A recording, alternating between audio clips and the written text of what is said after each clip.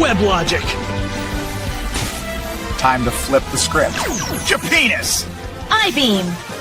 Victory's ours. Physical media forever.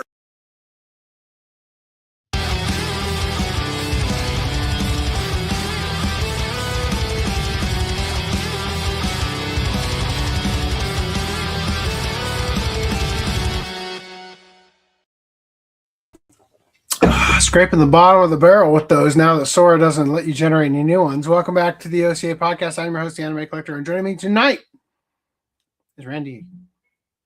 Japenis. Just kidding. He's not going to join us. Also, Reese is here. Stole my line. That's a Footnum line. Japenis. Possibly not wanting to be involved with any of this. Speaking of Japenis, maybe he's more of a Koreanist. I need another of my straws for my. I'm glad to see that you're making use of that. We're gonna use a big black one today. Thanks, Reese. All right. Every day is a bachelorette party, or as I like to say, wherever he is. Okay.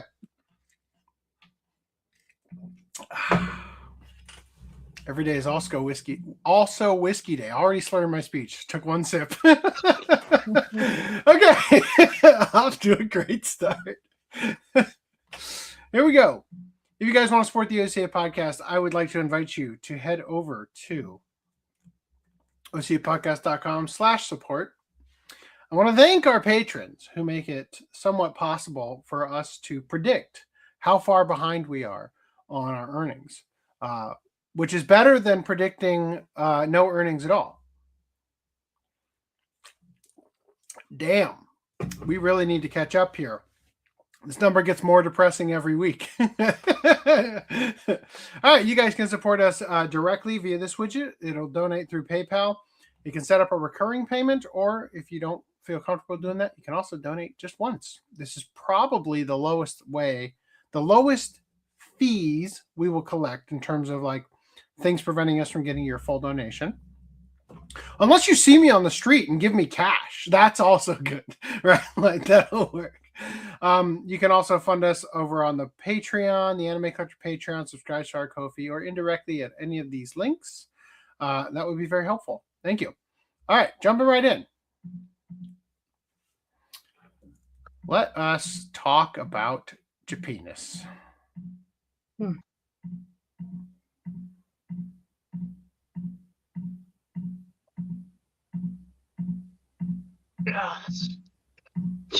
Turn all this into like how those videos where it's just like a sound effect, and then the guy just like at the mix board like flips a switch and it just turns into a song. Just like do. I was worried about getting to pickups too quick, but I mean it's gonna be another hour before that. Yeah. Nearly 1 in 10 young adults living in Japan isn't ethnically Japanese. Statistics show. I don't have my highlight. Number of foreigners living in Japan has grown 50% in 4 years. Hits historic high. The foreign resident demographic has grown by more than 1 million members in just 3 years.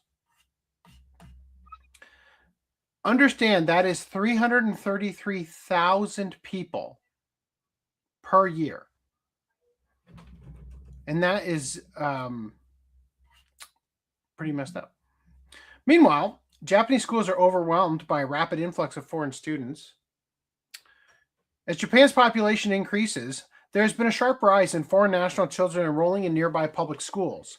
At an elementary school in Nerima Ward, foreign students now account for 66 of the 606 pupils, double the number from 5 years ago, with nationalities including Chinese, Mongolian, and Nepalese.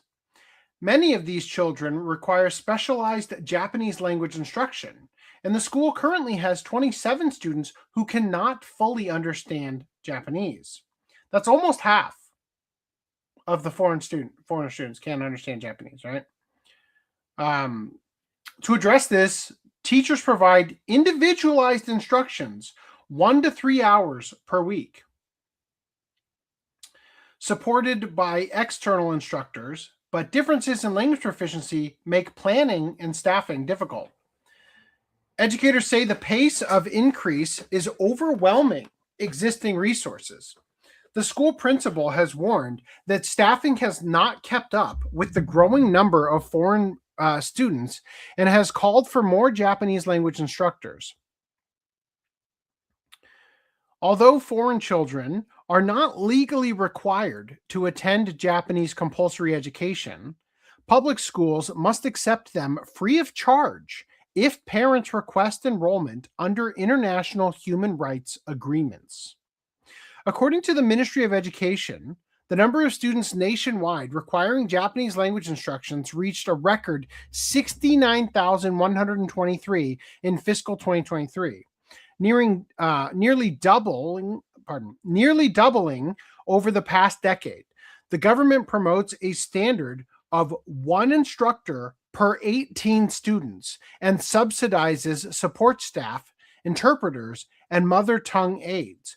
But many schools and municipalities still struggle to provide adequate support. The issue is not limited to major urban areas.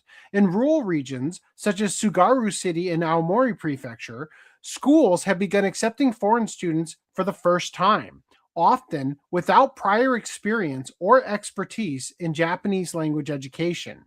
In response, local boards of education have outsourced instruction to specialized nonprofit organizations, but school leaders note the need for teachers themselves to accumulate know-how as foreign student numbers may grow unpredictably.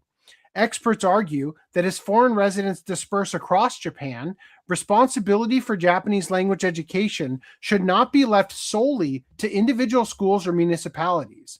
Instead, they emphasize the need for the national government to establish clear policies and a coherent strategy to ensure consistent, sustainable support nationwide. Meanwhile, almost exactly half of the new adults in Tokyo Shinjuku Ward are foreigners. Let's see what foreigners are up to. A Pakistani person who picks up offerings without permission in a Japanese cemetery and reviews them. It feels utterly repulsive, as if the place where ancestors rest is being trampled and desecrated with shoes on. So what's happening here is in a Japanese graveyard, it is not for the Japanese to leave offerings of food, drinks, sometimes gold at the shrine. And of course, free pickings for all the grubby hands, right? Meanwhile, a Japanese man got drunk and fell asleep on Tokyo streets and then got robbed by a foreign national. The Tokyo Metropolitan Police have announced they have arrested a man responsible for the theft, along with 2 accused accomplices. All 3 of them are Tunisian nationals, with the 20-year-old man admitting to the charges of theft and the 2 women, aged 22 and 30, currently denying involvement in the crime. The 3 were also found to be in possession of multiple credit and ATM cards registered to other people, and so the police are investigating the possibility that they were involved in other robberies/frauds. The netizens had this to say. So they're getting deported, right? Deport them, seize all their assets in Japan, and bar them from ever re-entering the country. It seems like you hear about a foreigner committing some crime almost every day now. Japanese people have become naive because of how safe things are. Japan is starting to get like how countries overseas are. I mean, everything's overseas for Japan. Just say it. So, Sea of Japan or the ocean, you know. Just to goes to show the level of discontent that the Japanese people are having regarding the foreigners and the lack of accountability. Meanwhile, 1 foreigner's dead, another hospitalized after an apartment stabbing. A shocking early morning attack in Ibaraki town left an Indonesian national dead and at least 1 other foreign man injured, raising fresh concerns about violence and public safety in quiet residential areas of Japan. In the early hours of October 20th in Ibaraki Town in Ibaraki Prefecture, police were called to an apartment in the Nagaoka area after reports of a stabbing at around 4:30 in the morning. Upon arriving, they found 3 foreign men had been transported to a hospital. One later died, another was in serious condition, and the third sustained only a minor hand injury. He's the one who did the stabbing. According to official statements, the deceased was an Indonesian national. Investigators believe that the man with the minor injury may hold crucial information and are questioning him as part of a murder investigation. The exact motive and how the attack unfolded remain under investigation. With police now taking over the case as a homicide investigation, questions loom about the background of those involved, the role of immigration and the resident status, and the fallout for local communities already dealing with economic and social strain. So we went from Japan isn't as safe as people still feel like it is to this guy's fucking dead. Meanwhile, Saitama no longer publishing per capita prime stats because diversity. Everybody's favorite. Japan seems to be following in the footsteps of Western government when it comes to pushing propaganda that immigrants don't cause crime. As it seems, Saitama Prefecture will no longer publish per capita crime stats for the sake of diversity. A Twitter user provided video of Saitama Governor Motohiro Ono being asked why this is, and it is accompanied by English subtitles. Great, that means we can listen to it. Let me stop screen sharing. Share screen audio. I'm also dying to know how accurate my placement was. アメリカのトランプ政権においてはですね、前政権による過度な多様性重視によって公平性や国民の安全が損なわれて、膨大な予算の無駄が生じたとして、DEI 研修の廃止や教育現場の規制を徹底して、その流れというのは欧州各国にまで波及をしております。世界中に波及しております。それはですね、DEI 推進の弊害が大きいとの民意が反映されたものだというふうに認識をしておりますけれども、埼玉県の施策を見てみますとですね、多様性関連の団体にお金を流すのが目的のような予算が多く目につきます。また、民意のない苦情処理機関の強額化勧告に多くの県民が振り回されている現状を見ますとですね、組織の見直しを含めた抜本的な改革が必要なことは明らかかと考えます。加えて一昨日の県警への質疑においてはですね、犯罪発生時に被疑者の国籍や人種などの情報は多様性を優先して広報しないとの答弁もあって、大変驚きました。私は安全あっての多様性であって、安全より多様性というのは優先すべきものではないと考えますけれども、知事のご所見を伺います。私は性別や年齢、障害 I have a unique opportunity here to learn what the Japanese sign language symbol is for DEI. おります。世界中に波及しております。それはですね、DEI 推進の弊害が大きいとの民意が反映。Ah, damn it! She just like signed the the letters. Fuck. Everybody's so quiet. Your voice is so soothing. I know, but make me all self-conscious. Baka. All right. Okay, here we go. I'm sure you guys got a lot out of that. I had not. Goddamn it, shut up. For those unaware, the per capita helps to reveal that it is foreigners who are responsible for most crime in America. And this happens to be true for other countries as well. The governor is no doubt refusing to publish these stats because they go against the narrative. Again, just to be clear, they're not the purpose of per capita. The reason that exists is because when you look at the crime and you see, well, yeah, only 1% of the crime is committed by this group. But then when you realize that group only takes up 3% of the population and you look at it per capita, then you realize they are disproportionately committing crime, according to the statistics, right? Obvious. I think everybody knows this. Moving on from here. Jeffrey J. Hall says, Japan's Minister of State for Coexistence with Foreign Nationals, Onoda Kimi, made a long post today expressing her views on immigration. She stated that some industries in Japan cannot function without foreign workers and that we should not ignore this reality. It has drawn an extremely negative reaction from anti-immigration netizens. They don't want to be told why Japan needs foreign workers. They want to revoke Prime Minister Takaichi's policies that are increasing the amount of foreign workers in Japan. So these are some excerpts of what she had to say. She said, unfortunately, it is also true that there are already many workplaces that can no longer function without foreign workers and similar personnel. If we were to follow calls to immediately halt all acceptance of foreign nationals as they are, it is obvious that caregiving, construction, manufacturing, agriculture, forestry, fisheries, and many other sectors would collapse at once. I just want to point out, right now, there are two major issues happening in Japan. One is a birth rate issue, meaning that caregivers are going to be very important, right? Because you're going to need people to watch your kids, because in order to be able to afford to have kids in the economy that they currently have, you've got to be working your fucking ass off. And the other thing is that we're losing the identity of Japan. What does it say that we're going to offload the caregiving, i.e. the upbringing of the children, to the foreigners who are not Japanese? The Japanese identity is dead.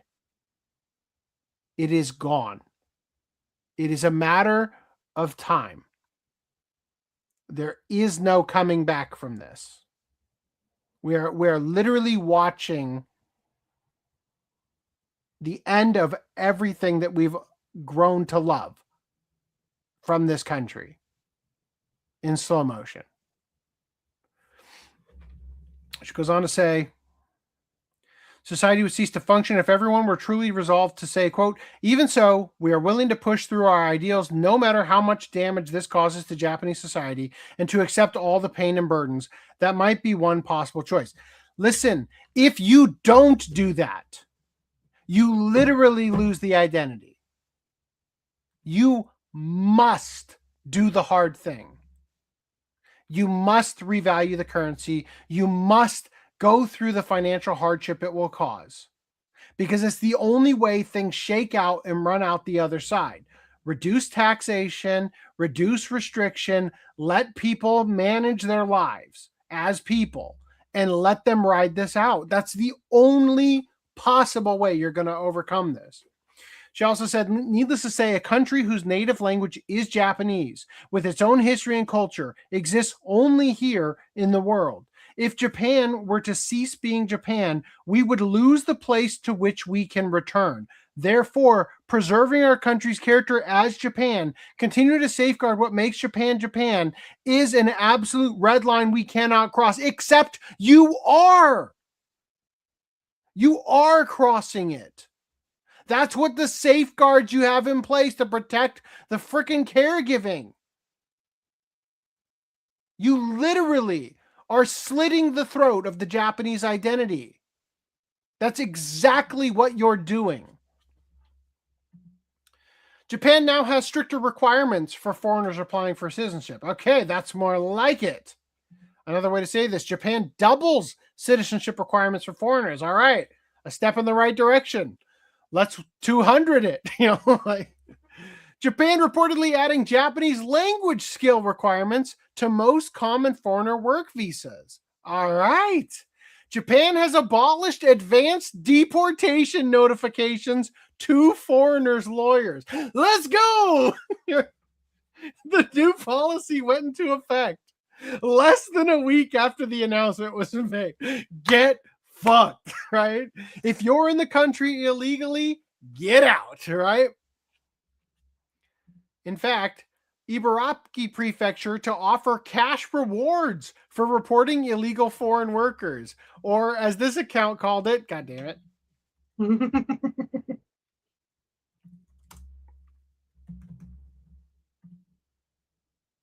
I love it. From an account called Cutest Japan Post. Breaking! The Japanese are hunting illegal immigrants in real life Pokemon Go for a 50K bounty program.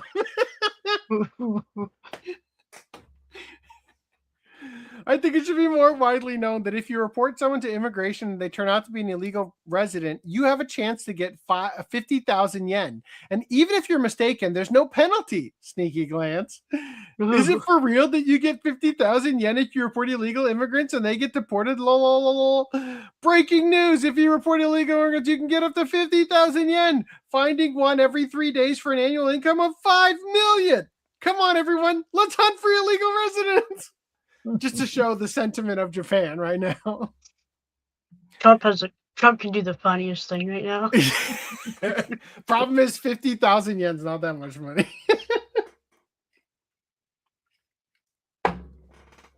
Japan burns through 5-year worker visa quota early. Food industry near instantly hit limit. The Japanese government introduced the Specified Skilled Worker, the SSW, visa in April of 2019, designed to bring trained international talent. The visa targets 16 specific industries,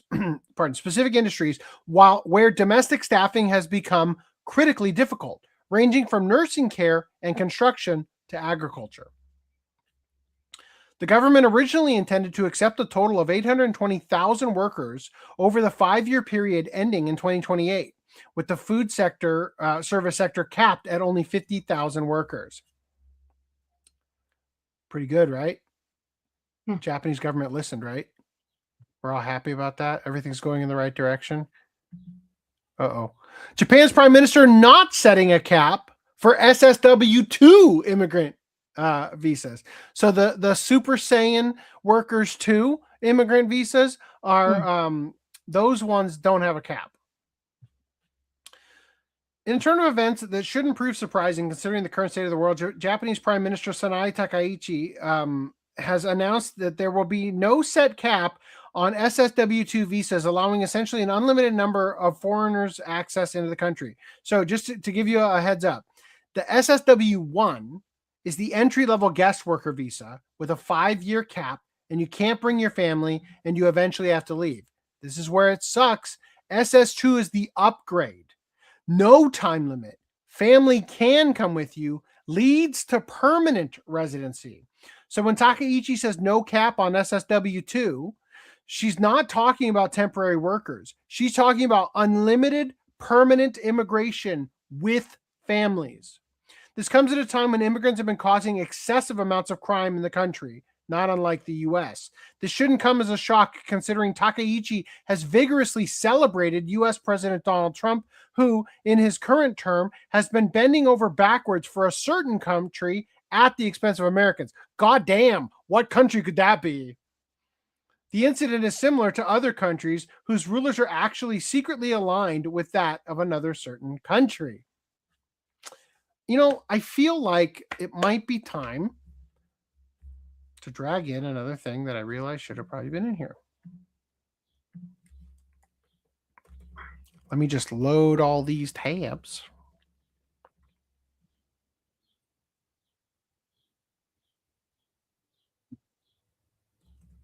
Okay. See which one it is. Not that one, not that one. Nope. I mean, this one could work. this one could go in here too. Yeah. Sure, why not? Oh, Grok, you fucking missed these. All right, this one. Oh, no, actually, it's not this one.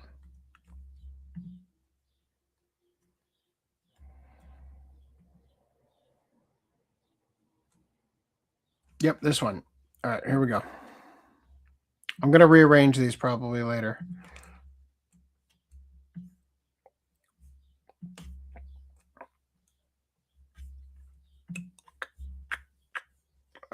Here it is.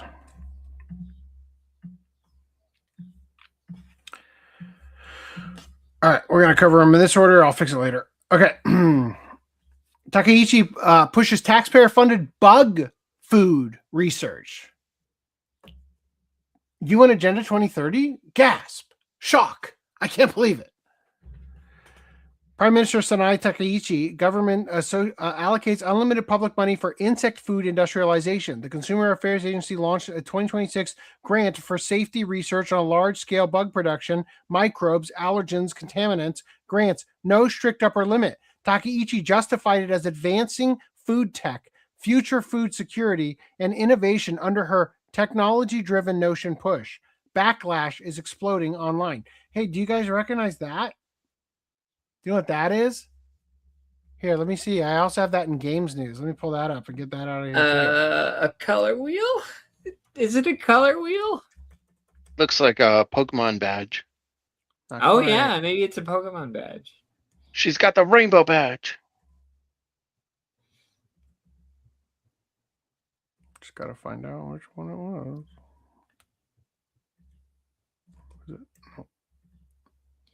I'm at peak articles, by the way. Like, there's so fucking many articles I need to get through every week. Like, I don't know if you guys know this, but my son's birthday is on Tuesday.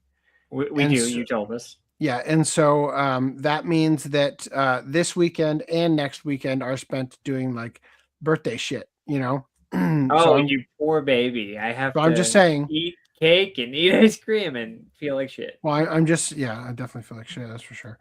I'm just saying that. There is a lot going on, and I'm kind of rushing through these. Here we go. Found it. Yeah. All right. You guys recognize that logo? No. The Sustainable Development Goals. She's in such great company as the United Nations and Dead or Alive producer Yosuke Hayashi. Proudly wearing the Agenda 2030 Development Goals. UN Agenda 2030. You will eat the bugs, you will own nothing, and you will be happy. Oh, right. Great. I also have this. Indians are being kicked out of Japan. They can't afford new visa renewal fees, so they're fleeing like rats. Let's be more like Japan. DEI. Deport every Indian. Meanwhile, this would go right before they the whole thing about the restaurants is like they're importing the Indians to staff the Indian restaurants. Okay. Meanwhile, Colonel Otaku Gatekeeper tweeted this. Muslims have released a video showing themselves praying in front of Himeji Castle, Japan's most iconic castle, with Arabic action music. Action music, huh? As the number of Muslims in Japan continue to grow, they are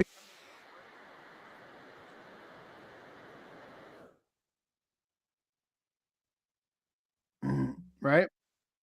No, I didn't hear any of what you just said. Yeah, I was just saying, did he cut out for anybody else? Sorry. I should have muted it before. Yeah.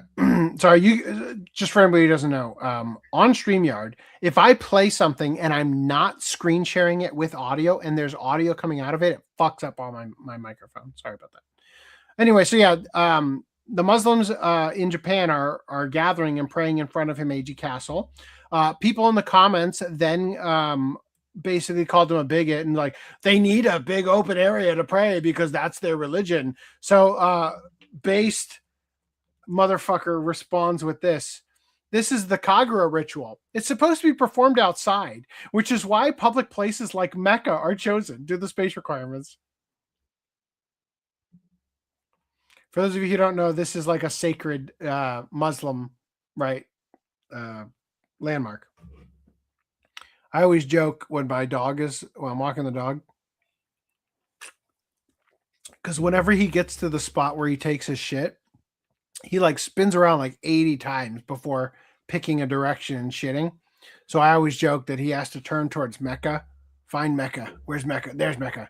Shit facing Mecca. I don't know. It's probably an offensive joke, but whatever. So if I worship hot babes, does that mean I'm allotted a space to worship the babes? Gooners are the most oppressed class. Surely, truly they are. Gooner lives matter. Which direction do Gooners pray to? Goon to, you mean?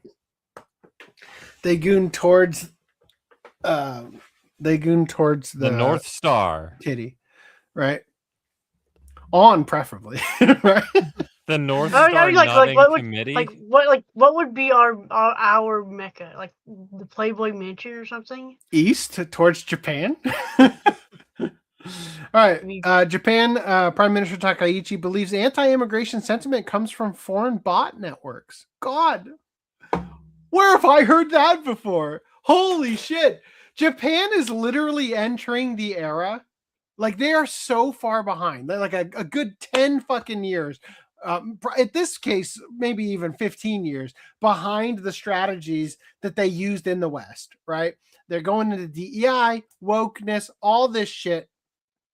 They are precisely following the exact script already used in the West. They say that they are coming from foreign bot networks to create division and destabilize the nation. Therefore, she is passing a law to specifically target anti-immigration posts on Twitter with fast removal and account suspensions. Wow. That'll stop the bots. Like, come on. Ay. This is, I just want to point out, this is what is required to take over a country. You end the First Amendment first. Typically the second, actually, but Japan doesn't have that, right? The First Amendment is protected by the second. That's why we have them. The Second Amendment was originally the First Amendment was originally the Third Amendment of the United States. But in the Bill of Rights, it was reordered for importance. And we sandwiched all the Bills of Rights between the first and second and the 9th and 10th.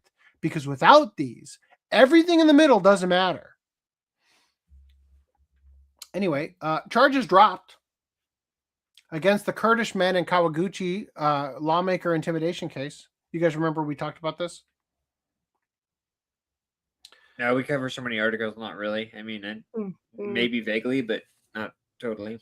Prosecutors have declined to indict 3 Turkish nationals of Kurdish origin accused of obstructing a lawmaker's inspection in Kawaguchi in Saitama, prompting criticism from the victims, who argue the decision exposes a legal gap where intimidation goes unpunished. The Saitama District Public Prosecutor's Office has decided not to indict 3 Turkish nationals of Kurdish origin in connection with an incident in Kawaguchi City last June, in which local and prefectural lawmakers say they were obstructed and intimidated during an official inspection. The decision, dated December 24th and disclosed on January 8th in response to inquiries from the Sankei Shimbun, cites insufficient evidence. It's on camera!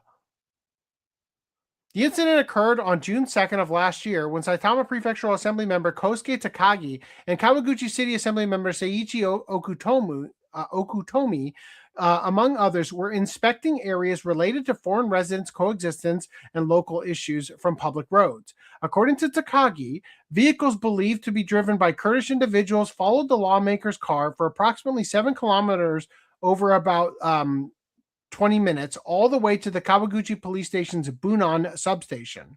Maybe I'm thinking of the other Kurdish immigrant one with, what was his name? Kawai Yusuke? Right? The like crazy Kawai Yusuke guy. I think he had one. That was the one that was on camera.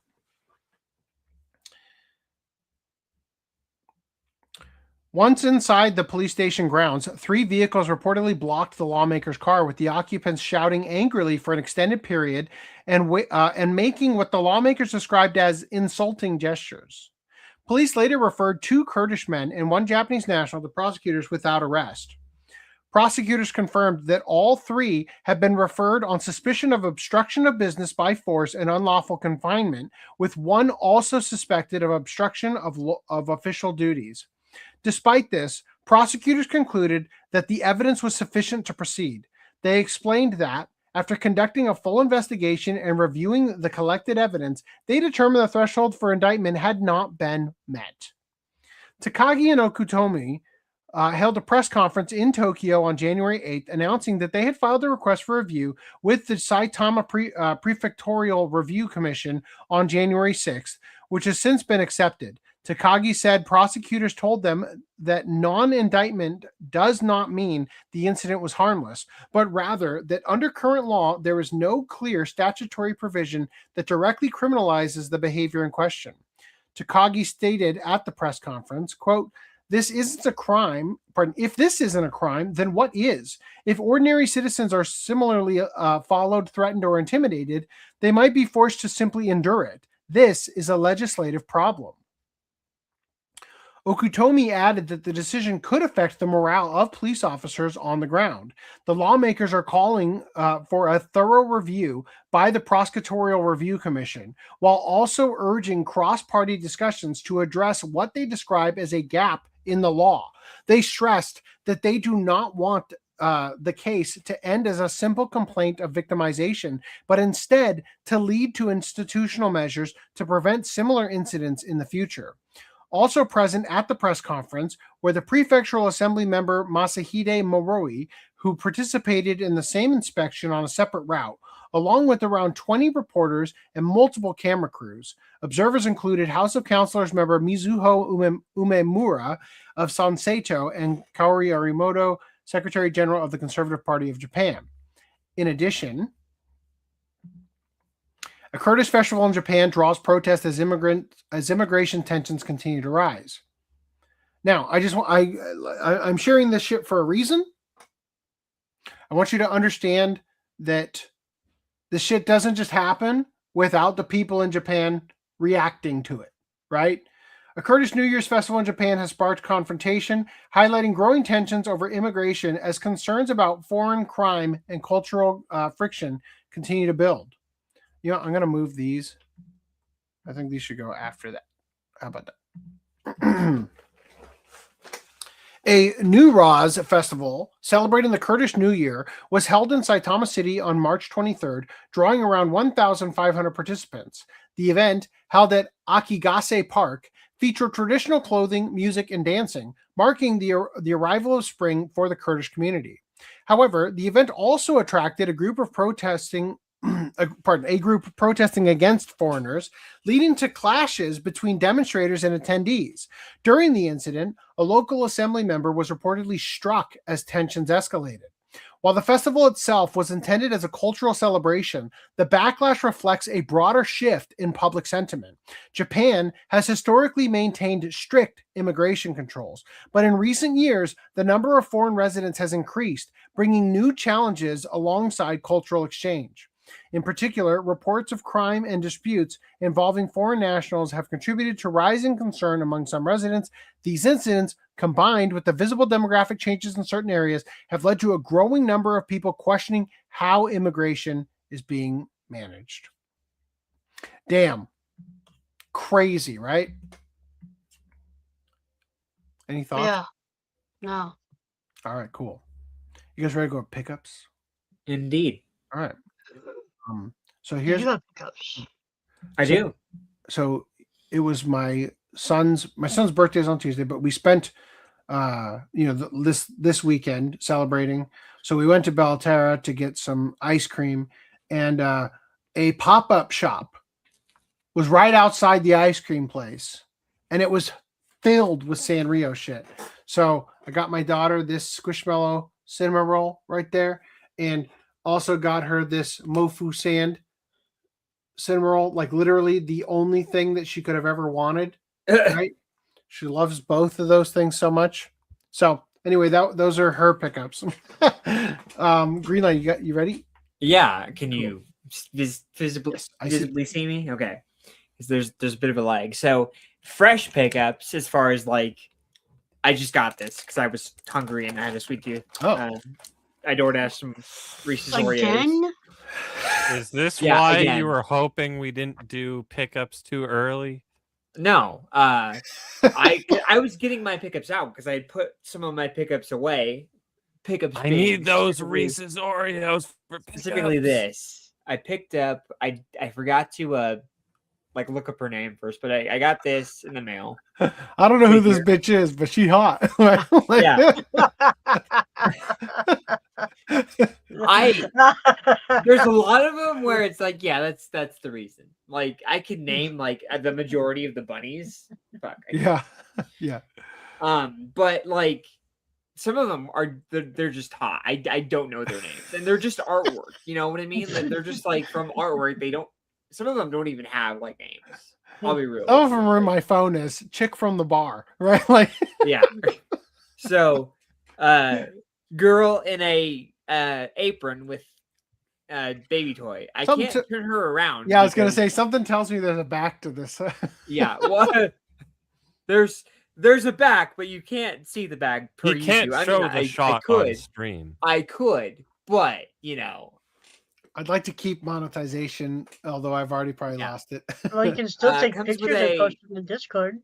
I can and I will. I haven't yet. Comes with a fuzzy because you can't have her butt on dirty, you know, on the dirty, dusty ground. So there's that. And then finally, I have another pickup that I just decided to pull the trigger on.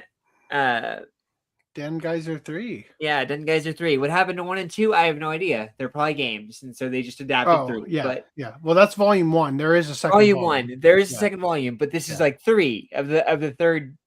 Yeah. I'm pretty sure the Dan Geyser Geyser. 3 is the 3 of them, just so we're clear. Oh, okay. Yeah. So Brad knows this. I don't know if anybody else knows this. Is that like 3 ninjas? Who licensed this? Never heard of It's very obscure. Is it oh god, is it the one that's got like the gold thing on the middle and it's like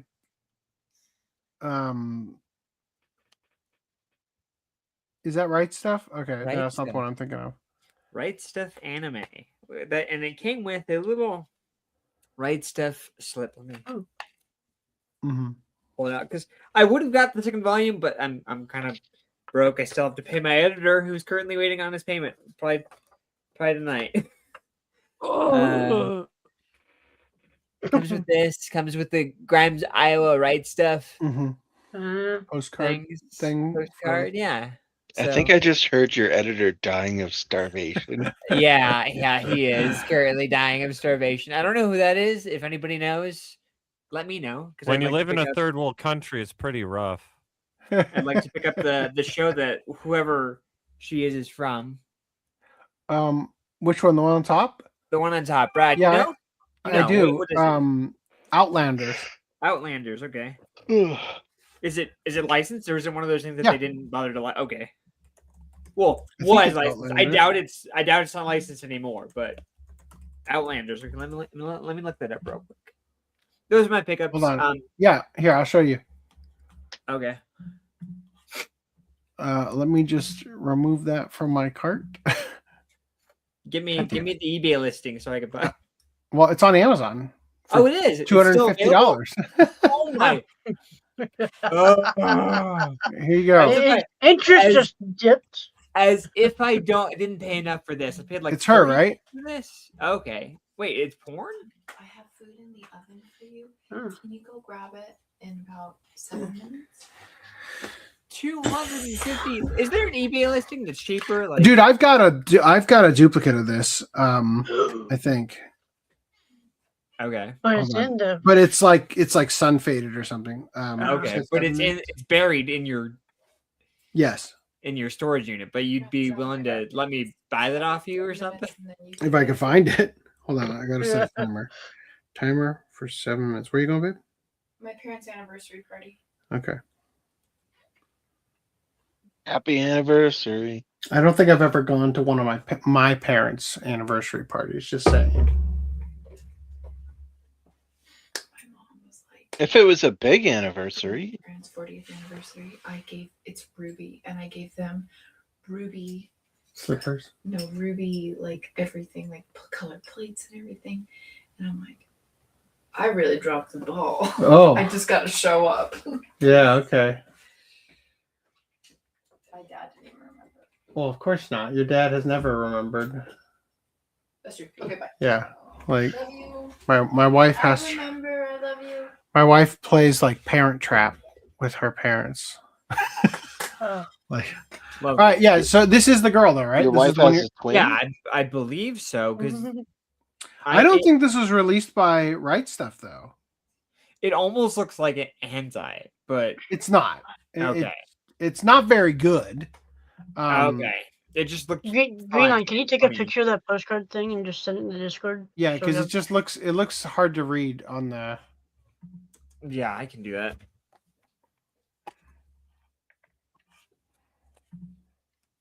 Because it looked like an old, like, 80s, 70s type of, like, Miyazaki. Not Miyazaki, but, like, a goofy...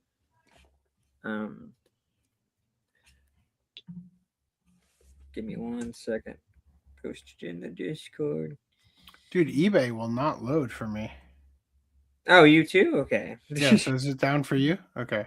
I didn't hear that part. Well, that's good. Because, no, I went, and I thought it was just me and my Quick, green light. Only eBay one's loaded left for in me. stock. eBay loads for Oh me. shit! I sent it to the wrong chat.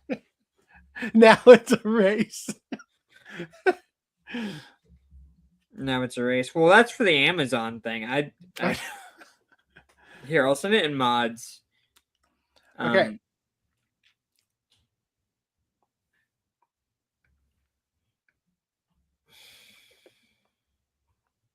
I have to grab it from the actual Discord. Hold on.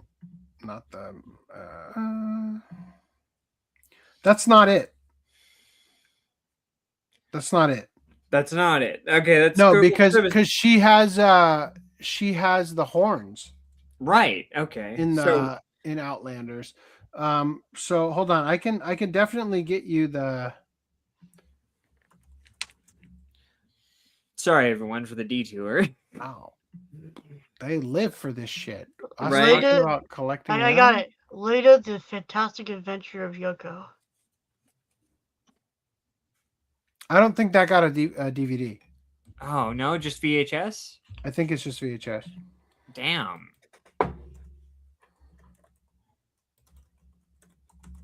Could you put that in private chat, Reese? I'll dig for it. Is it Yoko with an H? Yeah.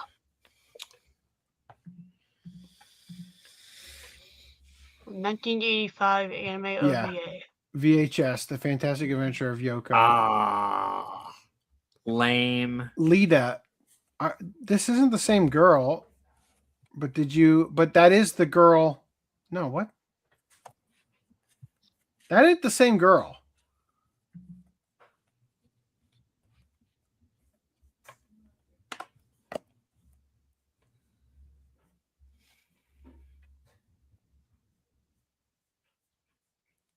I just took Greenline's picture and put into Google reverse image search and like shrunk it down just around the one picture. Mm-hmm. I'm just saying that's the girl in Lita, the Fantastic Adventure of Yoko, has red hair and long ponytail and stuff. That's not her. She doesn't have the headdress. Anyway, we can go through this not in the middle of a show at some point. Yeah, for sure. But anyway, so back to pickups here. All right, I'd like to point out real quick that Reese obtained this on April 19th. That's going to become important later. All right, Anime Fan 007 got the Nene figure and arrived really nice, but once again, I have forgotten how annoying trying to put the plastic back in the box is. Only got 3 out of the 5 back in. Oh shit. Ayachi Nene. Yeah, there she is. As I say, chef's kiss angles here. Sorry, I would have tried to give you, chef's kiss angles for mine, but there was going to be a demonetization issue. JT Vega bought the 4K for Akira. No slipcover. Is it supposed to come with slipcover? The 4K I don't for think that one Gundam? did. Okay. That Jujutsu Kaisen looks like it's seen better days. 4K UHD Gundam Freedom movie, right? That was on sale recently on Amazon. Not on Amazon.ca. Yeah. My Hero Academia season 3 and 4. Nice. So the character that Greenline showed does not light it. It was Yoni. Okay. Enriv picked up Michael Jackson's Bad. And Van Van Halen. Halen. And was at a used bookstore and lucky to find these. Love Shaman King. Ooh, wanted to read Ultimo. Oh shit, that was cool. Huh. Got the volume 6 off eBay for $10. Nice. That's the one that Stan Lee was part of or something. I don't think it's Stan Lee's, but yeah, right there, Stan Lee. Oh, it is. Huh. Also from the Sentai Spring Sale, you got the Quasar of Stigmata. Watch go by. Waiting in the Summer. And Fist of the North Star Lost Paradise for PS4 and Ushio and Tora, the original ATV release in shrink wrap. Damn. Ooh. Is It could be Is it one of those items that's like still at Right Stuff for $5? Well, it also has the horrible Sticker. I want to kill it sticker at the top. Yeah. All right. Next podcast. Oh shit! It's time for next podcast. I gotta go get food out of the oven. Hold on. Speak amongst yourselves. So was I the refill character my ice. Reese? Sorry? It was the character, Reese. You got the. It was yeah. the right show. It was just a side character. Yeah. Right show different, just a side character was pictured. But yeah, the and Fantastic Adventure of Yoko Leda.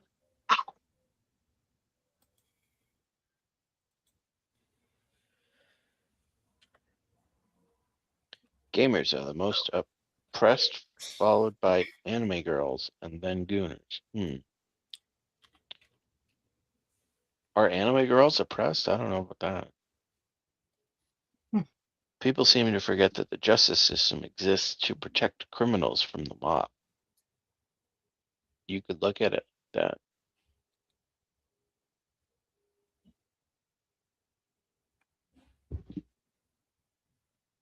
Sometimes the criminal system works, sometimes it does not. The criminal system? Justice system, criminal system, whatever. We need to You get what I initiate mean. a criminal system. What would be different about it? Well, no, this is one that's it's arranging the criminals and how they operate rather than wrangling the criminals in. This one's like in support of the criminal system. I think we already got that, right? We got the That's Southern true. what was that stupid group? The Southern fucking Christ. Not the Southern Baptist, but the SBLC or whatever the fuck it's called. Southern I thought you were Poverty. gonna talk about how there's like the shadow government that's Wow, like you guys are really not helping me on this one, are you? Gotta go fucking looking for it. Anyway, they were paying money to all these like super far right wing groups. Did you not hear about this stupid thing? Oh my god, Google. I wouldn't be surprised if we're covering it tonight, but yeah, the one that's like paid people to No, be a it racist or would have whatever. been, yeah, basically. Are you talking about the thing that's just going on right now? Yes. SPLC. Southern. Yes. What does it stand for? Southern Poverty Law Center. There you go. My lord. None of you. They were funding like the KKK. Yeah, that's what I'm saying. That's not far right. That's far left. Okay, well, traditionally it's seen as a far right organization. No.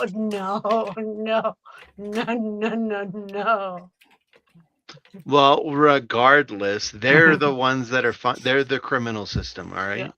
Yeah. AC, is the KKK far right or far left? Far left.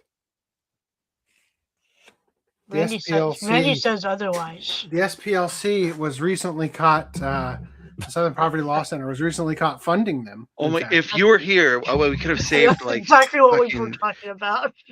I'm sitting here like They were funding far right programs. Like what? No. Yeah. Well, they were, but No, it's just that it's been ascribed to the right. In case you're not aware, the Republican Party was created in order to abolish slavery. Just so we're on the same page here, okay? So, despite what they will attempt to say, no, it's not far right. So, what is slavery?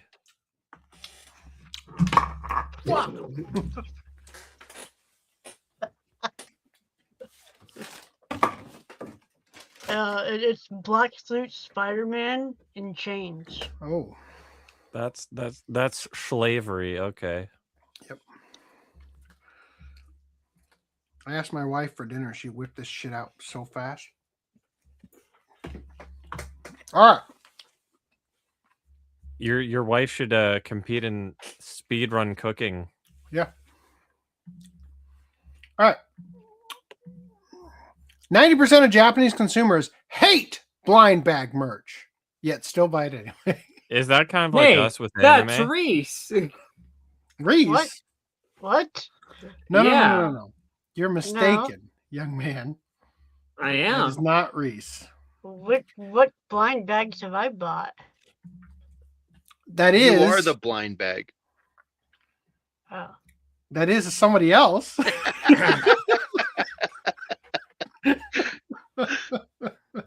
Has Randy ever claimed to hate it? Don't remind me about all of the. Don't remind me about all the McDonald's I had to buy for that stupid gold nugget. Where's that nugget now? He's still sitting on my desk right in front of me. Okay. I look at him I guess every he is day. your prized possession. I was wondering if he was in an asshole or not. Oh, he's sitting right here. Part of my shit play where I have to poop him out every week. All right.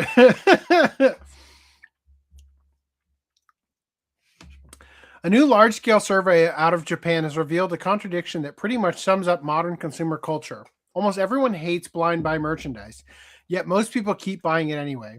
According to a study conducted by Japanese company Hamaru Strategy, which surveyed over 35,000 people, a staggering 89.9% of respondents say that they either dislike or strongly dislike random or blind bag merchandise. So here's the catch, though. If you ask them if you ask the same group the next question, I bet you it would be even worse in like a negative. And that question is, would you like supporting buying scalped products? Right? So, and I would bet you the majority of them would say they really strongly do not like that.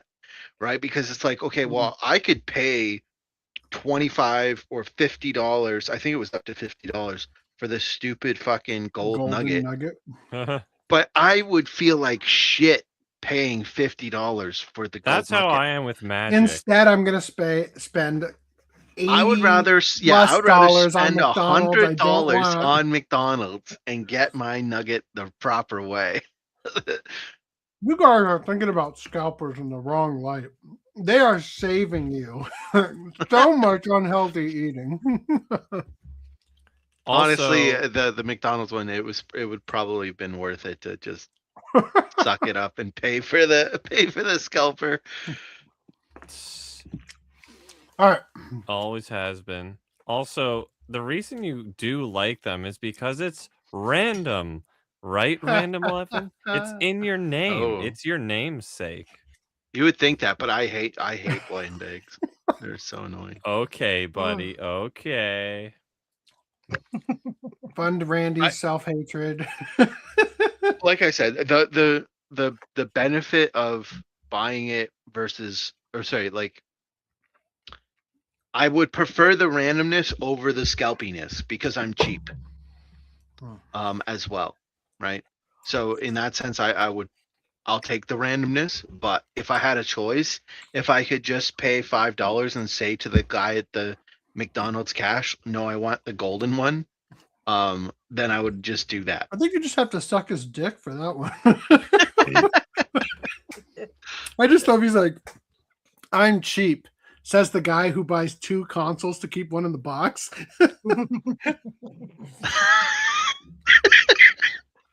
Yeah, but that religiously buys like Uber Eats. That's so that when I hate myself the most, I can become the scalper. No, that is for a different reason. That is so that I can use it and have my that's so I can eat have my your cake cake and have it too. eat it too. Yeah, so I can use it and not and I can know that have an in unmolested the background, copy. Yes, I have a pristine version still in the box that you will not sell. I'm not gonna. No, I don't plan on selling it. He's gonna be buried with all this stuff. He's not. One to wear, one is a backup, and one in case I lose the backup. He's literally just a walking cope machine. What's that? Well, I'm sorry. Hold up. Did you refer to him as a robotic caricature with a Spider-Man head?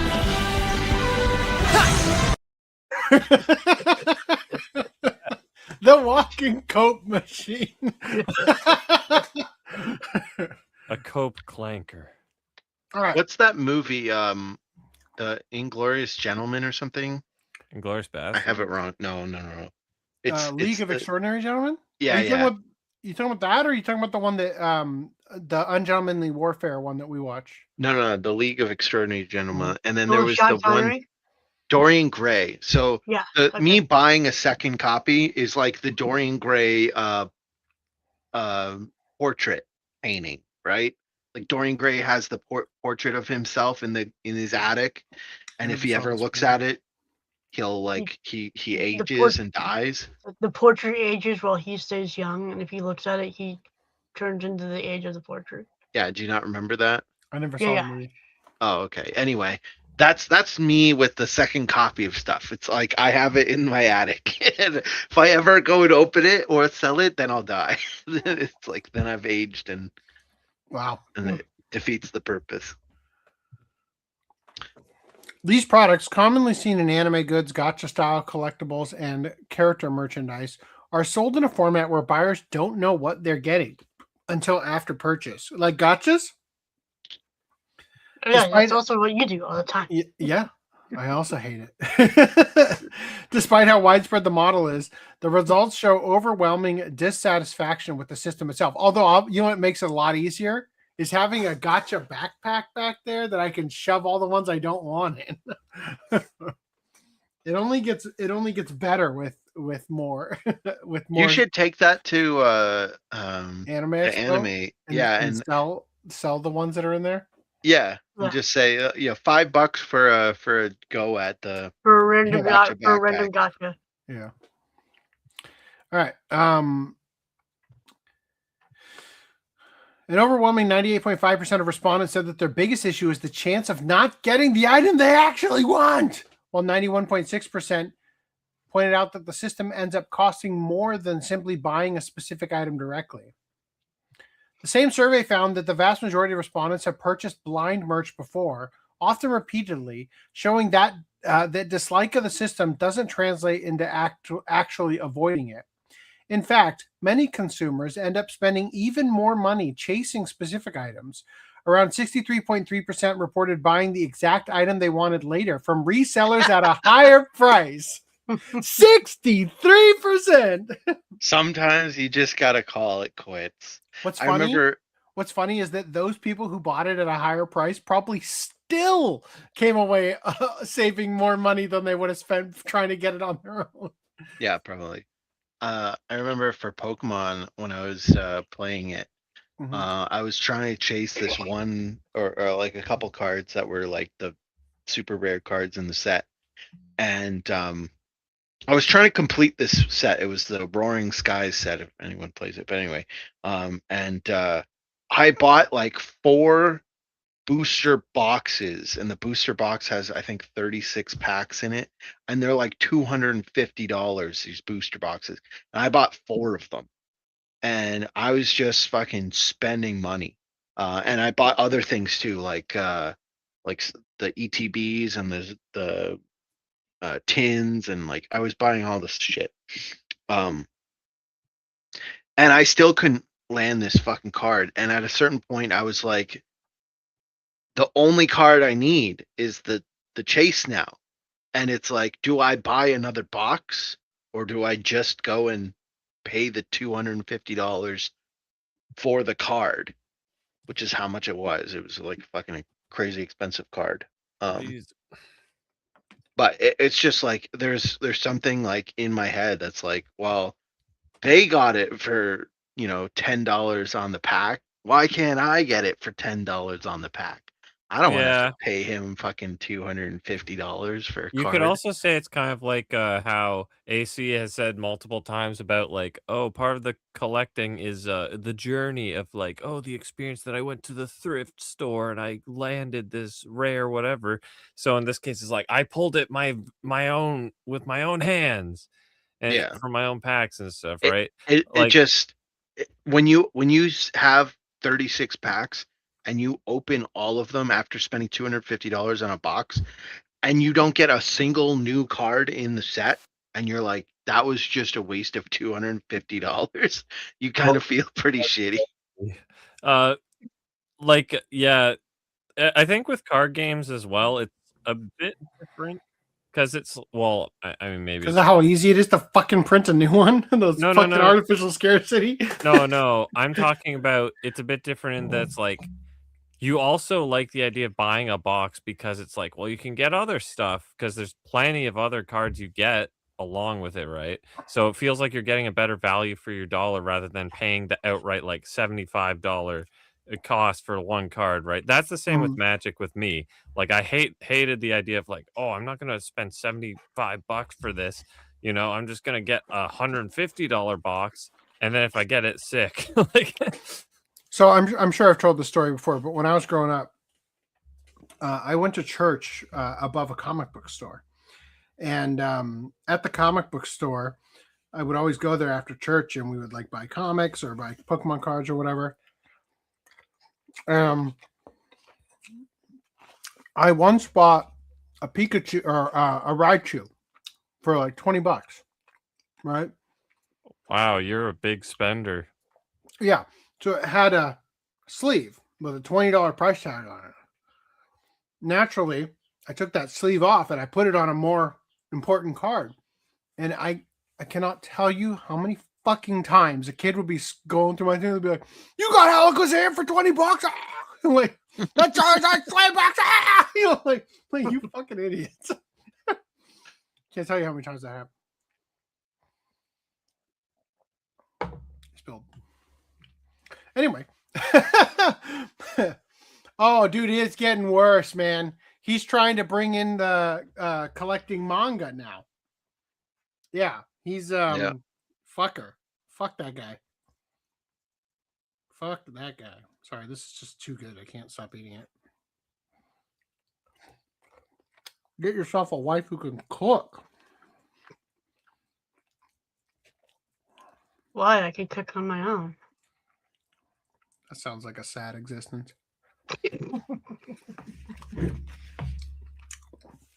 That's like saying, why would I have sex? I can do that by myself. I can do it whenever I want. As many times as I want before going to bed. I don't care. I don't have to do, oh, my neck hurts. Oh, I'm tired. Like, no. Power through that shit. I don't care if it's 4 times or 7. About the exact other one. Okay. This highlights the real business model behind blind merchandise. It's not about selling a single product. It's about encouraging repeat purchases through randomness, creating a loop where customers keep buying until they get what they want. What makes the situation even more ironic is that many consumers are fully aware of this. The survey suggested people aren't being tricked. They understand the downsides, openly dislike them, and still engage anyway. Blind box and gacha style merchandise has become a dominant sales strategy across anime, gaming, and character goods, precisely because it drives higher spending compared to traditional retail. How are we going to get in on this grift? OCA Podcast gotcha. Oops, you got shit again. Like, we just need to make booster packs and then like artificially put only one in every 1,000 booster shit, boxes. Man. Can we make digital cards? We should make digital cards of all the funny memes. We should make gotcha I mean, for all the anal brad beads. Damn it. No. I got anal another brads, smasher not pass. Anal brad beads. The anal brads are like Exodia, where you combine them. Yeah, exactly. The forbidden one. Damn it, I got another small one again. I got the number 7. The more you have, the longer it gets, the more damage it does.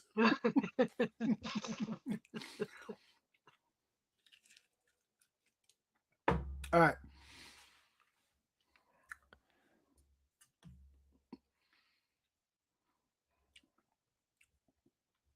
Some respondents even indicated they would prefer to pay more upfront if it meant being able to choose the exact item they want, suggesting there's demand for alternatives, but one that companies may have little incentive to satisfy. At the end of the day, the results paint a pretty clear picture. Consumers may hate the system, but as long as they keep buying into it, there's little reason for companies to change it. All right.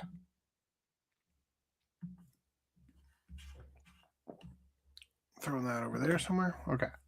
Now that's a question. So like, if let's say Pokemon came out and was like, we're gonna offer a master set, right? Like you can purchase buy one everything. of every $1,000 card. Yeah, but it's $1,000. Do you go for that? Absolutely worth it. I don't know. I mean, if it's actually worth 1,000, I think they'll make way more money if they didn't do that. Yeah, they worth probably it for the consumer, not worth it for Nintendo, for Pokemon Company. Is what I'm saying. Well, I mean, you have to think about like the collector, right? Is going to be paying you $1,000 every couple months. Well, like let's say twice a year, right? For every set that you put out.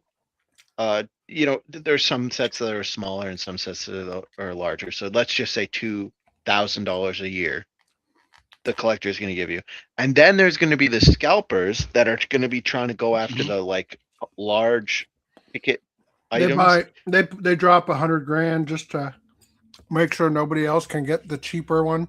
And then they sell the rare card for the $500 price range.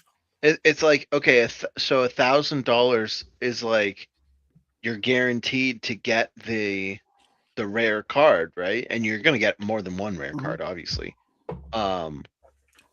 But it also kind of puts a cap on how much people would be willing to spend, because there's going to be people that just want that one card and not want all the garbage that's, you know, the commons and shit. So there could still be a market for people that are trying to, you know, scalp that one card and sell off the rest to, you know, as bulk or whatever. This reminds me of Magic when their 30th anniversary or something. They essentially made a... Oh, actually, no. I'm thinking of a different one. Because at some point they did print like a whatever edition of the original set. But it was like all of it's tournament non-legal, right? So that's the catch. And people wanted that for the 30th, but the 30th, I think they essentially released, was it booster packs? And there was a limited ass supply of it. And the booster packs had like alpha printing, you know, but once again, it's not tournament legal and everything. They're tokens, I believe. So it was like they had the opportunity to essentially like resell the old product to everyone, but they made it some exclusive crap that no one's gonna buy. I led with this thinking that it was the tournament non-legal set, but no, that's something they did quite a while ago. The collector's edition, that's what they called it. But yeah, I guess they weren't as egregious with that one, but still, it's tournament non-legal, so they have some workaround to make it like you're getting cucked no matter what. You are. That's how it works. House always wins. All right. Go2T, hello. Gamers are the most oppressed, followed by anime girls and then Gooners. I disagree. Whatever group I'm in, that's always the most oppressed group, and it's Gooners, right? People seem to forget that the justice system exists to protect criminals from the mob. This is where, when you were away, I said, Randy slipped up and said, like, the criminal system instead of the justice system. So that's where it was like, okay, so what's the criminal system? Like, the ones that organize the crime? That's probably government. Yeah, the Northern Rich Man Lie Corner. Oh. Jake Paul. Oh, who did we lose? Randy. Jake Paul very much is trying to make Pokemon cards and manga turn them into assets. Oh, you said that, and here I was like saying not just Pokemon cards, of course. Sorry. Add the Booba Warrior. Here's an example. Limited Run did this to video games. Yeah, kind of. All right. Randy, I don't know. Did you leave because you're trying to get your recordings up so you can leave for realsies because you have some place to be other than with us? Shame him, chat. Shame him. All right. G.I. Joe ended. They got a whopping $2,877,904. Holy fuck, man. What the hell? Who even likes this thing enough? Funded in 3 minutes. Like, God, fuck you. Oh, Jesus. All right. In other news, developer files criminal charges after crowdfunding platform withholds $69,000 budget. Japanese indie developer Endless Summer Studio has escalated a dispute with crowdfunding platform Ubgoe into a criminal case, alleging that a platform withheld the entire $69,000 raised for their game, turning what should have been a funded project into a legal mess involving police and missing money. Oh, yeah. The project for visual novel Purgatory Blue, led by composer Sitan Fumihisa Tanaka, successfully raised over 10.93 million yen, or around $68,400, from 485 backers, reaching 156% of its original goal during its July to September 2025 campaign. I like how the fucker just leaves. Randy didn't even pop in and say, yes, that is why I'm... Oh, wait, he left the private chat. He said right... Okay, I'm out. All right. He said before you were even on the thing that he reserves the right to leave without notice. Oh. Yeah. And his upload is complete. Damn. It's hard to be mad at him now. All right. Reaching 156% of its original goal during its July-September 2025 campaign. July 2 to September. Despite this, the studio claims it has, quote, yet to receive a single penny, more than 5 months after the scheduled payout date. More than 5 months, yeah, more than. We're almost in May. According to the developer, Ubgoe missed multiple promised payment deadlines. The funds were initially due in November 2025, then allegedly promised again for December 15th, and later December 26th. After a written repayment pledge was secured from CEO Kazuo Okada, none of these deadlines were met. Even after further assurances in February 2026 that payment would finally be made, the money has still not been delivered. Following this series of delays, Endless Summer Studio hired legal representation and filed a criminal complaint with the Shibuya police station in February, accusing Okada of embezzlement. Authorities have reportedly begun investigating the case through a white-collar crime division. The platform has reportedly faced other issues, including another creator claiming that over half of their project funds were withheld, and the Ubgoe website itself going offline in mid-April. Despite the financial situation, Sitan has stated that the game will still be completed, even if it means continuing development using personal funds and alternative fundraising methods. Shit, man. I don't know if this is from the game, but all right. Moving on. Ashes of Creation hit with allegations of luxury spending from project funds. Have you guys heard of this game? No. All right. We're not really covering it for the game. It's for the scandal. Let me double check that my audio is coming out the right mic real quick. I didn't disconnect, but okay, good. It is. I was like, when I leave and come back, I get scared because Randy's not here to say, "Hey, your mic sucks." Will the criminal system have collectible cards? Maybe that's what we call it. All right. So thanks to a new video by creator Nephis QS last week, Ashes of Creation is being hit with fresh allegations. The Kickstarter funded MMO ended up collapsing earlier this year, but has recently taken an ugly turn. The YouTuber claimed to have, quote, obtained and processed the entire Intrepid Studios general ledger from 2015 to 2026. The content creator corroborated documents and records in the hope of helping us finally finish most of what remains of the mystery surrounding Ashes of Creation and the implosion of Intrepid Studios.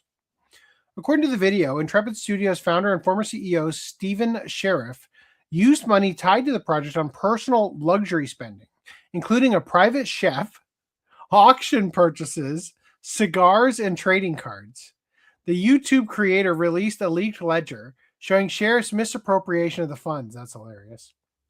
But the claims don't stop there. Another report says the ledger includes payments to Gore Oil Company, according to GameRiv, which Nephis QS linked to the deed owner of a mansion purchased by Sheriff and his husband, John Moore, which was sold to the couple for $4.9 million. God damn. I can't believe it. A gay man had a personal chef and all the other luxuries. Oh no. Ashes of Creation doesn't exist, so it's understandable not knowing about it. Also, it's a game I would never play. Sheriff responded with a statement over the weekend denying the claims. According to Kotaku, Sheriff says Nephis QS has been fed false and defamatory information by individuals with an axe to grind in an effort to litigate this dispute in the public domain alongside our lawsuit already pending in federal court. Rather than verify those claims, he has chosen to repeat them, acting as a mouthpiece to advance a narrative that drives clicks and views with a disregard for basic journalistic standards. Ashes of Creation has been in the middle of drama for a while since the studio shut down, with a California warn notice confirming a permanent closure, affecting 210 employees. Apparently, the director and leadership team quit just weeks after it launched as a $50 early access game. Sheriff claims that the senior dev team has quit in protest, claiming that its management board had asked him to do things he, quote, could not ethically support. While players fought for refunds, Steam eventually removed the game. Afterwards, Sheriff and the studio's board started their messy and very public legal battle.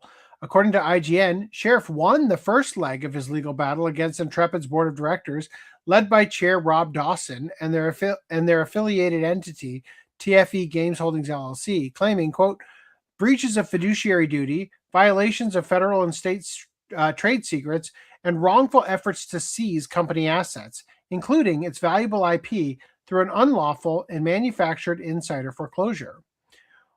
While the video is still live at the time of writing, Nephis QS has said that someone is already trying to take it down, according to Kotaku, saying, quote, someone already filed a privacy complaint against the video, just a heads up, but we will be disputing it, he said. Someone also reported by a Reddit account from our community subreddit to the admins. Damn. That left me with a feeling of nothing. I didn't get anything out of that. That sucks. Spends money like a typical gay man. The thing about gay men is that they're basically women who spend their husband's money, but they make the money. Like they will say, I will spend like a gay man I am. Wow. You didn't miss anything yet, except for Randy bitching out on us. No. Anyway, all right. Star. There we go. Okay, here we go. Go away, bug. I didn't invite you here. Here we are. Studio Ghibli announces its first new short anime film in 8 years, exclusive to Ghibli Park. Right now, Boro the Caterpillar, directed by Ghibli co-founder Hayao Miyazaki, is showing, and from June 1st to July 6th, visitors can see May and the Kitten Bus, the follow-up to My Neighbor Totoro. Well, we all know how to get it right. We just have to go on Twitter, show bad, low-quality screen recordings, and then they'll just DMCA it by leaking the whole short film. Yep, that would probably work, except that I already have it on the stupid DVD that I have down here somewhere, so so maybe I don't need to do that. However, this one, A Night in the Valley of the Witches, is the first Ghibli short anime produced specifically for Ghibli Park. And its story is set within the park's Valley of Witches area, which opened in 2024 with recreations of the worlds of Kiki's Delivery Service, Howl's Moving Castle, and Earwig and the Witch. So I don't know if that means it takes place inside the park or like a town based on that, because like there's Howl's Moving Castle. It sounds like it's just taking place inside the actual park. Could be. It looks like, employees of the park, maybe. Nah. I don't know. Hard to say. All right. The dream of riding Final Fantasy Chocobos is coming to Tokyo VR centers. The developers are promising a thrilling challenge with sights, sounds, and physical sensations, working in tandem to convey the speed of riding on the back of a top-class racing chocobo, suggesting that players won't just be sitting in a basic stationary chair during their sessions. Typhon's previous projects have included VR experiences based on Monster Hunter video game series and Stephen King's horror It. Wow. I wonder what that's like. Is it like the orgy that happens in the book in the sewers? Because that'd be an interesting ride. Right? Like, am I wrong? All right. Haikyu fan event lets you step onto the court, see what it's like to play with the anime athletes. Reminds me of someone uploading Michael Jackson's Captain EO on YouTube. Oh. Would you buy a Chocobo racing sim setup? I don't think I would, actually. All right. Haikyu on the Court is more than just a cool name. Oh, okay. Sports anime / manga Haikyu has a fan event coming to Tokyo and Osaka, and yes, it'll have the new illustrations and merch expected for such a celebration. But the name of the event, Haikyu on the Court, isn't just a nod to the source material, but because fans will actually get to step onto the volleyball court and experience what it's like to play with and against the series cast of of characters. Fucker.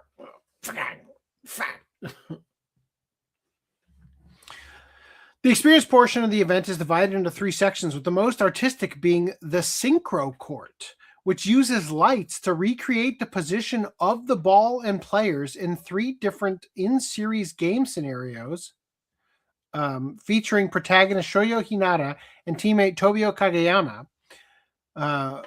By seeing the action unfold from various positions, including the opposing player side of the court, you can get a feel for the speed and precision of the pair's coordinated play that carries their team to victory. I mean, it seems really strange. I'm guessing these are the balls. Yeah, they like hang them from the ceiling and light them up. That's crazy. So that's like what the player's path and the brightest one is when you hit the ball?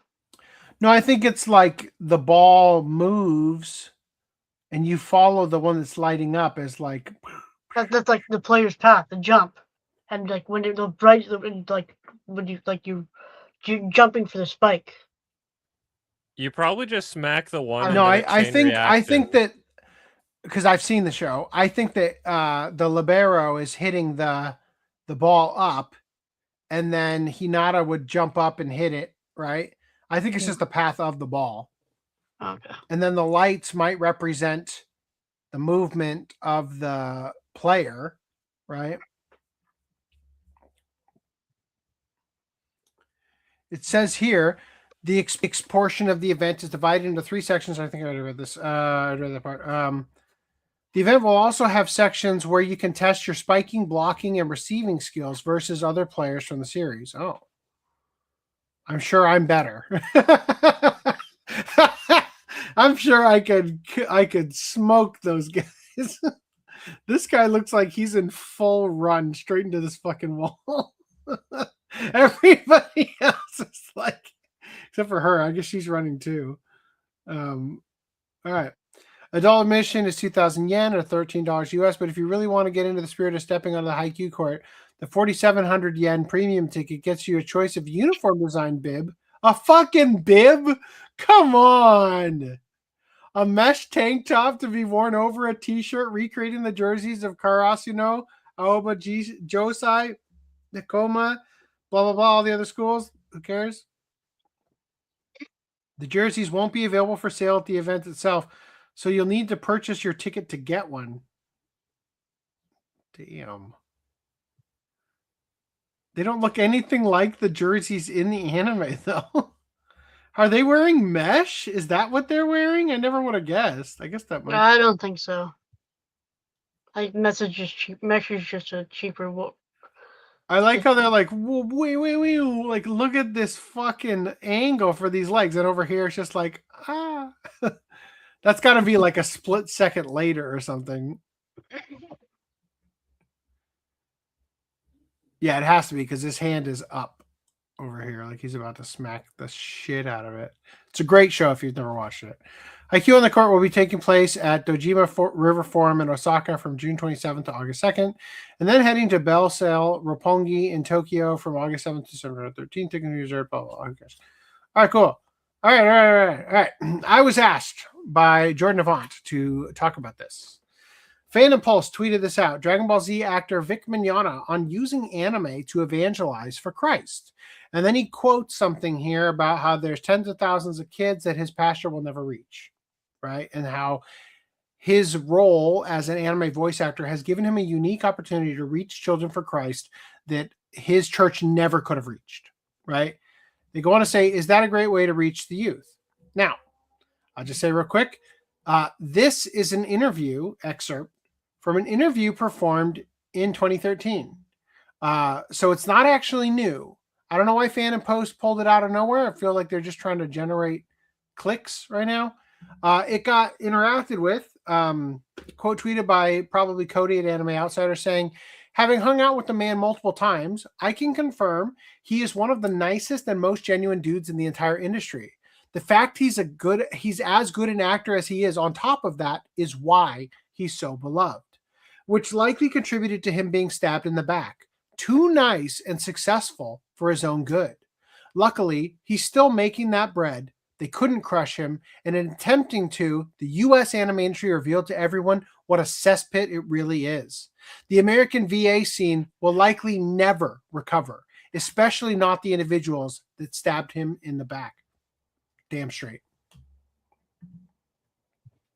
Now, I was also shared this one. A blacklist that only happened as a knee-jerk reaction to an internal investigation that didn't even turn up anything damning. Hell, conventions are starting to re-invite him, as his recent Ranger Stop and PopCon announcement proves. So what does that tell you?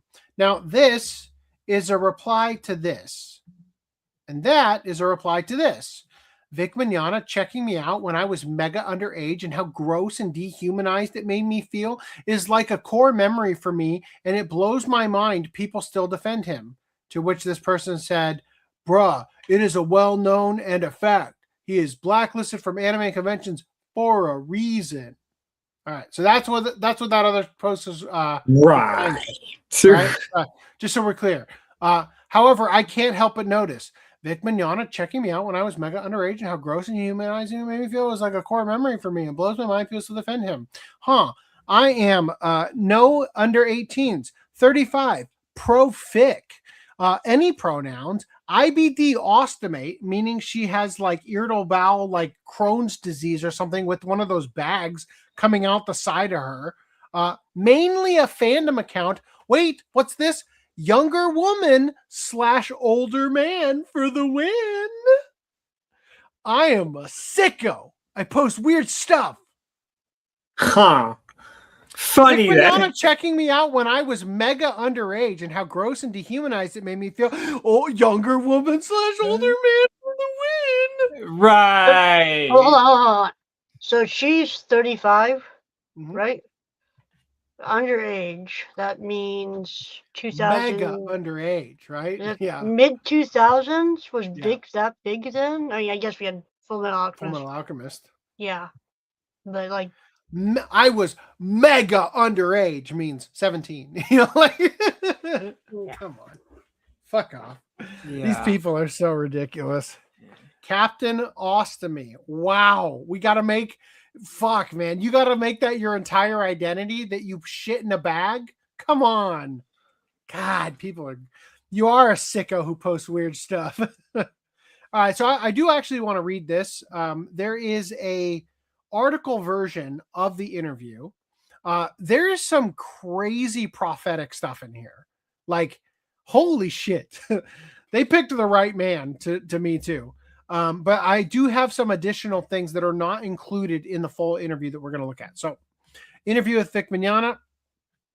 So this person met him at ACON. The staff at ACON helped him set up the interview. He wanted to talk about many things such as the church, the entertainment industry, and the well-known rumors that have spread about him. Again, this is back in 2013, right? 13 years ago. Vic grew up in a Christian environment. In the interview, he said, "Could you relate to us your testimony about how you came to Christ?" Vic said, "Absolutely. I was one of those people that was born in church. My grandfather was the pastor of a church in Western Pennsylvania called the Church of the Open Door. And my mom played the piano in church, and my dad was in charge of the literature. So I literally was born in a pew. And so I grew up in church. I knew all the stories. I was completely immersed in that culture from the time I was born. My grandfather started a Christian school in our church, and I was one of the first students, of course. I was 13 years old when I heard a message from my youth pastor on a passage from Matthew 7.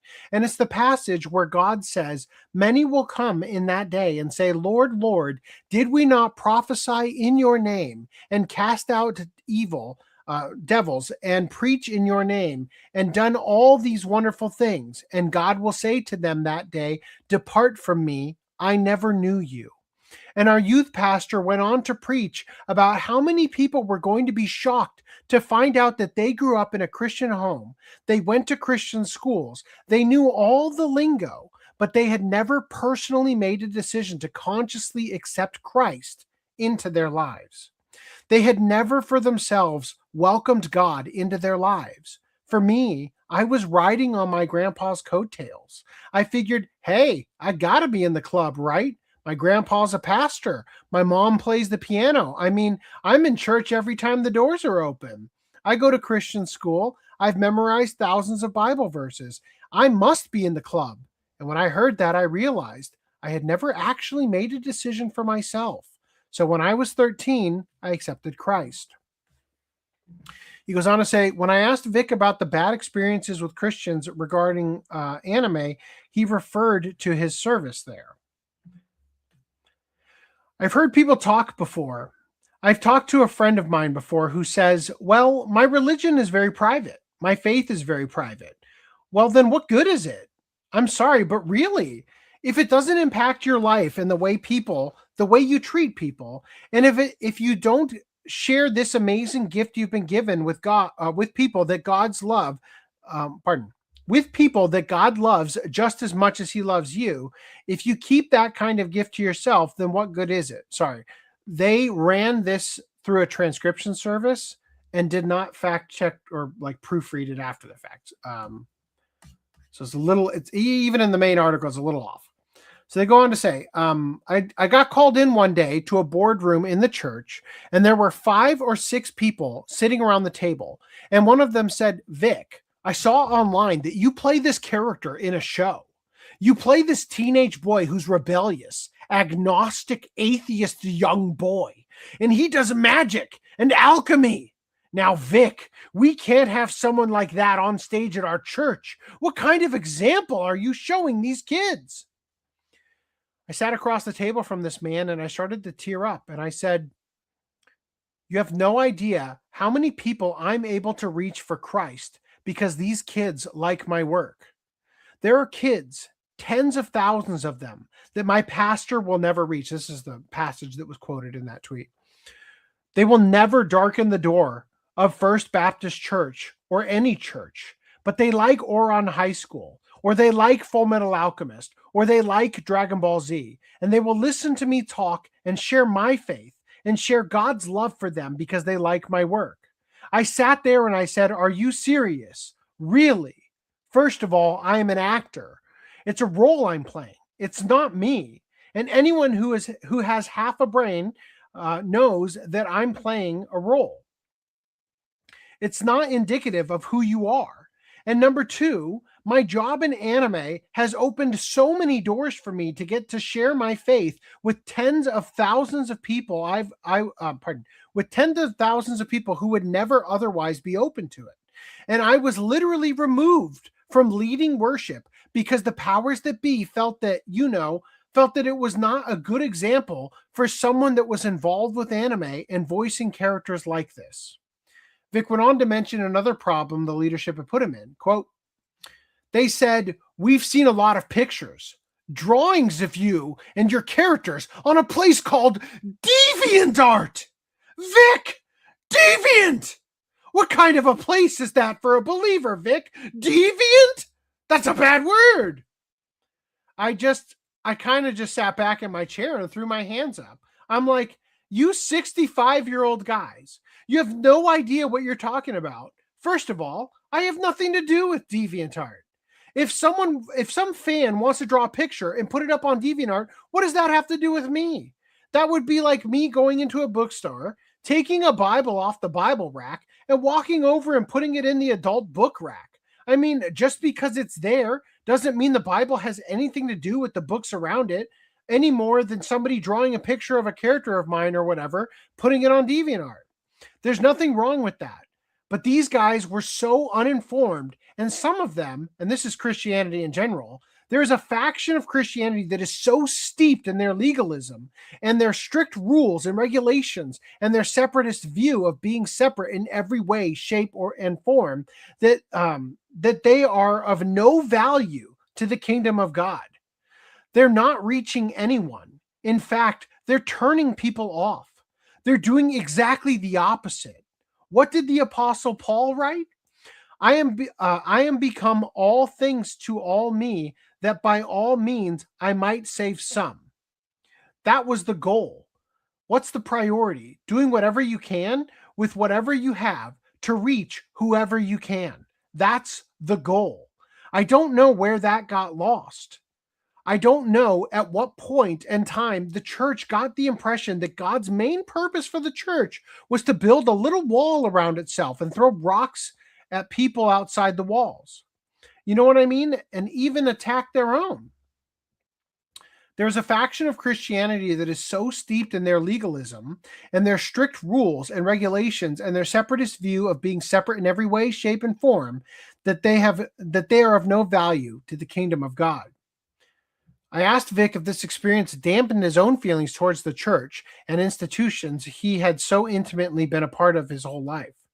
To which he replied, no, I have my whole life, I have a very strong love of the church.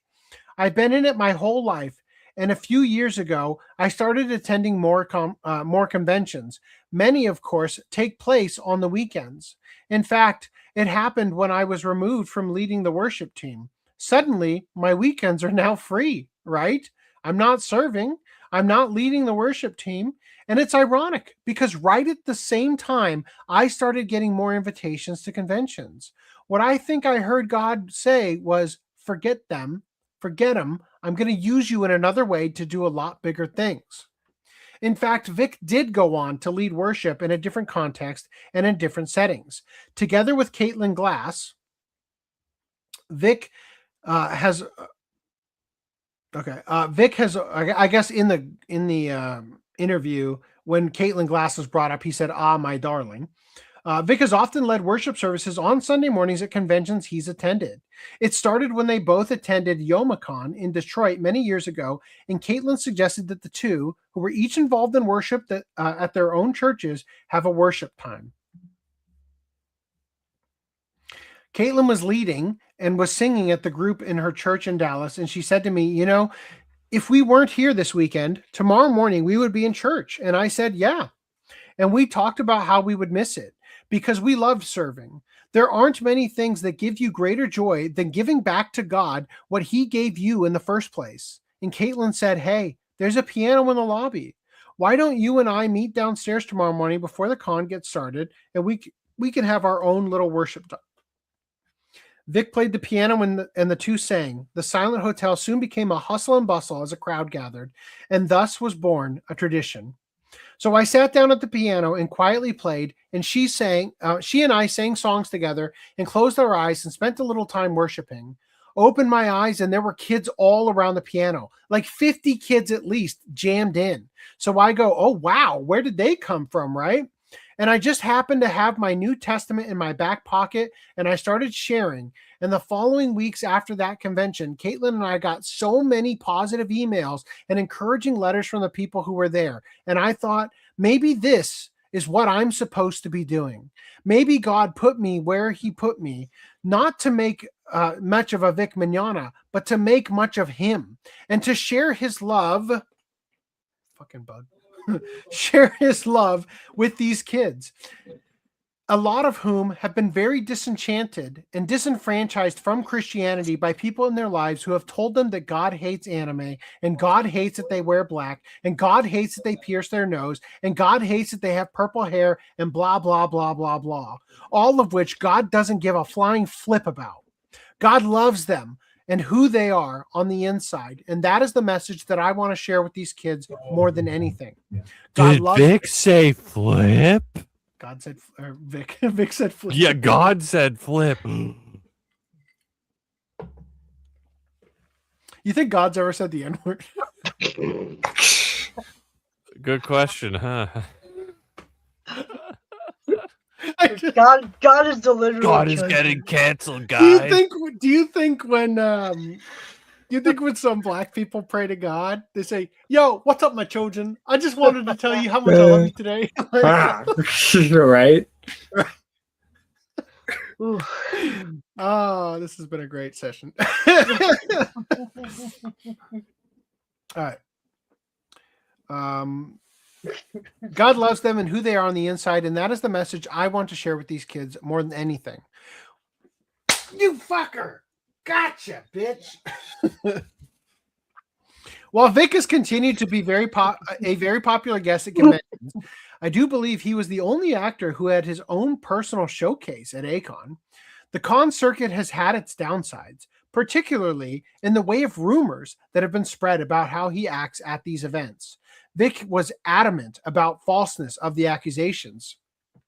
Quote, if you look at any videos, look at any documentation of me interacting with fans, and you will not find one example of me being cruel or mean or short or in any way being rude or dismissive ever, ever, ever, ever, ever, ever, ever. In the 250 conventions and the tens of thousands of kids I've met, I've never mistreated or been rude or cruel or condescending ever. So why do they hate me? Why do these people hate me? There's only one conceivable reason. Because I take a stand for my faith. Because I share my faith. And somehow that makes me a big target for ridicule, and people make up horrible lies about me. Horrible lies. Things that are so disgusting. And I think, who has time in their day, in their life, to sit around and make up hurtful stories about somebody who has never done anything to them or anyone else, and then take the time to post it and cause all kinds of horrible rumors and stuff? Vic challenged the accusers to produce evidence. Again, this is in 2013. I was really surprised to see how these rumors had affected him. He was lively and distraught when talking about the allegations, which included public drunkenness and being rude to fans who liked yaoi or who were Buddhist. There isn't any, and I try not to allow it to get me upset, but it can be discouraging when you try so hard to be kind to every single person you meet, and yet there are kids out there who are just dead set on being hateful and causing you trouble. It's really disappointing. Still, Vic continues to be among the popular voice actors in the industry, and one who has worked in so many roles. I wondered if he'd ever turned one down. I asked Caitlin the same question last year at IkiCon, and he said that he had, referring to Vic, obviously, many times. But is there a line that he draws between the roles that he might take and which he won't? I played some really wacky characters. I've played some pervy characters. But I think for me, it kind of comes down to how necessary is this? And how is this evil character, let's say a bad guy, for instance, how is this bad guy portrayed? Is his evil glorified? Does he get what's coming to him in the end? Or does he prevail? Is it comedic? Or is it to be taken seriously? What's the overall flavor of the show? If it's a show that's nothing but boobies bouncing around, then no, I don't need to be a part of it. You know what I'm saying? Maybe God put me here, put me where, pardon, maybe God put me where he put me, not to make much of Vic Mignogna, but to make much of him and to share his love with these kids, a lot of whom have been very disenchanted and disenfranchised from Christianity. Even so, Vic has some work he's done which he wishes he hasn't. But I will say this: I have been a part of shows that I regretted because I didn't know enough about the show. That happens. We get called in and they're like, "Do this," and you don't even know the context. You don't even know, and then you hear about it and you're like, "Oh my gosh!" There have actually been a couple of shows where I used the stage name because after I found out the show, I'm like, I really don't want my name on this. And of course, the fans find out anyway, but I do my best. I've become a lot more free about this. I've had several conversations about this with Caitlin about this. I decided that God knows my heart, first of all. He knows my desire to please him, honor him, and also I'm an actor. So any role that I play is just a character. It's a fictitious role. It's not me. It doesn't reflect in any way, shape, or form what I believe. I don't always make good decisions, but I do my best, and I also let myself be guided by the Holy Spirit.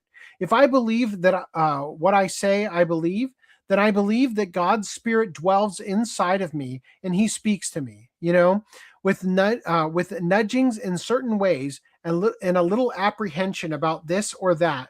And his Spirit helps guide me in decisions I make in things I should or shouldn't be involved in. Vic is very upfront about voice acting and entertainment.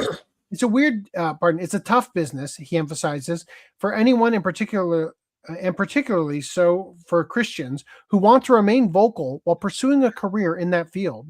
We ended our interview with his advice for Christians wanting to get into the entertainment. If Christians intend to be vocal and outspoken about their faith, then they're going to receive opposition. They're going to be passed over for opportunities. They're going to be vilified and maligned online. They'll be ostracized by different people. That's just the way it is. So I would encourage anybody, if you really feel like this is a passion and something you really, really want to do, then great, go for it. But go in with your eyes wide open, being aware of the challenges you're going to meet. Despite these challenges, Vic Mignogna has obviously succeeded, becoming one of the most popular anime voice actors in the States. But as he emphasized, he's more than that. He's a representative of God to a group consisting of many who've been treated harshly by family and peers that identify as Christian. As such, he has a unique and significant place in both anime fandom and Christian evangelism. Holy shit. The entire thing I was covering this for wasn't in here.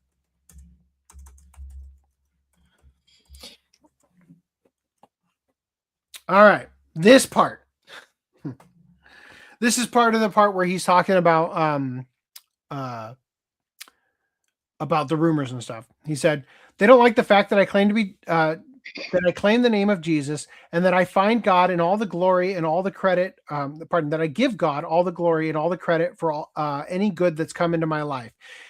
And somehow they feel the need to trash talk and create a lot of noise and negativity. And I'm very sorry about that. But, it reminds me of that passage in Matthew 5, in the Beatitudes, where Jesus says, quote, "Blessed are you when men shall revile you and persecute you and say all manner of evil against you falsely for my sake." There you go. Nice. I know I've brought it up before. Like I'm a broken record, and I apologize, but I can't help but wonder, because there was one other person mentioned, in that whole transcript, and I can't help but wonder, what was Caitlin Glass's thoughts about all the shit that went on? Like, I can't help but wonder. If I remember correctly, it was a targeted attempt. They wanted Vic to kill himself. Right. And I remember Caitlin Glass making a small comment that was innocuous. And then they attacked her until she came out against Vic in a minor way. Yeah. Like these people were so disgusting that they attacked the people who supported him so relentlessly until eventually they couldn't take it anymore and would do whatever it would take just to get them to fucking leave them alone. That is the goddamn world that we live in and the industry that we're fans of. I mean, obviously not the Japanese side of it, right? But I guess we're not really big fans of the Western side, but yeah. Like, I don't need this fucking hobby to become mainstream because the people who are in it don't deserve it. Right. You just don't fucking deserve it. Anyway, God bless you, Vic. I hope that things get better for you, and I hope you're doing well with your marriage. All right, we're going to skip some articles coming up because Randy's not here.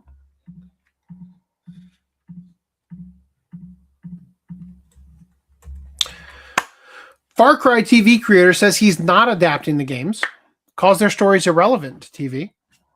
Oh, actually, before I get into this, let me catch up on some chats here. Sorry about that.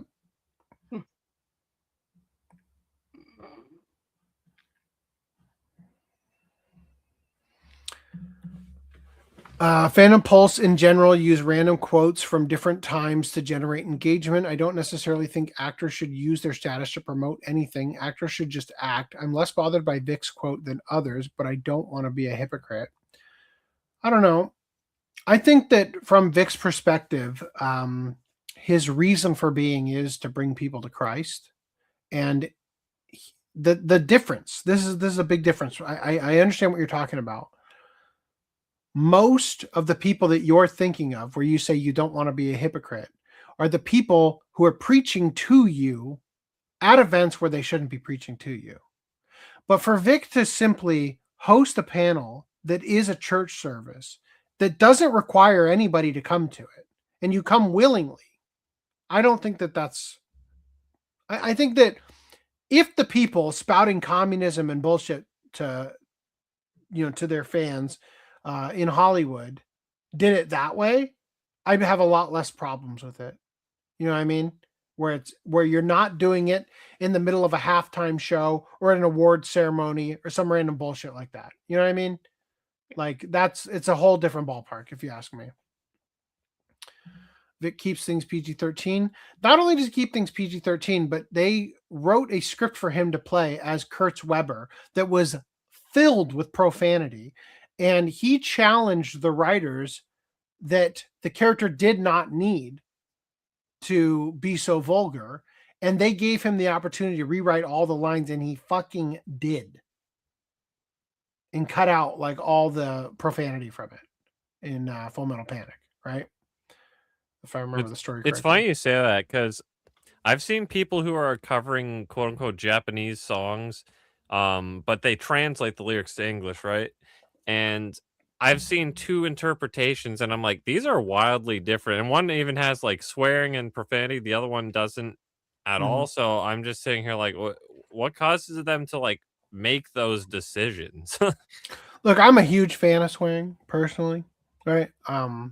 I love language. It's one of my passions. But swearing is my passion. Well, no, but I mean, like, the reason I like my passion, sure one. The reason I like profanity is because I think that language requires, like, let me put it this way: I'm currently working on a project that involves transcripts for the podcast. And I think that language that you can read in text and understand the volume and state of mind of the individual producing that language benefits it. Yeah. Right? Like saying, gosh darn it, instead of like, fuck! Exactly. Right? And so personally, I'm a big fan. But you know what I'm not? I'm not creating content that is intended for children to enjoy it. Okay? Vic feels the need to censor himself, right, for the sake of his goal to reach children and set a good example. And I respect that. But I also think that the world needs a role model who says, fuck you, I won't do what you tell me, piss off government and shit like that, okay? And I am here to be that role model, okay? All right, I am here to say, Gooners, rise up, right? Okay. Kotuchi says, the Bible was put in the adult section of a certain app stores requiring age verification. Blueberry says, impressive, Vic. I seen in the beginning the Bible stories. Wait, is that? Wait.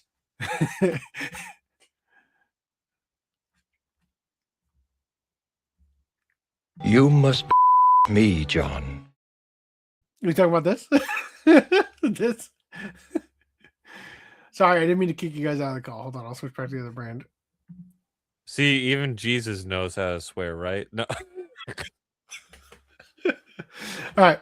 Do you think Jesus understood the N-word?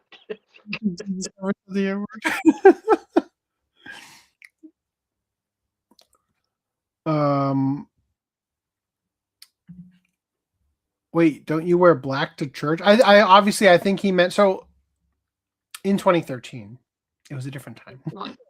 Goth. Goth age, the emo age, right? I should clarify, I understand there is a difference between Vic just trying to share his religion to those who want to listen versus people trying to force their beliefs on someone. All right. Let the record show that Enriv corrected himself before I started reading the comments. All right. What does that N in Enriv stand for, huh? Black churches sing praise the Lord.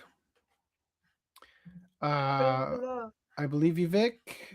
To be like Christ is to sit among the rejects of society, which he sounds passionate about. I'm just with these rejects. Right?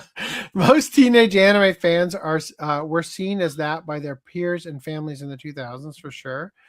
LOL. Vic is describing the thought process why Western storytelling became predictable. The bad guy must lose, and there must be a moral lesson.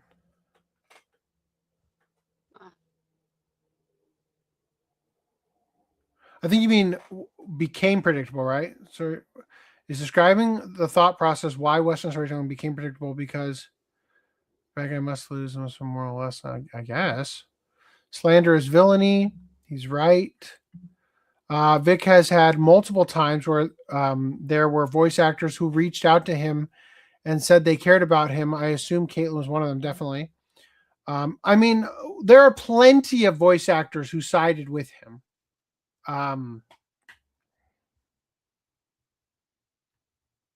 Frieza's voice actor publicly, for, Damon Mills. Why can't I remember? Chris Ayers. No, Linda Young. Linda Young was a good friend of his. She probably couldn't say anything otherwise she'd be attacked, and Vic probably wouldn't want anybody else to get attacked either. There was a study released years ago that found that the higher IQ folks tend to use curse words more often. Yep. Yeah. And that's a study. Fuck yeah. You're damn right. Genius is in the house, yeah. It's typically perceived as being a sign of illiteracy. Yeah. Banning profanity is a fool's errand. New words will be considered profane, and the label profanity will be used to censor truth. 100%. That's basically the Right? power creep of like, you No, know, how 100%, everyone says like- like, oh, you can't say retarded anymore. You have to Yes. say differently abled, and then it's like, oh, differently abled is a slur. Now they are Yeah. alternative injections. I don't know. Dude, no, seriously, there is an effort, a deliberate effort to control speech and control the words that we even know exist. And there's a thing going around about like AI. There's like a list of like 50 words AI will never use unless prompted specifically, right? And they are deliberately removing and reducing the language that we have to use. And this, by the way, is in George Orwell's 1984 as a means of controlling thoughts.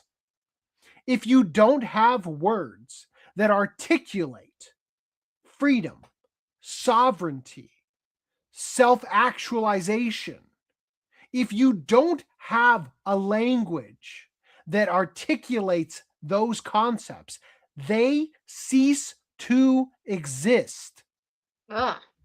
Welcome back, you Look what the whore. cat dragged in. Are you here for real or for not for real? Half for real. I really need to know because we're about to hit the place where I just skipped a bunch of articles for you. Unless someone randomly shows up again, I'm here. I gotta find out where that is now. Is this it? Okay, cool. Yeah. All right. I'm gonna close all these. Come back Of the two people I was going to go play a game with, one of them showed up, and we sat around waiting for the second person. Okay. And that person never showed up. So if he pops back in, Here we that'll go leave, then. but- We'll do our best. All right. Far Cry TV creator says he's not adapting the games, calls their stories irrelevant to TV. The upcoming Far Cry TV series is already raising eyebrows after creator Noah Hawley openly stated he won't adapt any of the games, describing them instead as something to have a dialogue with, while also suggesting that video game storytelling often doesn't translate well, excuse me, because players can simply skip it. Maybe.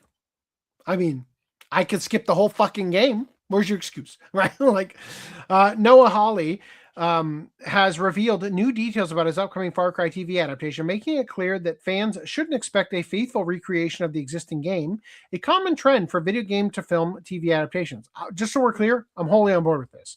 I 100% agree. I've played the game.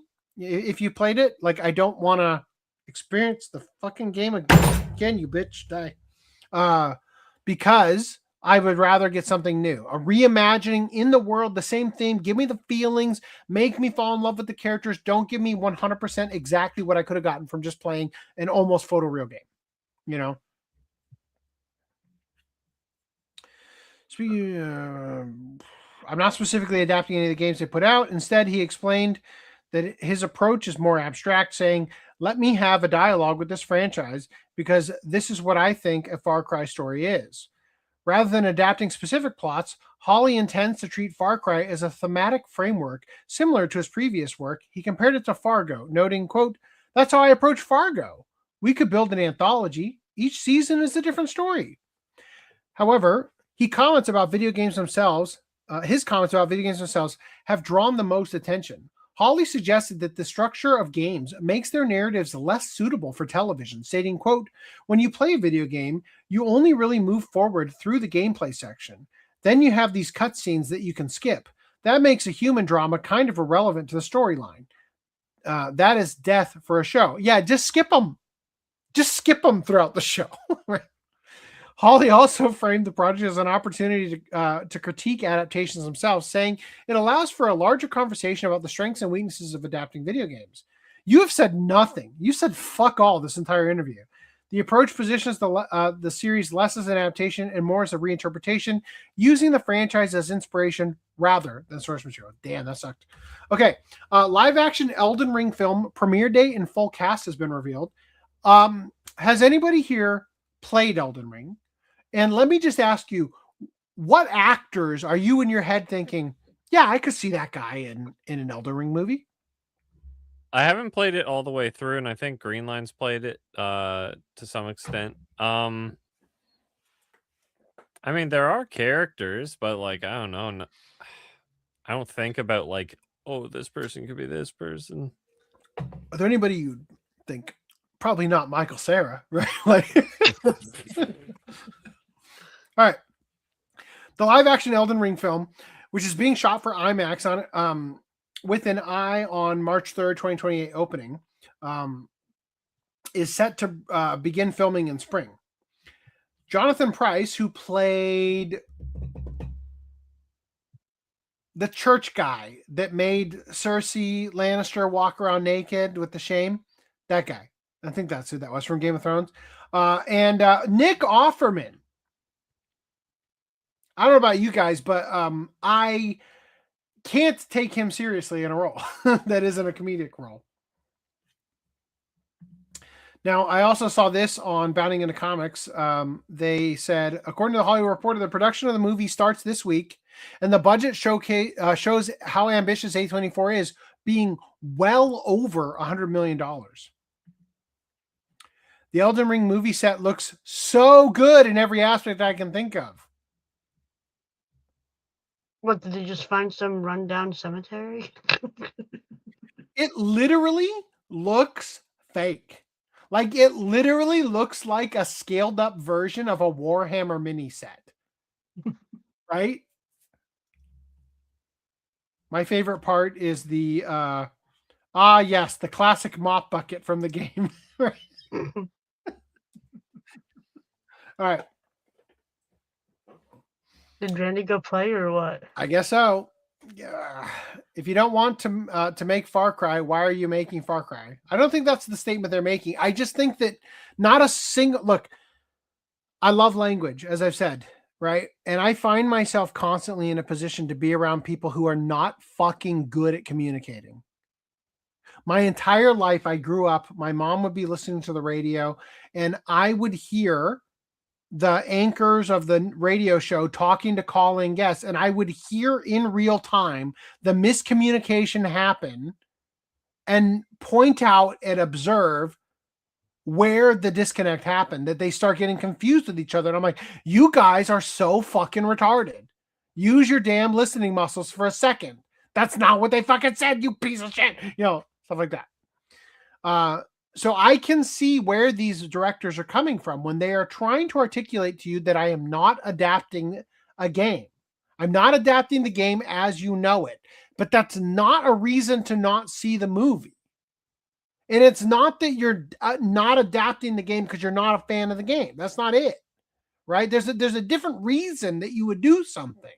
It's just that they're terrible at articulating it. Kotuti says, it's not necessarily to adapt Far Cry at all. These are completely different stories with no continuity. It's not necessary to adapt Far Cry at all. Yeah. So I think what they're saying is like, look, and I think this is far more important. I don't want you to give me the experience of the game. I want you to give me the same feeling that I got playing the game, but I want to have it in a new medium. And that is an exhilarating rush.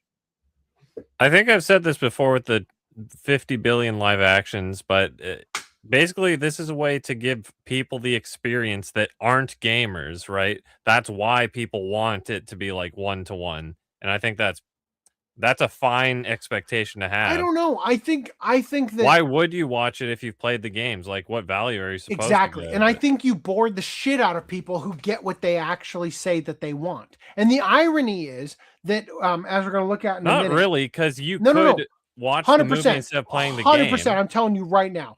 Let me ask you guys: is anybody here an avid Street Fighter fan? No, you're not, right? But you are familiar with the characters. Yeah? Yeah.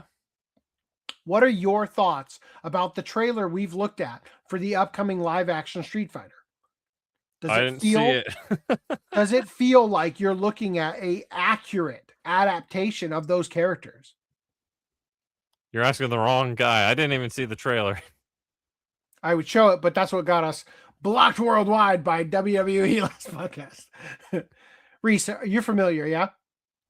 Green Line? Muted Boys? Chungus Lee. Ryu. You're killing me.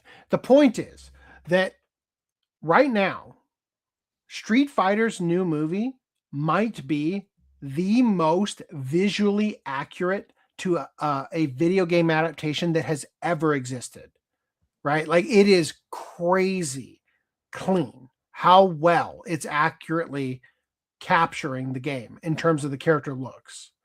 But every fan of the actual game is losing their fucking shit over the fact that Sagat is not in the movie so far, and the actress playing Cammy is a Thai actress instead of British.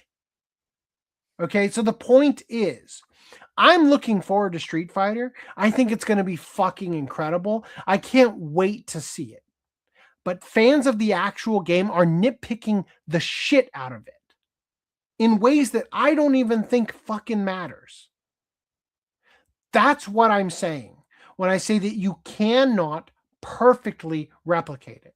You can't perfectly replicate One Piece. You can't perfectly replicate any goddamn property because every single person has a mental idea of what it would look like.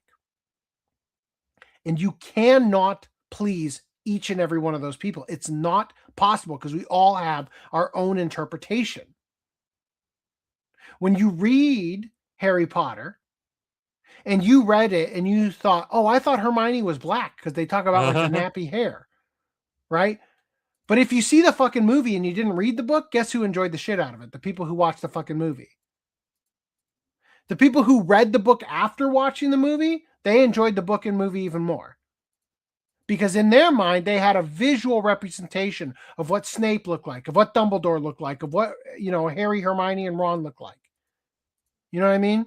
So there's a certain degree to which you cannot accurately produce a adaptation of something and expect to actually get people who like your vision of it, Anyway, I sure wish Reese was it. Live action Gundam film reveals 11 cast members. The cast members are Sydney Sweeney, as we expected, Noah Centineo, who plays Ken in Street Fighter, and Shioli Kutsuna, who plays Yukio in Deadpool, and also played Rachel, or Ron Mori, in the live-action Detective Conan.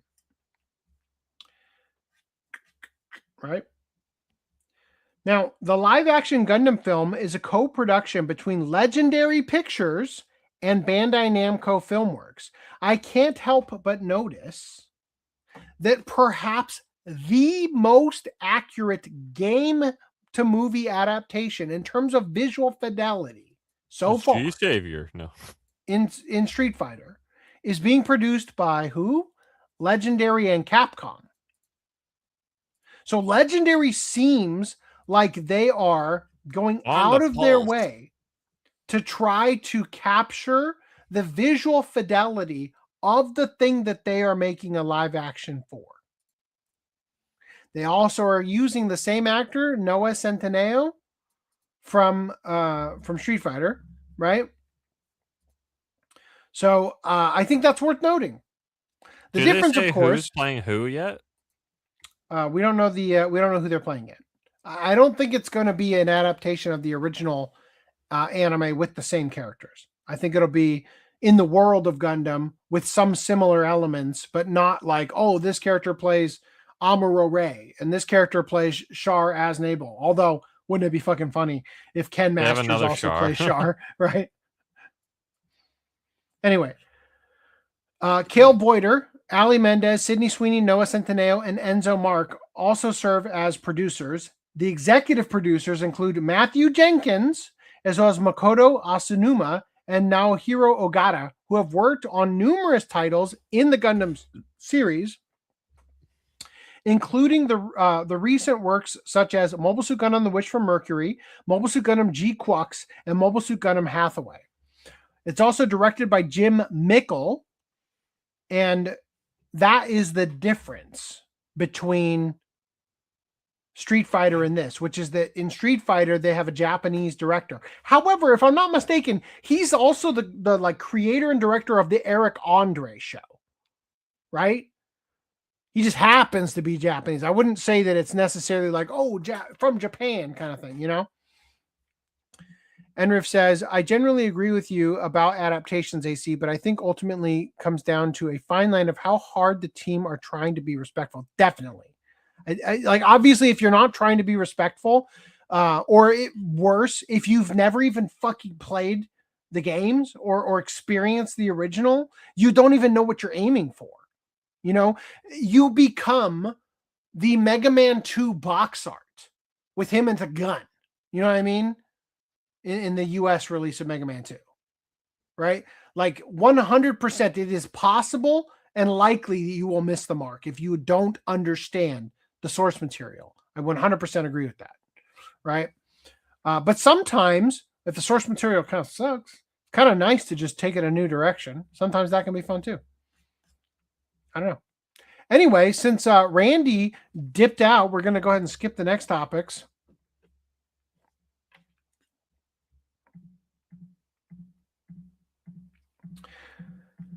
Green line.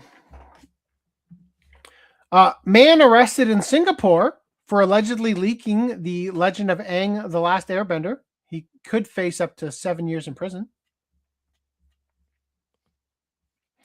26-year-old man was arrested in Singapore for allegedly leaking the Legend of Aang, The Last Airbender. According to the Straits Times, police said the man accessed a media server without authorization, downloaded the unreleased film, then leaked parts of it online. A copy of the film was recovered from one of his devices. I remember him saying Nickelodeon emailed it to him. Right?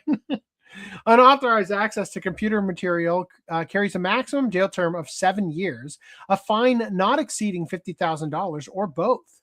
The Straits Times pointed to the I'm Still Dissin X/Twitter account, which has been at the heart of the leaks, and suggested someone based in Singapore is behind it. Earlier this year, The Legend of Aang, The Last Airbender was leaked to Twitter months ahead of its official premiere on Paramount+.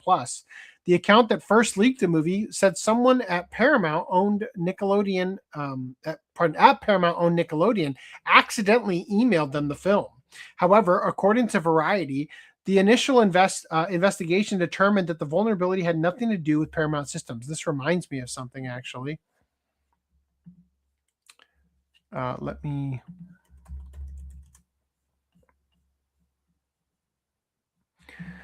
you guys want to know something interesting about the Paramount acquisition of Warner Brothers?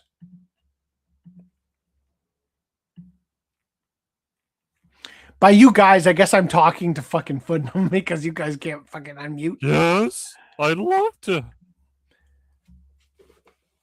Now that they own Warner Brothers, they also own Cartoon Network. Paramount? Yes. Because Paramount was in a bidding war against Netflix to buy Warner Brothers Discovery. Mm-hmm. Says here, with the Warner Brothers Discovery shareholders now having approved the acquisition by Paramount Skydance, two of the biggest kids competitors will fall under one roof after 30 plus years. I worked for both, and while there are similarities in culture, they were also quite different.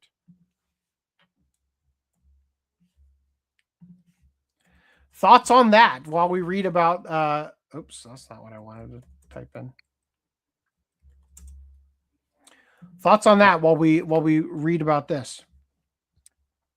Not in particular. I mean, Nickelodeon All-Star Brawl is about to have Dexter's Lab show up, right? SpongeBob, Dexter's Lab crossover win. Yeah, I know that SpongeBob has been like under Paramount for a while because when I was trying to look for stupid HD footage for it, like Paramount had it or something. Mm. I lost where I left off. According to the Hollywood Reporter, the person behind the Twitter account claimed a friend from his hacker days sent him a full copy of the movie and said, quote, He didn't know what it was until he looked it up. He posted the initial videos to social media to, he insisted, troll a little bit.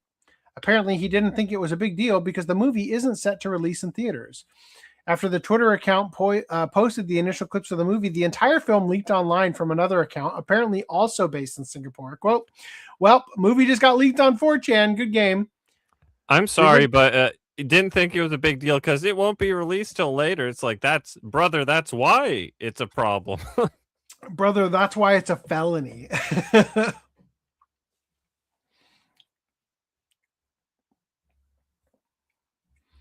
In December, it emerged that Paramount had ditched plans for a theatrical release of The Legend of Aang: The Last Airbender in favor of an exclusive launch on streaming platform Paramount Plus.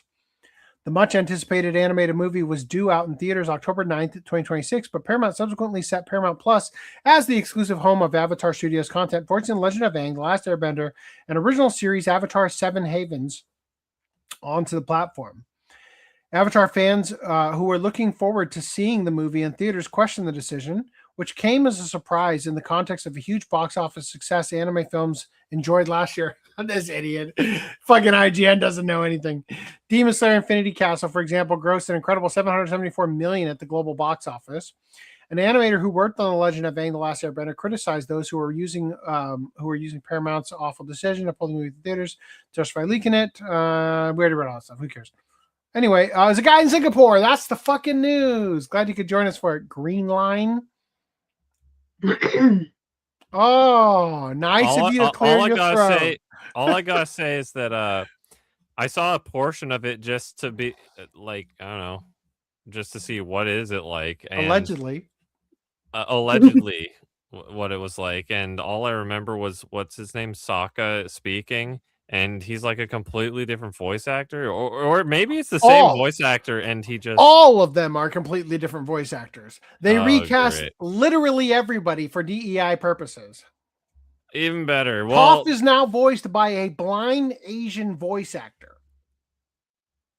Wow. Well, well. Anyway, I only heard his voice, and I thought it was god awful. Yep. And also, the animation looked like I don't know. They were going with a different style that was kind of more.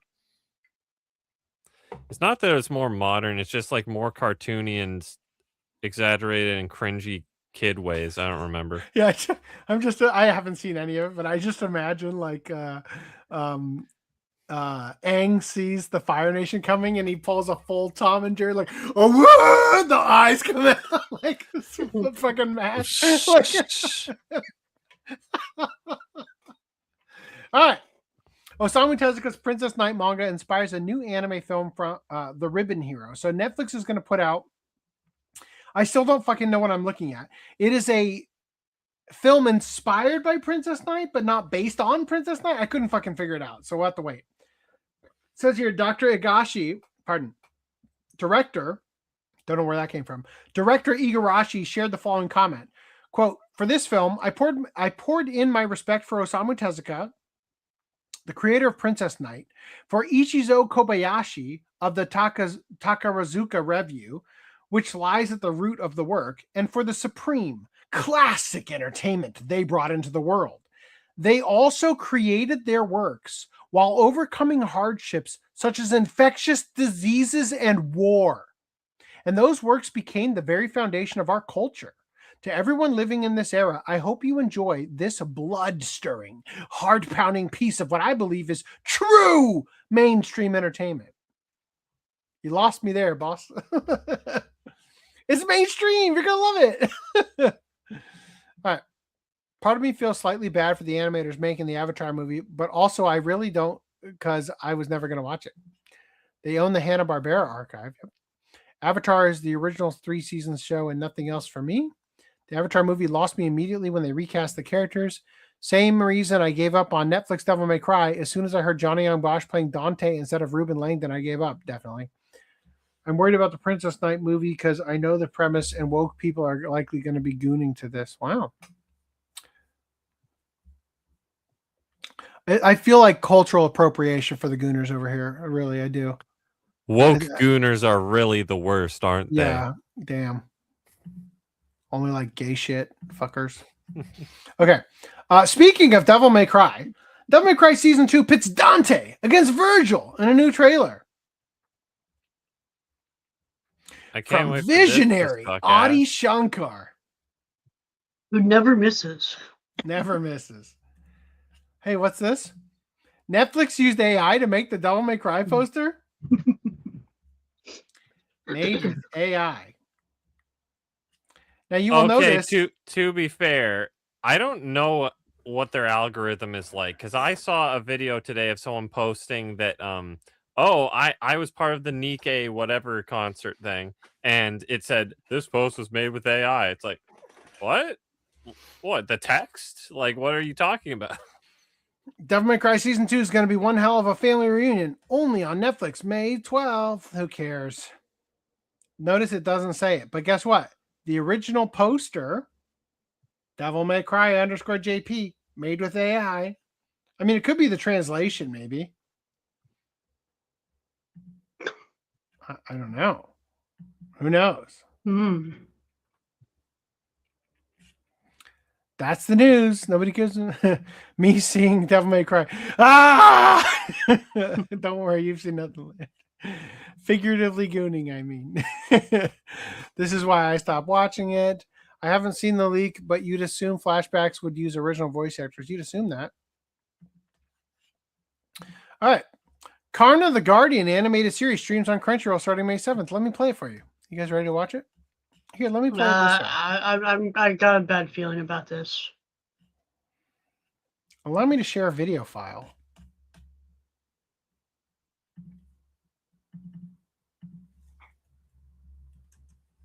जाग्या इस ब्रह्मांड को तबाह करके एक नए ब्रह्मांड की रचना होगी आज कोई नहीं बचेगा. That sounds Japanese for sure. That guy definitely looks Japanese. The aliens are. दुनिया टिकी है अच्छाई और बुराई की बैलेंस की वजह से.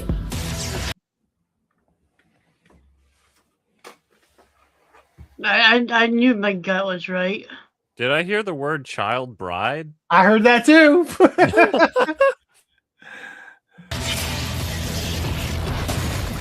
यहाँ आने की जो गलती की है तुम्हें उसका पछतावा होगा. ये कहानी है एक हीरो की, उसके सुपर हीरो बनने की. पावर की रिस्पॉन्सिबिलिटी ये तभी समझेगा जब ये. So shit, right? Like obviously, like it's obviously the worst shit since High Guardian Spice, right?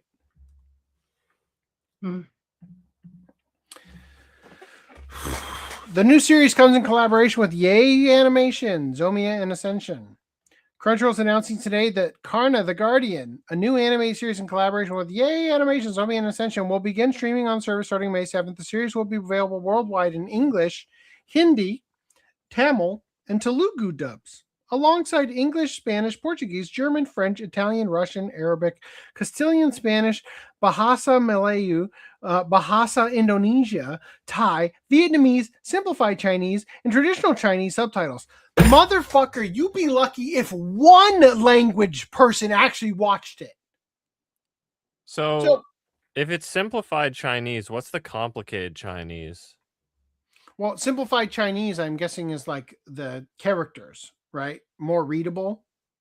Versus the more advanced Chinese is like kanji versus katakana and hiragana. They need to make one explicitly called complicated Chinese. Jeez. So I don't know. I don't think it tells you in here, but this is a co-production between India and Japan. And by India and Japan, I mean that a Japanese director worked on it, and that's pretty much all they got.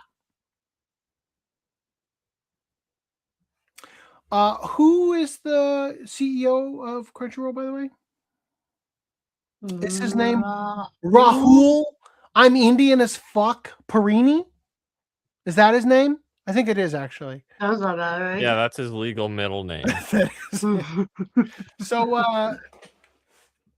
remember when they made the live action Avatar: The Last Airbender, and M. Night M. Night Shyamalan Ding Shyamalan Dong. knew that he was going to be in his own movie because he's always in all of his movies, and thought, who do I want to be? I love the Fire Nation. Let's make the Fire Nation Indian. That is exactly what's happening right here. Rahul Parini, I'm pretty sure we covered him saying like, oh, well, we're going to expand into India animation. I promise you, bitch. I fucking promise you, nobody in India even wants this. They're going to just watch Solo Leveling. They're just going to watch the shit that was already coming out. You have wasted your money once again. High Guardian Spice 2.0. By the way, is High Guardian Spice still on Crunchyroll? Probably. Yeah, they already invested in it. Why would they kill it? I don't know. I haven't checked if fucking Neo Yokio is still on Netflix lately. Does High Garden Spice have hard subs now? Good question. High Guardian Spice is still on Crunchyroll. I forget. Oh no, they took away the user comments, right? Neo Yokio Pink Christmas is on. I guess that's both seasons. Season 1. What's this one? Oh, Pink Christmas is a special. Okay, yeah.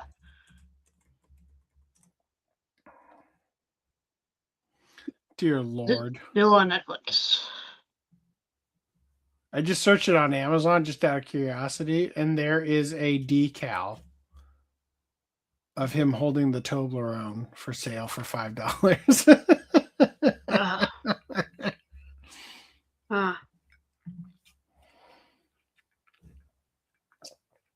Get $10 off instantly. Pay $0 upon approval for the Prime Store card. No annual fee. I think that goes up to like 150. Yours free. I think the approval for the Amazon card is like up to $150 or something. Yours free. All right. Anyway, that's it. That shit sucks. We're gonna skip that.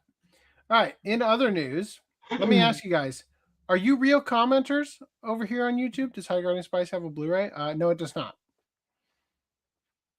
Sounds like India. It was Hindi. Yep, you got it. Child brides and whatever the fuck else we heard. Right.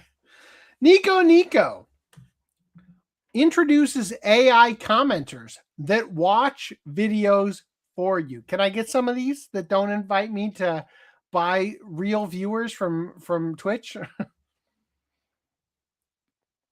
Japanese video platform has rolled out an experimental feature where AI-generated characters watch videos and leave comments, supposedly to ease user anxiety around posting. Wow.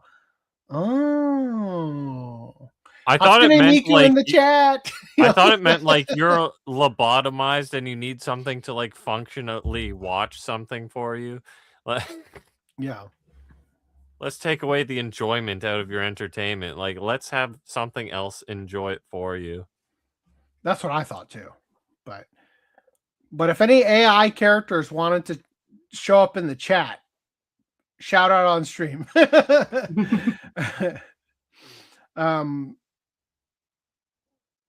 Supposedly to ease user anxiety around posting. I just love the idea that you're like, oh, I'm so nervous. I've never shown my anus on stream before, says the young Japanese girl. And the AI characters like, you should keep going. Do more. Stick it in your pussy. I'm rooting for you. Yeah. If I have to. Raising eyebrows as yet another attempt to enhance interaction by replacing it with artificial chatter. Seriously, there's going to come a time when all of a sudden the internet is the liveliest it's ever been and all the humans have died out, right? Like, Dwango has officially launched a new experimental feature for NicoNico on April 21st, allowing AI-powered characters to automatically watch uploaded videos and generate comments in real time. According to the announcement, the feature titled AI Character Comments is designed to create a new viewing experience where AI acts as a sort of companion audience alongside real users. The system introduces multiple pre-made AI personalities, each with distinct traits. Some specialize in comedic reactions like Tsukomi, straight man retorts, or bokeh, goofy jokes, while others are tuned to respond to internet culture and NicoNico style humor. In total, 8 default AI characters are available at launch, each reacting dynamically to video content as it plays. For those who want even more control, uploaders can create their own custom characters, adjusting personality, tone, and behavior. This feature is optional, meaning it only appears on videos where the uploader enables it, and viewers can also disable it entirely in their own settings if they prefer a more traditional experience. Importantly, AI comments are clearly separated from real user comments and do not count toward total comment numbers or rankings. Boo! That doesn't help me feel less insecure. Preventing them from artificially inflating engagement metrics. Dwango also emphasized that user data, including video content, prompts, and comments, will not be used to train AI models, and that inappropriate outputs may result in comments being suppressed entirely. I didn't tell the AI to say shit. Press a 1 in the chat. Like,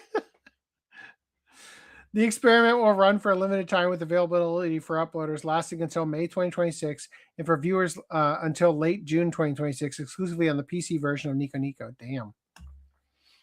All right, we've had a bunch of stinkers so far. Let's get some real good shit. Sony Pictures chairman calls out ad addiction and urges theaters to cut commercials. You know, that thing that's keeping them from going out of business. A major shakeup in the movie theater business may be on the horizon as Sony Pictures chairman Tom Rothman publicly criticized the current cinema experience and called for significant changes, most notably cutting down on ads before films. How many ads do you feel like you look at before films? He's talking about trailers? Could he be talking about not showing your competitors' work before the film that your audience barely made it to? Maybe they're talking about like all the crap that goes on, like all the regular, all the fucking crap. Like seriously, maybe 2 commercials in the actual trailer thing. You're just showing up too early. Yeah. You're showing up when they have nothing else to show besides this space. You could rent it for birthdays or bullshit, right? Yeah. What the fuck, dude? Show up one time too early to a fucking movie, and you lose your shit. Show up 20 minutes in advance just to make sure you get your seat that you paid for. This guy just hates Maria Menounos or whatever her name is. Yeah, Maria Menounos. Well, it turns out he's the ex-husband of Maria Menounos. As I mentioned before, I only go to theaters for anime-related showings and typically 15 to 30 minutes after showtime. Okay, referring to how long it takes, yeah. Since it's endless ads, which are blowing out my eardrums. Oh. I'll bring a stopwatch when I go see Slime next weekend. Or on Friday. Speaking at CinemaCon in Los Angeles, Rothman delivered a blunt message to theater owners, summarizing his vision for with 3 key ideas. You make no money. I make all the money. No more ads. According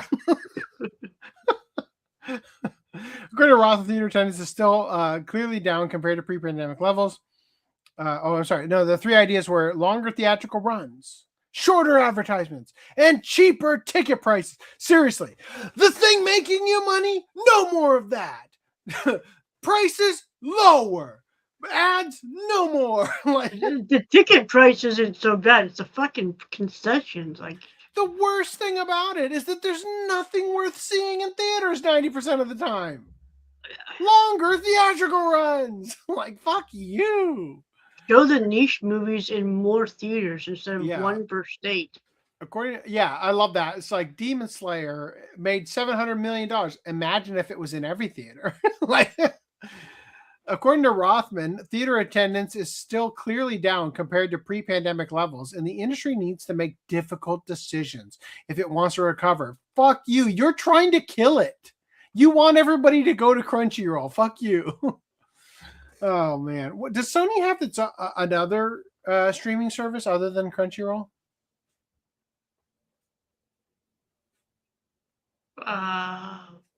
There's no Sony Plus or any bullshit like that, right? I don't think so. According to Rotham, theater attendance is still clearly down compared to pre-pandemic levels, and the industry needs to make difficult decisions if it wants to recover. He emphasized that the focus should shift away from short-term profits and toward long-term sustainability. Dude, theaters, get your money together, make your own studio, and make movies that don't suck. The $1 million idea, right? Then you keep all the profits. I mean, come on. Like, didn't Tarantino do something like that? Doesn't he own his own theater? I think so. Yeah. I think it might just be one theater in Hollywood. I think he screened the Kill Bill like bigger, longer, uncut version. Yeah. Anyway, the whole Bloody Affair, not South Park. He emphasized that folks should shift away from short-term profits and long-term sustainability, even if that means rethinking how theaters currently operate. One of his most pointed criticisms targeted the excessive amount of ads shown before movies. When I go to the movies and I get there early, I am the only fucking person in the movie watching Maria Menounos talk about bullshit. Okay? This is the problem people do not have that he's trying to solve. He just got up on the mic. He's like, oh shit. He's like bleeding. He's sweating bullets. And he's like, I didn't prepare a speech. What's one thing everyone will agree with? No more commercials. Yeah! I don't want to hear about Heel Squad. He's like, you know what we need to get rid of the stupid roller coaster animation before the movie. I love Kill Bill bigger, longer, and uncut, almost as much as South Park, The Whole Bloody Affair.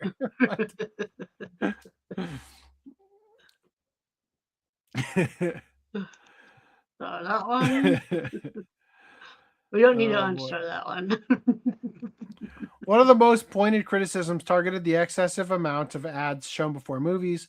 Rothman noted the frequent moviegoers often intentionally arrive late. No, they don't. Just to avoid sitting through up to 30 minutes of trailers and commercials.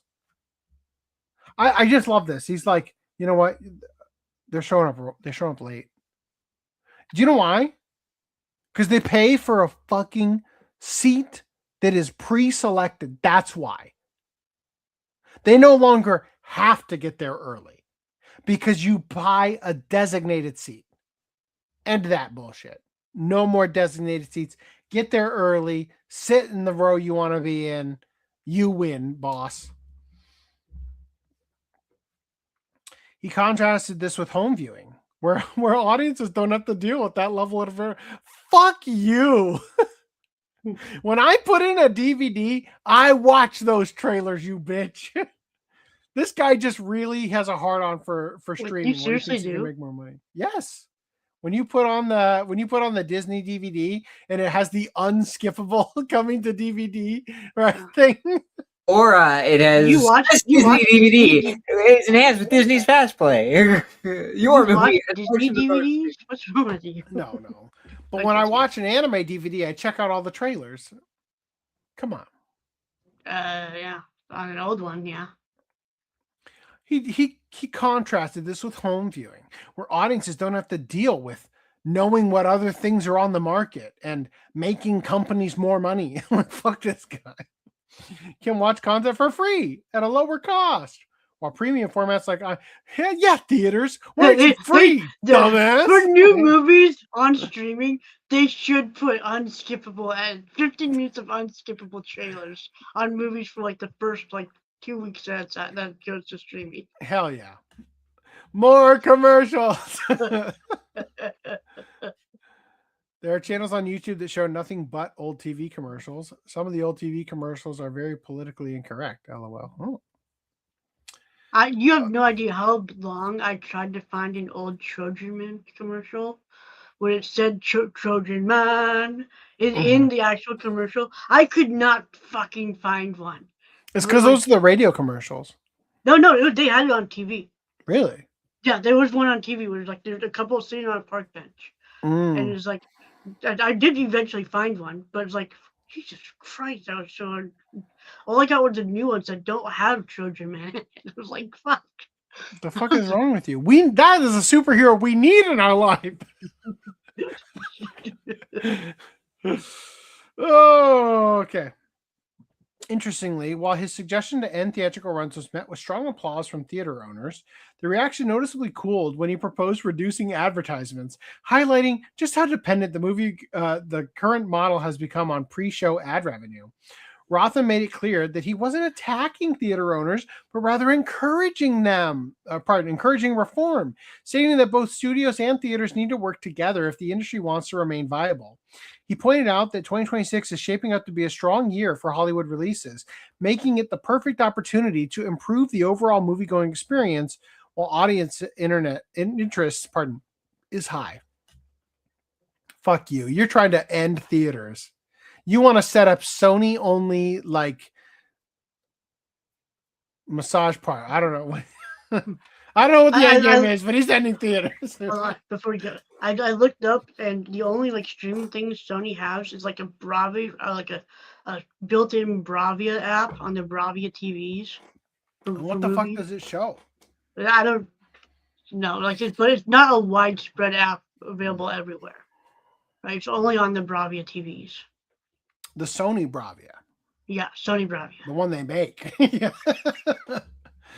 All right, so the Ultraman series 60th anniversary documentary film, The Origin of Ultraman, is going to release on July 3rd. This shouldn't be highlighted anymore because it's down here.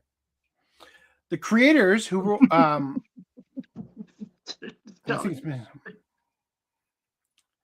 what?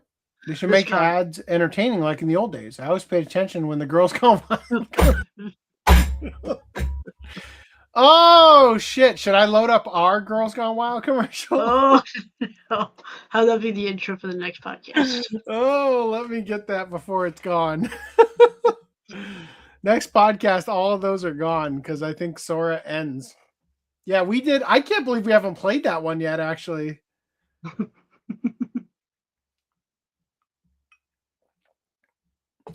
We did a sex line commercial.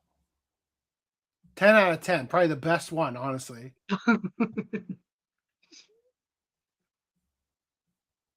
What the fuck?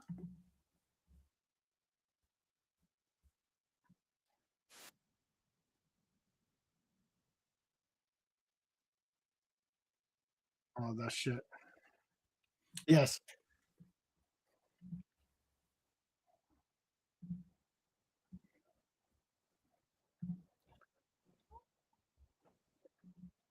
All right, that's going to be our outro tonight. You're going to use it for the outro. Okay. Yeah. All right, just got to find I guess that. it would be time appropriate. Yeah. Okay. All right. Ultraman with you. Why does he look so... What is that pose? It's like he's taking a piss and looking at the urinal. He looks really uncomfortable and bashful or something. All right. So it's a documentary about Ultraman. It's going to provide comments from different creators, including Guillermo del Toro, Hideo Kojima, Hideaki Anno, Shinji Higuchi, who's the guy who did Shin Godzilla, Shin Ultraman, and the Bullet Train Explosion 2025. We got to watch that. We have to watch that.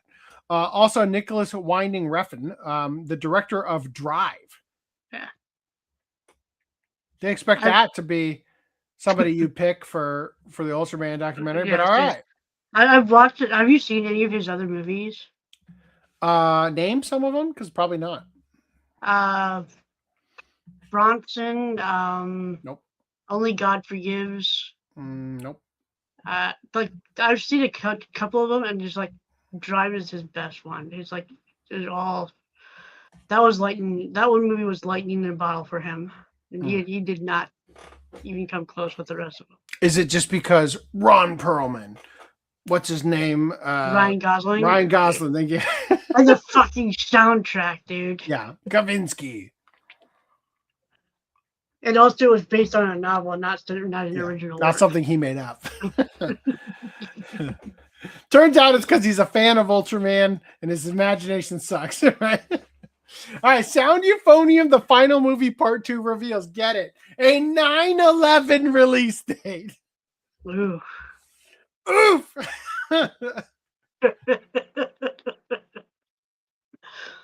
Will this movie fall? Will it go down in Building flames? 7. Right. All right. That was a terrible joke. I am sorry. Jinsei anime film trailer previews U.S. Release of Ryuya Suzuki's solo animated endeavor. One of the year's best anime movies from Anime News Network. One Life, 100 Years. Jinsei. Hand-drawn, written, directed, edited, and scored by Ryuya Suzuki. Here it is. おーい。ねえってば。しかとこいてんじゃねえよ。 For your pleasure. なんであいつ、何も喋んねえの？あいつはみんなと違うんだ。喋んねえし、動かねえし。マジキモいよな。せいちゃんのお友達？せいちゃん。好きなの？アイドル。かっけえ。君たち6人でグループを組む。5年後にはスーパースターだ。俺はさ、たくさんの人を笑顔にできるようなアイドルになりたい。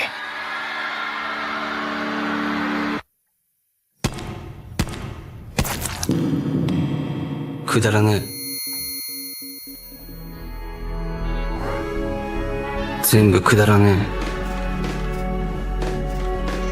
え。俺たちさ、なれんのかな？スーパースター。俺たちはずっと一緒だ。二人とも超イケメン。レイト君、人生楽しい？神様、聞こえますか？ファミリーに乾杯。バックだからって舐めてんじゃねえ。なあクロ、君はどうする？あなたにはこの世界がどう見えてるの？さあみんな、ショーを始めよう。人は生まれて死ぬまでにいくつかの名前を持つ。これは俺の人生の物語だ。お前ってさ、かっけえな。 He really likes the straight on shot. It's almost like he took his character sheet and then just like plastered that on. It's like, it's good enough for the shot. All right. Our it hero certainly looks like something Hold that on. one guy made.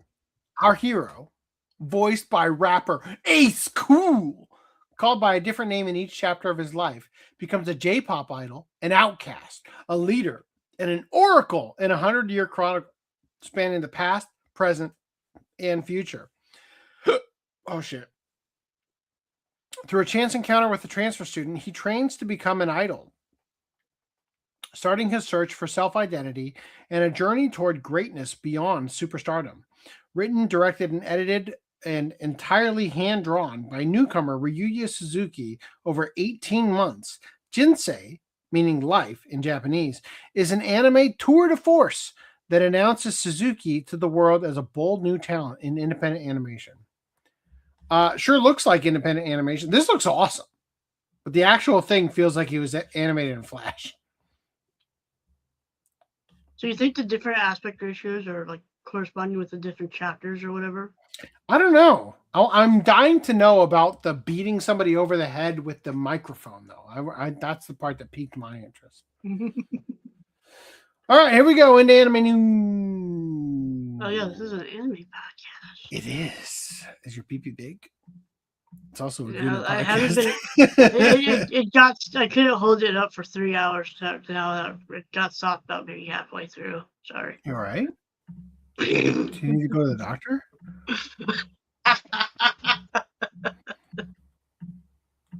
I don't afford. I don't offer health insurance as a co-host. All right, catching up on the chat real quick. Thomas Rothman, the same guy who rejected the Deadpool movie. Fuck that guy then. The new Ultra Mommy looked better. Wow. Context. What's Ultra Mommy? Ultraman.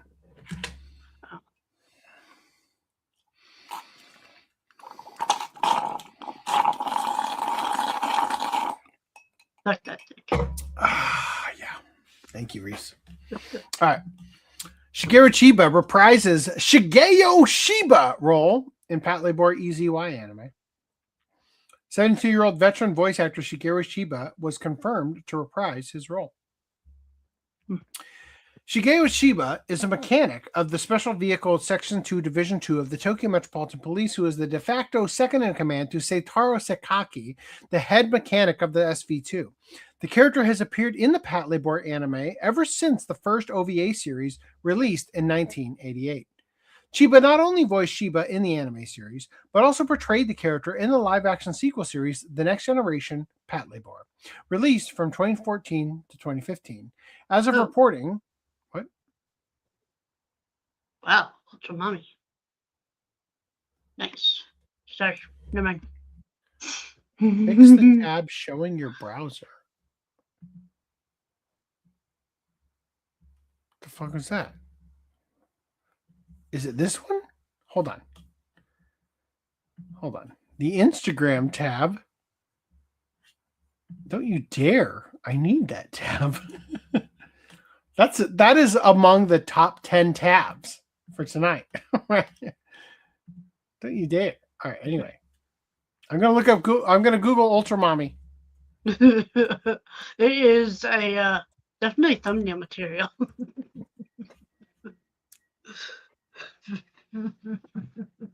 What? Whoa. Whoa. Oh, holy shit.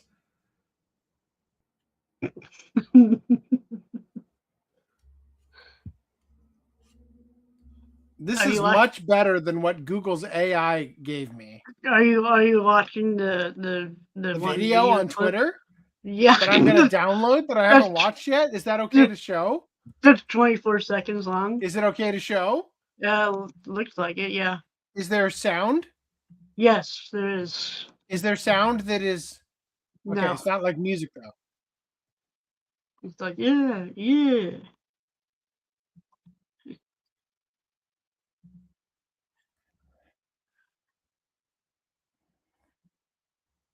All right, we're going to test upload this. Oh my god! Go back to that tweet and scroll down to the masked off picture. Konnichiwa. Un momento, por favor. Oh, holy shit. Thank you, JT Vegas. Scrolling down. Holy shit. Oh, JT Vegas just ruined it. It's AI. God damn it. I know it's AI. I didn't know it was AI. It was like, whoa. This is the same type of AI as the I don't even test upload it then. Fuck it. This is the same AI as the that one I was trying to show you of Anya fighting Oh, Karna? Karna, thank you. God, that was gonna. All right, Ultra Mommy coming your way.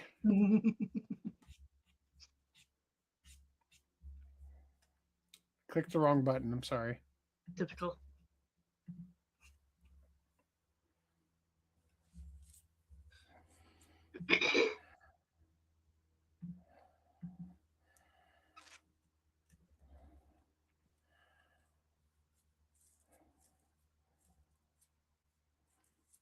Here it comes. Any second now.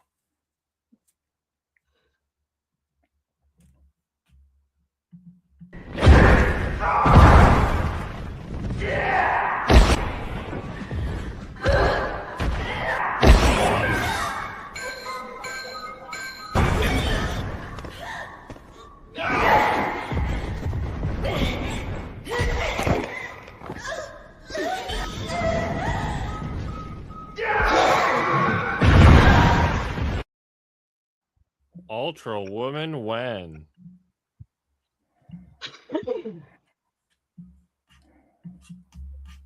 Pull up the Ultra comes.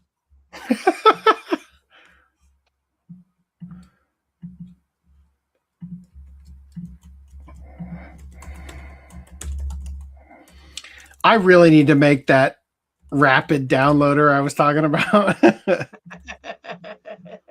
Oh, fuck. I don't want the small one. No, I want the full 4K. Holy shit. This AI is good. All right. I hope you guys enjoyed that. Here is the other thing at 4K resolution, even though you're going to watch it at 1080p.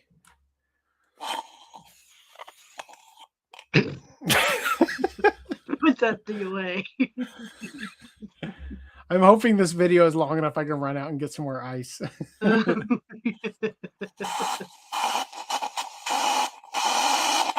put this fork in the freaking sink. It sure is great that you guys interrupt me. 15 seconds. God damn it.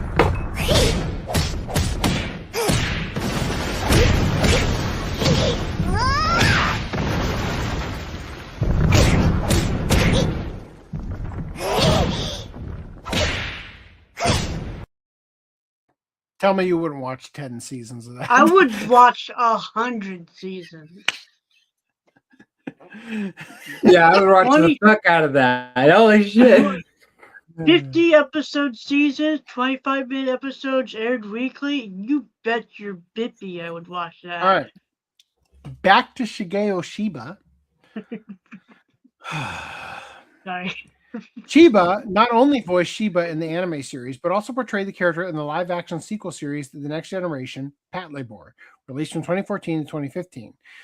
As of this reporting, Chiba is the only cast member confirmed to be reprising his role from the original series.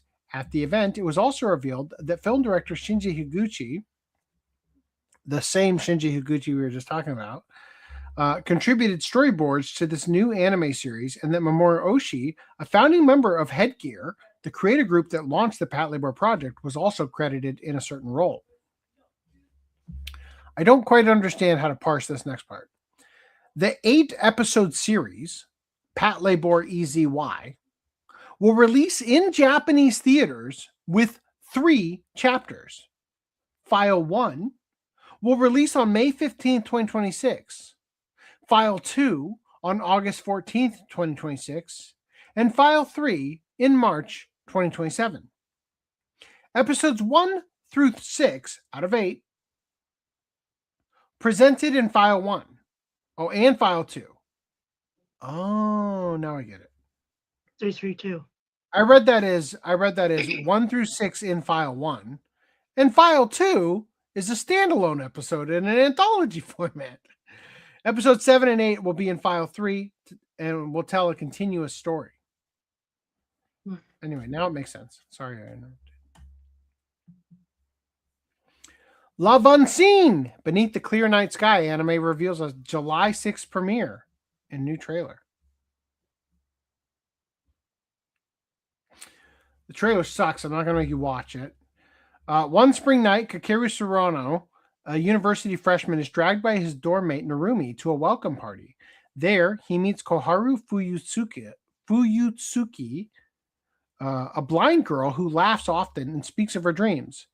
She's particularly the polar opposite of him. From the moment he picks up her white cane after class, the distance between them begins to shrink. "I want to see fireworks," she says one day. Those words carry a light that Kakeru gazes at directly for the first time. A girl who cannot see and a boy who has shut himself off. This is the delicate love story woven by two people searching for light. Meanwhile, Glasses with a Chance of Delinquent anime adaptation announced. A sweet romance manga about looking beyond a person's past to discover who they really are. Momose has always longed for a peaceful high school life.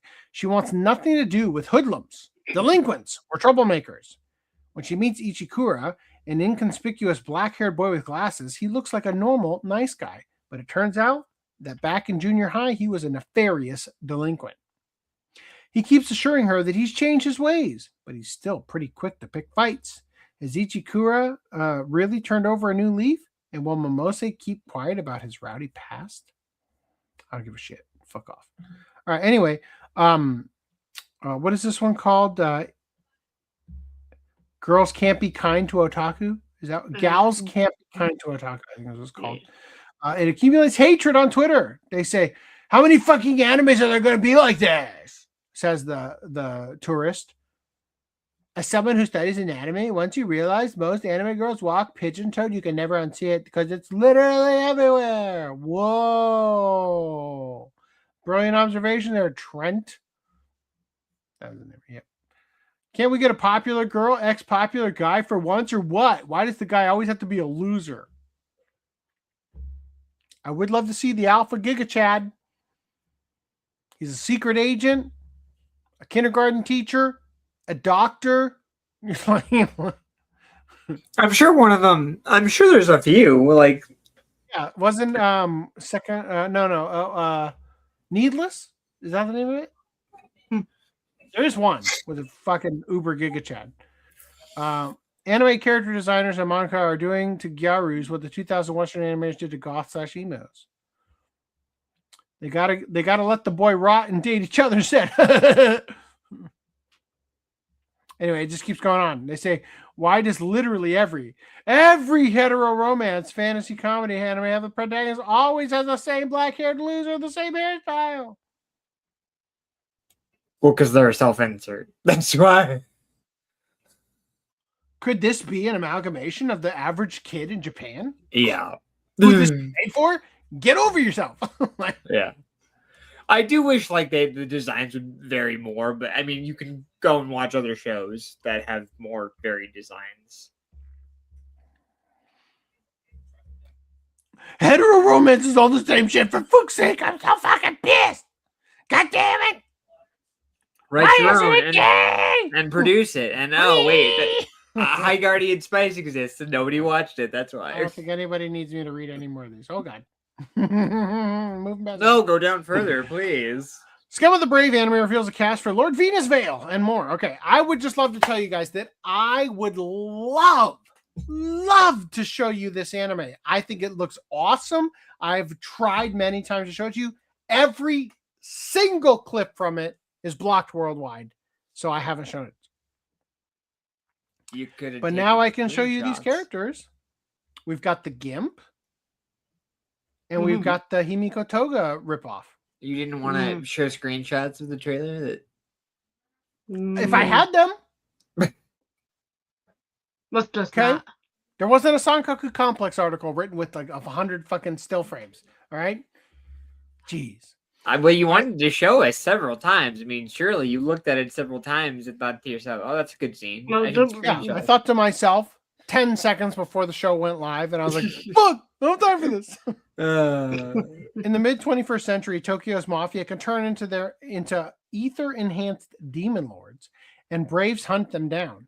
Yashiro, the Grim Reaper, reluctantly takes a new apprentice named Aki Jogamine, a high school girl trained to become a brave. He soon finds himself dragged into one troublesome case after another.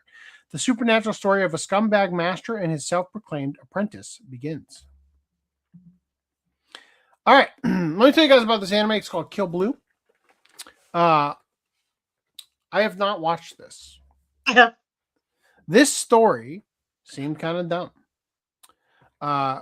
It is basically the story of Case Closed. If instead of a detective, he was an assassin. And the animation in the opening is so goddamn incredible that I am 100% going to watch this and make us watch it for a watch club.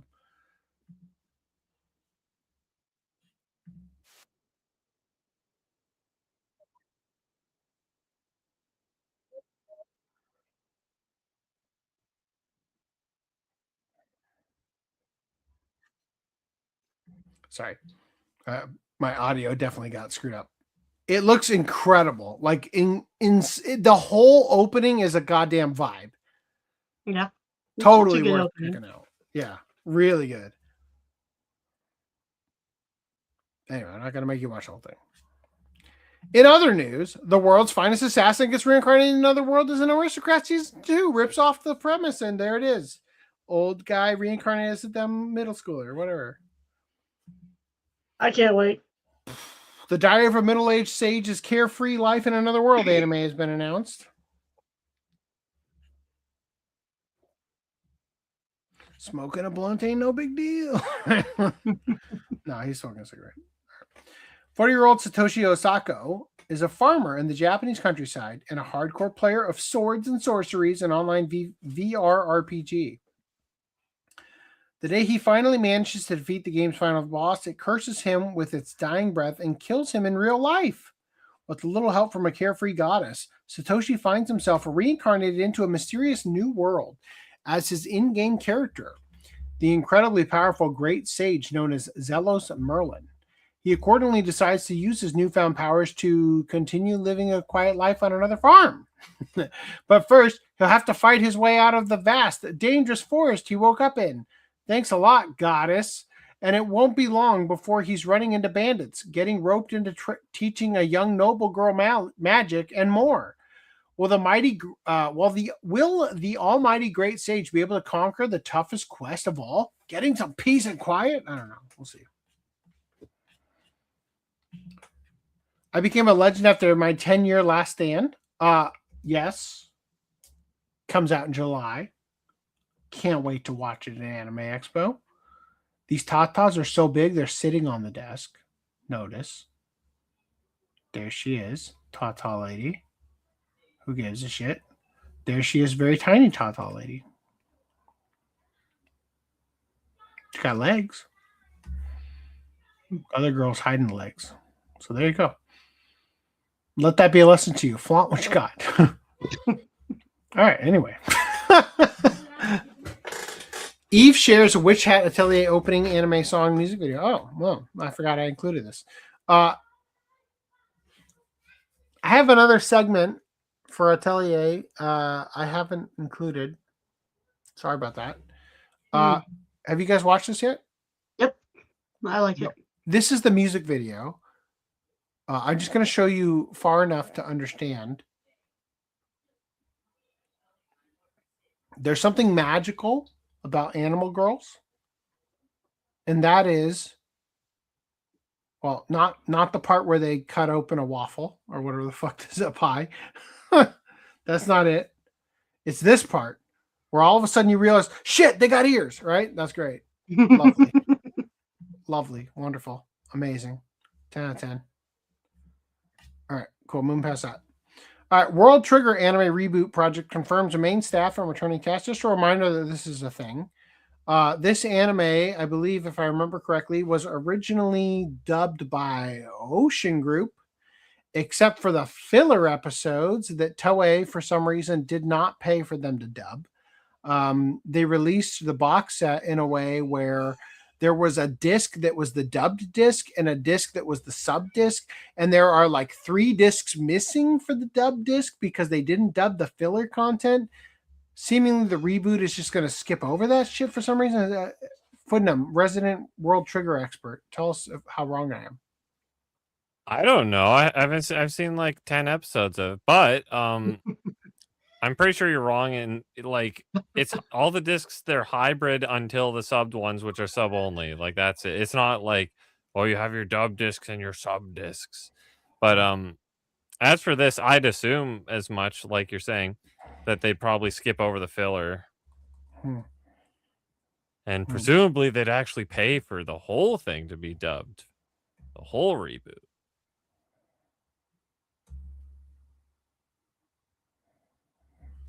Uno momento.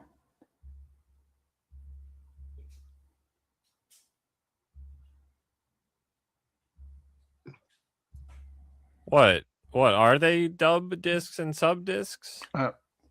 Don't know. So he talked about comments. It's 2 separate sets, 1 sub and 1 dub. 1 sub and 1 sub.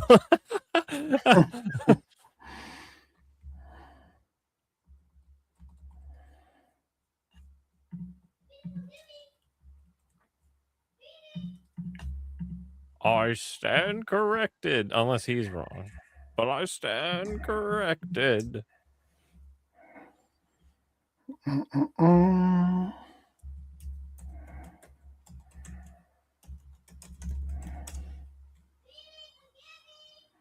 on, I'm trying to find out.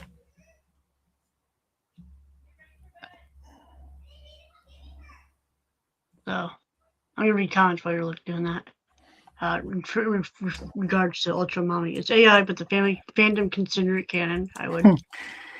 Ultraman does exist in the universe. Blue Rosie says Honey Lemon Soda is a recent best-selling shoujo manga featuring a popular guy bringing the quiet, insecure wallflower out of her shell, but shoujo doesn't exist to these people. Okay.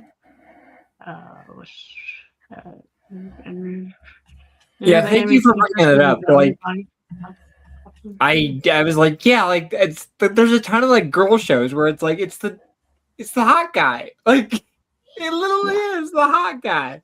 Or on High School Host Club, she's surrounded by hot guys. Like that's the premise.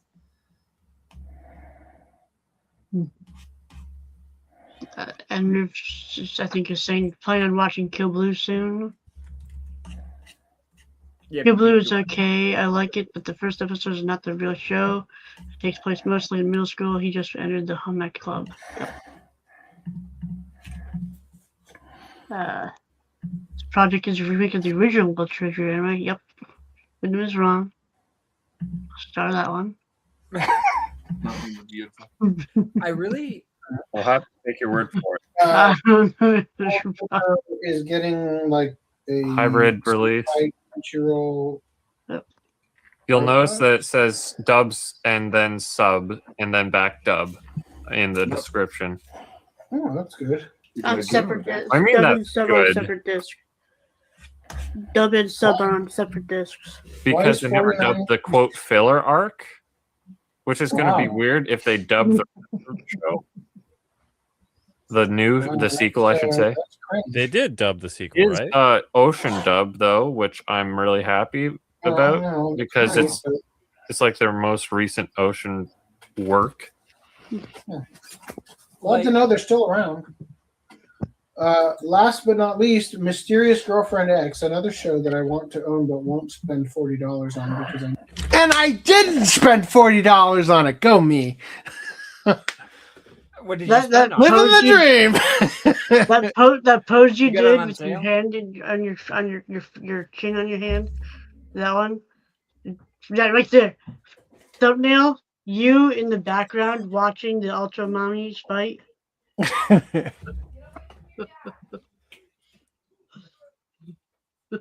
Remember when Ride Stuff was a thing? Oh God! Don't remind me. Can I give you a? Oh, it's right here. Can I give you this? No, they saw it already. They saw it already. Thank you. All right. That wasn't what. Yeah. Cool. Get out of here. Scram. Okay. Dub also the dub also dubbed the OPs. So that definitely wasn't the mic drop where we talked about the two different. That definitely wasn't the mic drop where we talked about the two different discs. Mic drop? But this one is, presumably. On World Trigger? Yeah. Well, it's also one of the most uninspired releases because you know what's in there? You got one set stickers? for the English and one set for the Japanese. That's they the one. didn't make like hybrid discs and just make 2 discs for when they stopped doing the dub and then come back with the dub. Because for those of you who don't know, they dubbed most of World Trigger Season 1. All right. I just sorry. Wow, I raped myself. Is this... Yeah.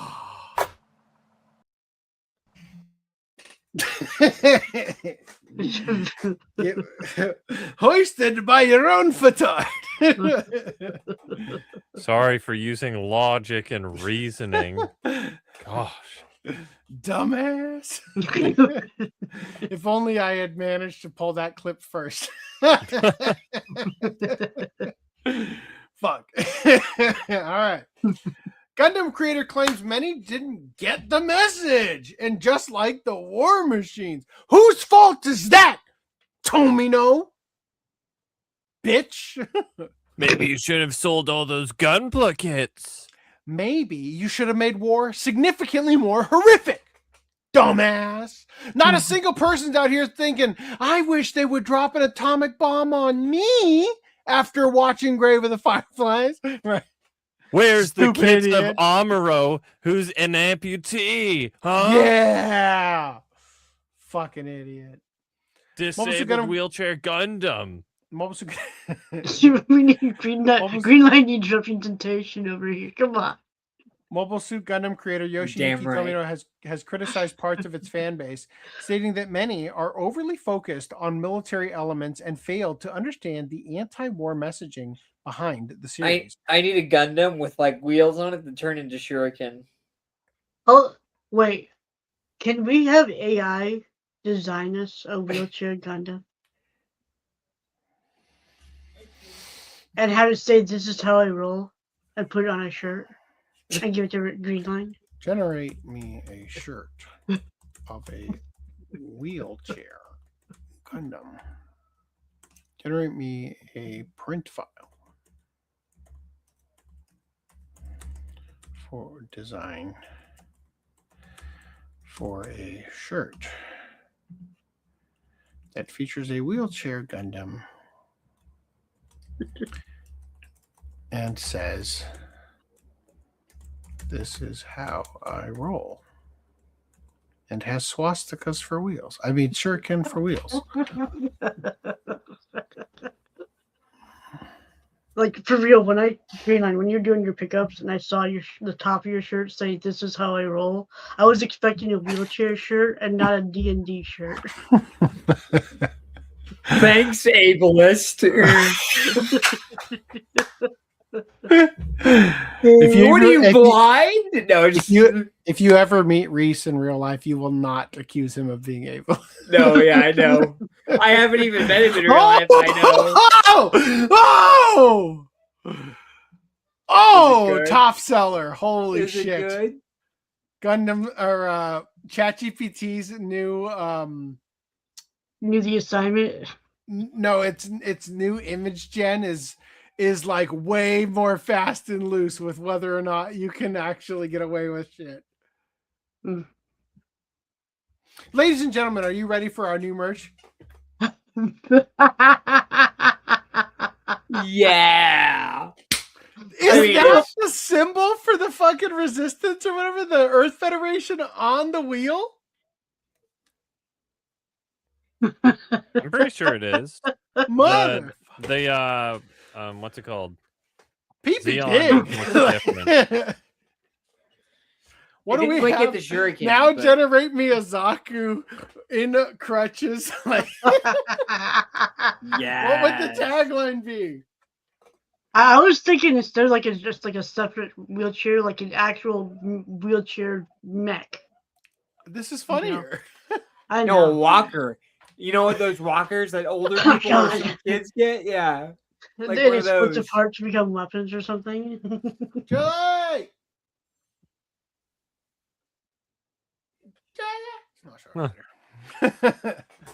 Wonderful. Well, That's you gonna be- could try something like this gets my Gelgoog lubricated. My Gel. Oh. Gelgoog is just an autistic name for one of the Gundams. The Like they Gelgoog? have some of the dumbest names. Like I'm there's gonna also charge your anus navel. the Zagok. Suck my Zagok. Okay. What was the quote from Footnote? I'm gonna door back off to this lake. Yep, there's multiple in that episode. Old Anyway. man chimes in. The Gundam wheelchair needs rocket propulsion and have a full Gundam in the chair. The pilot should also be in a rocket wheelchair. Yeah, just like in G Gundam, when they ride the Gundam horse, and inside the cockpit, they're riding a fucking real horse. And That's what I was kind of thinking. Instead of Gundam riding a real horse, it's on a Gundam horse. Instead of a real wheelchair, it's a Gundam wheelchair. I think it's fine. I don't. I could ask. Do a shirt that can be the companion piece with a Zaku and a what should I do? Walker or crutches? Walker. Oh, Walker, yeah. And a walker. Come up with a tagline and everything. Cool. Here we go. Here we go. Can't catch me. I'm the Zaku bread man. I don't know what's gonna do. Oh dear God. All right, anyway, did I? You just have to say I'll break your ankles. Okay. According to a recent interview, Tomino explained that a significant portion of the fan base focuses heavily on the military aspects of Gundam rather than its underlying themes. He expressed concern that these fans are more interested in the weapons, battles, and mechanical elements rather than the anti-war message he originally tried to communicate. You fucking failed, bitch. Tomino's perspective is influenced by his own experience, especially, by the way, especially when you make the bad guys of the franchise are the ones fighting for their sovereignty against the world fucking government. Fuck you. Okay. How about that, bitch? This is why I hate Gundam. Concerned the fans are more interested in weapons. Tomino's perspective is influenced by his own experiences growing up during wartime, which shaped his desire to create a story that reflects the realities and consequences of conflict. However, he believes that this intention has not been fully understood by many viewers. The comments highlighted a disconnect between the creator's intent and how the work is received, with Tomino suggesting that the message of Gundam has been overshadowed by some fans by its military aesthetic. While Gundam remains widely popular for its action and mechanical designs, Tomino's remarks suggests that not all audiences are engaging with the themes he considers central to the series, like having a wheelchair. No, I fucking hated 8th MS team, the way it was trying to preach the anti-war message, but then it wanted to do this Romeo and Juliet bullshit. That wasn't even believable. It was I am woefully disappointed that they did not quite come up with a new tagline like I asked. I guess it does have wheels. It still works. This is how I roll. With experience comes domination. I don't You know what? They do have a Zaku called Rick Dom, and every time I read that, the Dom is less like, I'm a dominatrix. I like how it's holding the walker, where one hand is gripping the middle part. Yeah. Anyway, does anybody want the "This is how I roll with experience comes domination" Zaku, or should we just make the "This is how I roll with the Gundam" positively handicapped? That's a classic. Who would buy that? Just a green line? Yeah. Do you know how much it cost me to list it on the store? $0, bitch. Fucker. I wear that to one convention. Everybody there in a wheelchair. You know what? My wife goes to Anime Expo in a wheelchair. She's wearing that shirt. That's how it's going to happen. Yep. We're going to sell so many. OCAPodcast.com/store. That's where it's going to be from now on. Remember, this was my idea, by the way. Do you think I won't share revenue from OCAPodcast.com/store? Oh, he'll share it. He just won't make revenue. That's it. You just won't pay out. All right, anyway. So, Gundam creator Yoshiyuki Tomino slams Japan as authoritarian. No, you didn't even understand what my message was, Baka. And also, the place we live, it's authoritarian. Because I've never lived in an authoritarian regime before. Mobile Suit Gundam creator Yoshiki Tomino sparked controversy, criticizing Japan's current political direction and warning that even democratic systems can produce authoritarian regimes. I mean, I guess I agree with you there. I do agree. I take it back. Tomino voiced concerns about Japan's political climate in a recent interview in magazine Animage, where he linked current trends to broader historical patterns. He stated that even without looking at examples like Nazi Germany, authoritarian regimes are often decided through elections. That's exactly what's happening in Japan right now. I totally agree. I disagree with you now. Because the authoritarian regime that you have is doing the opposite of what Nazi Germany did. They are welcoming the foreigners instead of getting them out. Right? That's exactly what's happening in Japan right now. A massive ignorant people is truly troublesome. He was also quoted as saying, in politics, there's no convenient person to whom you can just leave everything. Each and every one of us has no choice but to think seriously. I want Japan to take action toward world peace. Because Japan's the problem. Fuck off. Japan's like they're the leader of the world. Aren't you over there crushing Shinkai and Miyazaki, bitch? Come on. Get on with it. Time to finger blast. What's the thing? Time to finger blast the Gundam pussy, you bitch. Didn't we cover a story about that? Oh. Wait, hold on. Toby was he was the one who like advocated for panty shots and stuff in anime, right?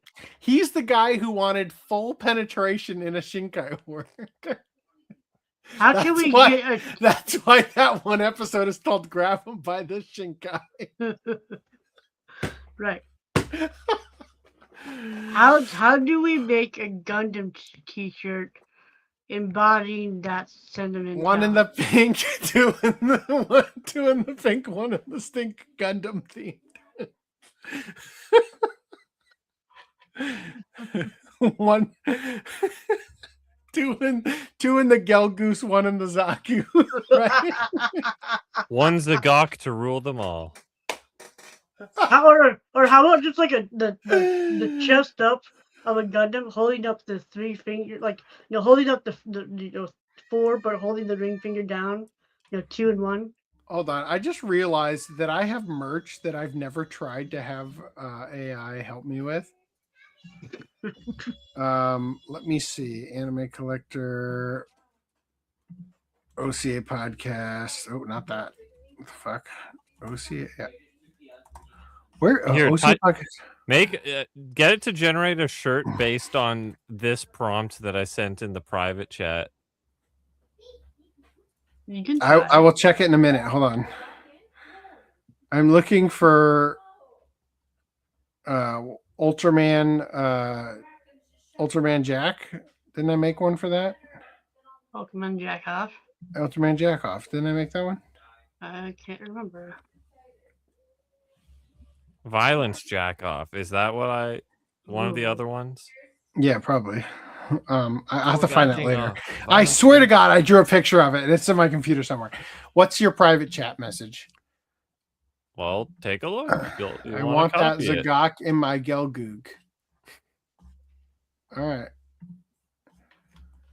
I hope it depicts the generate a one for the theme. I want that Zagok in my Gelgoog. Is it supposed to be capital G for Gelgoog and capital Z for Zagok? I don't know. It's a proper. Whatever. Fuck it. I tried it. It'll probably figure it out.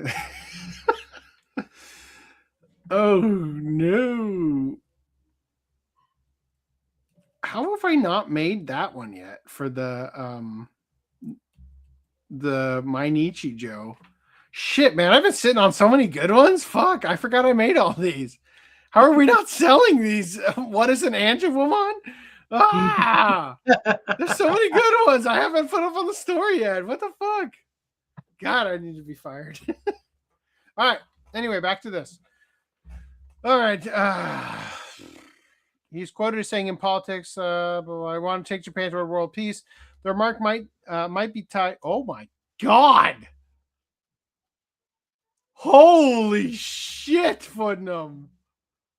I can't believe it let me. Oh. I got one. Oh my god! Oh, I got one too. Whoa! Is that one for the Velvet Room? Oh, the only problem is the fucking Zaku's finger is fucked as all hell. Oh! Wow. Yours is far more unhinged than the one I got. I don't think that's a Gelgoog, but that's the Zagok is the one being molested though, so I don't think it quite works. Maybe it should say on my Gelgoog. This is but this is the one I got. Oh. I want that Zagok in my Gelgoog. Holy I mean, shit. if you're Gelgoog, I mean, yeah, he is kind of in the arms of the Gelgoog. I guess that kind of works. Why does he have like a boat on his back? He's got a second set of hands holding that that arm up there. Is that the cock down there holding up the legs? Yeah, true. That's his Zagok. That is the canon understanding, so we're not going to edit it. Okay. That's the Zagok holding up The Zagok's held up by his Zagok. Oh, this is a gay robot one. Okay. I like how they color coded Zagok and Goku. Well, that's Char's Zagok. Oh, so technically that's canon. Oh. How are we not selling these? Gelgoog All right, is purple. audience, I need to know, which of these do you want? A, B, C, if I fix that one finger, or D? You want the D. All right. Reese, enhance. Make the prompt say having the Zagok being the one thrusting upon the Gelgoog. The fact that anime apparently is like nothing's holding me. Is ChatGPT's new image generator just the Sora image generator I told them to put in regular ChatGPT? Is that why it's good all of a sudden? I think it is. You guys have me to thank. Buy a shirt. Holy shit. Hold on, wait. Did you have something new or no? You're just. I need to finish reading this damn article so we can move on. This remark might be tied to Japan's increasing laxness on immigration and its announcement of arms sales to fund wars, much like another certain country. His comments tie into his long-standing focus on war and politics within Gundam, a franchise originally created as an anti-war narrative. Over the years, Tomino has frequently expressed concern that both society and audiences may not fully understand or carry forward those themes. Well, you fucking should stop eroticizing it, bitch. Seriously, dude. That's like making God of War and being like, I don't understand why they want to kill everything. Fuck off, dumbass. They want the D. I tried it and it wouldn't let me. It was like, wouldn't let you what? I just said, just replied to it. Have the Zagok thrusting the Gelgoog. And it said, we're sorry, but the prompt may violate our guardrails around nudity, sexuality, or erotic content. They're robots. And I'm out of generations until. Okay, I need to do like what didn't we have one planned for like Ora Battler Dunbine or something? I can't remember. The tall geese. I gotta chat. My chat right now is like perfect. So just give me all of your Gundam themed merch you've wanted, and I'll make it happen. Wow, ChatGPT is making me an SVG. All right. Japanese Twitter is sharing love for anime girl armpits. Did I say ChatGPT or Japanese Twitter? If I said ChatGPT, that would be weird. But Japanese Twitter is sharing love for anime girl armpits. I'm not sure what I said now. A Japanese Twitter user has generated attention online after sharing some screenshots of anime girls exposing their underarms, a rarely explored fetish that many find fascinating as it accentuates the female body without directly focusing on women's assets. The Twitter user recently succinctly shared some screenshots while saying "must see" for armpit lovers. Oh, damn.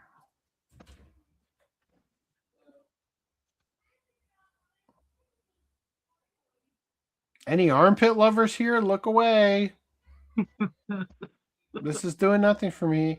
Acquiring almost 1 million views in a couple days, it seems many others perhaps share a similar passion for this non-lewd zone of the female body. This is further supported by the fact that commenters shared other anime armpits they found equally stimulating.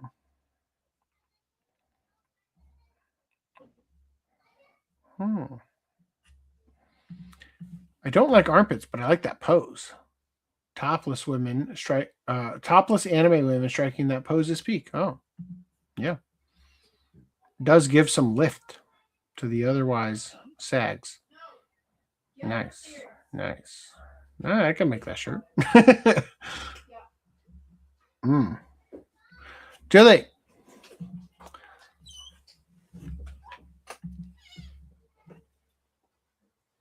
Who is that? Gundam. Why is he in a wheelchair? This is how I roll. Will you wear this at Anime Expo and sell 1 million copies? Brad, I'm gonna get killed. Why? Or canceled. You're in a wheelchair. Yeah, I'll Okay, see. You're right. You think the Gundam fans are gonna The cancel realization. I'm always cold in the exhibit hall. Chloe? There's also this one. I didn't like it as much. Yeah, I like this. I can't show the other one with Chloe. Chloe. No. Listen. Leave, John. I've been trying to get her in bed for an hour. I'm about to smack butts. She just threw herself on the floor. Before I accidentally turn off the light, I'm gonna show you. You want to flip it off and flip it back on so that light changes color? Yeah. White light. Good night, Chloe. Watch your fingers. The food you made was super amazing that you were able to make it so quickly and good. It was an idea I bought all the ingredients for a while ago. I would have another one right now. It's in the fridge. Yeah. Sorry. That's all right. This one's animated. I didn't do it. No.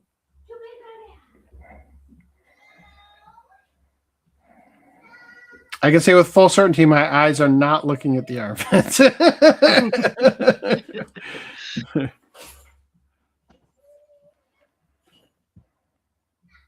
Oh my! Oh God! Look at this miraculous shot. All right. Anyway, there you go. Now that we're all completely flaccid, Faku blames payment processors for censorship and considers legal action. So you guys will recall we covered this a little while ago. Chibi had tweeted out that Faku has contacted him and told him about the recent censorship on their site is thanks to payment processors, and they sent out these DMs saying that they will introduce an alternative payment options, and they are legitimately trying to fight it legally in the future, referring to the payment processors and shit, right? So, Anime News Network has put out this article. Adult manga publisher Faku addresses payment processor issues, investigates additional payment options. The founder and CEO of adult manga publisher Faku announced in a statement on Saturday that it is looking into adding more payment methods for users in the midst of its ongoing discussions with payment processors. It is investigating implementing crypto, prepaid cards, and a dedicated point system. The platform will also reinstate comments and reviews on the website in a limited form. The company also gave a statement on the broader industry trend of online platforms encountering difficulties with payment processors and restrictions due to controversial content. FACO revealed a longtime payment processor partner terminated the company's account without warning a few weeks before Christmas. The company cited a fundamental misunderstanding of what anime and manga actually are, as well as new AI compliance systems as the cause. The company added, in the case where issues have derived from a misunderstanding of what manga, anime, and hentai are, it is working to educate those companies and payment processors that it works with on the specifics of Japanese media in our industry and how do they relate to FACO. Yeah, well, listen, MasterCard, you just don't know what hentai is. Let me tell you about it. Like, it's art. It is an advanced form of art. Like, FACO confirmed its belief in freedom of speech, stating it believes all anime, manga, and hentai are a protected form of speech, regardless of whether they are available on FACO or any other platform. FACO stated it will never impose censorship on any creators we work with and asked readers to support organizations like Comic Book Legal Defense Fund. Manga Planet closed its digital platform on March 31st, 2026 due to various circumstances like recent restrictions from payment processors and the changing online landscape. Manga Planet is shifting focus to its print releases through its label and Futekiya imprints. Manga Planet had announced in January 2025 that payment method provider Stripe would no longer make payments on Manga Planet due to R18, restricted 18 plus content, on the subscription service. Manga Planet's account with Stripe was suspended and banned. Over the past few years, numerous sites and services in Japan have had to disallow payments from various services such as Visa and MasterCard due to customer payments being refused through these services, such as sites included but not limited to NicoNico, Melon Books and Toranoana, DL site, which also disallowed American Express, Fontia, Manga Library Z, and Fanza, among others. So they did say here, AI compliance systems are the cause, right? So AI is apparently running through and flagging FACO and other places on the behalf of payment processors to flag them as things that aren't good for the brand or whatever the fuck, right? Meanwhile, in Russia, I think foreigners should know how things stand with licensed manga in Russia. It hasn't always been this way. It's the same with books. They just paint over the text. And in movies or cartoons, they cut out certain scenes or change the plot. Damn. Wow. Imagine. RIP Russian comrades. All right. In games news, Capcom's Pragmata has hit 1 million sales in just 2 days. Released April 17th, 2026 for PlayStation 5, Xbox Series X and S, and PC, Pragmata is a brand new IP set in a near-future lunar environment. The game follows astronaut Hugh Williams and an android girl named Diana as they navigate the world controlled by AI. Now, by launching across multiple systems and quickly expecting support to include Nintendo Switch 2, with that version set to release on April 24th, the company positioned the game to reach a wider audience from the outset. Reese, when did you get yours? Well, the first one showed up on April 17th. But that was just a bag, like an envelope. The one I actually did end up getting showed up on the 19th. On the 19th. Is that before or after April 24th? Somebody fucked up. 1, 2, 3, 4. A couple days before. Before. Right? Yes. Yeah. Fans theorize wholesome parent simulator game Pragmata is Japan's attempt to fight the birth rate crisis. It's fucking working. Fans have circulated a theory that Capcom's science fiction game Pragmata may be an effort to improve Japan's declining birth rate. The idea has spread through online discussion spaces and gaming communities. It interprets the game's character dynamics and settings as symbolic rather than literal. The theory really started gaining traction when fans began focusing on Diana herself. She's not just an android. She looks and behaves like a little girl, which immediately changes how players view the dynamic. Instead of just a gameplay mechanic, the relationship starts to feel personal and paternal. Some players have pointed out that the astronaut doesn't come across as just another partner or teammate. I think they mean android, not astronaut. But more like a protector. Wait, no, I'm sorry. The astronaut must be Hugh. You're guiding her, keeping her safe, and in many ways stepping into a quiet father figure role. I have a hard time agreeing with the sentiment, only because when you die in game, you come back to life and she's just derping around like, oh, there you are. Like, you're the one who's in danger, right? She doesn't seem to ever be in danger. However, there are aspects like in the second level, she like chases after a cat and almost goes over a railing and ends up getting killed, like, you know, falling thousands of feet and getting crushed or whatever. And you prevent that from happening. So there's that, I guess, right? You're guiding, keeping her safe. Was an actual gameplay. It's a cutscene.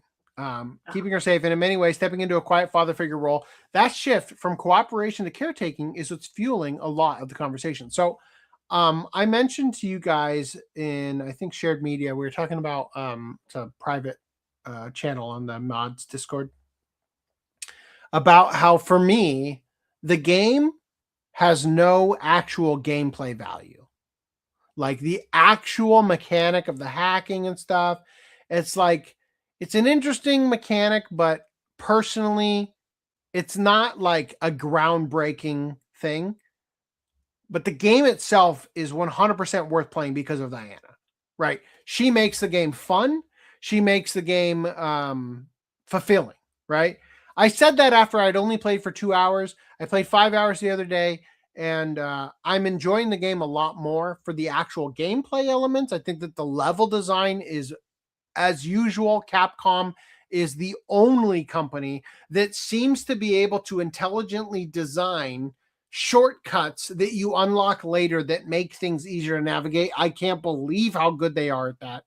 And overall, I've been legitimately having a blast. I really enjoy playing the game.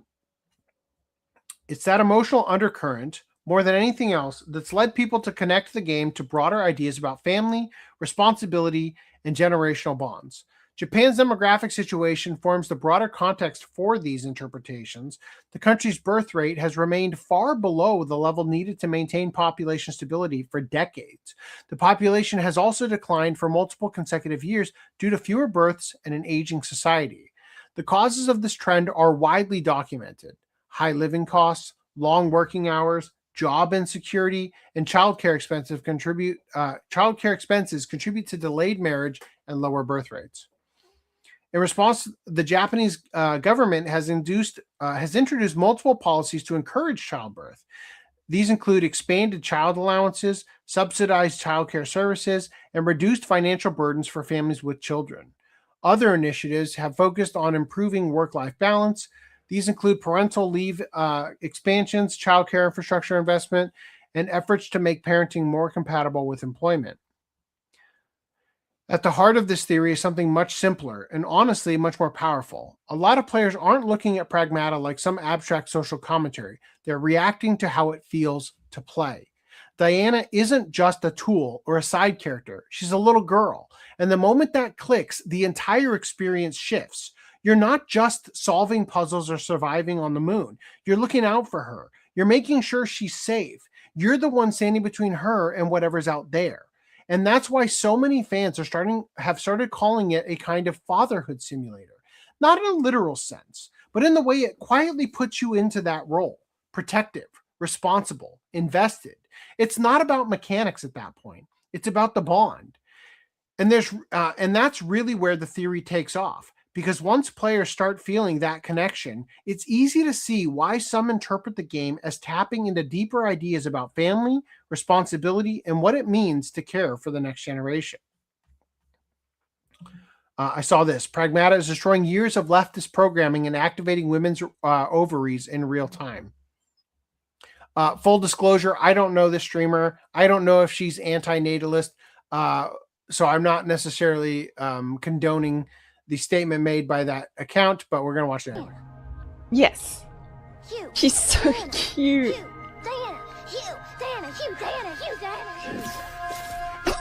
Helmet on. Diana? Diana. just puts his helmet on. He's like, mid-conversation, I'm out.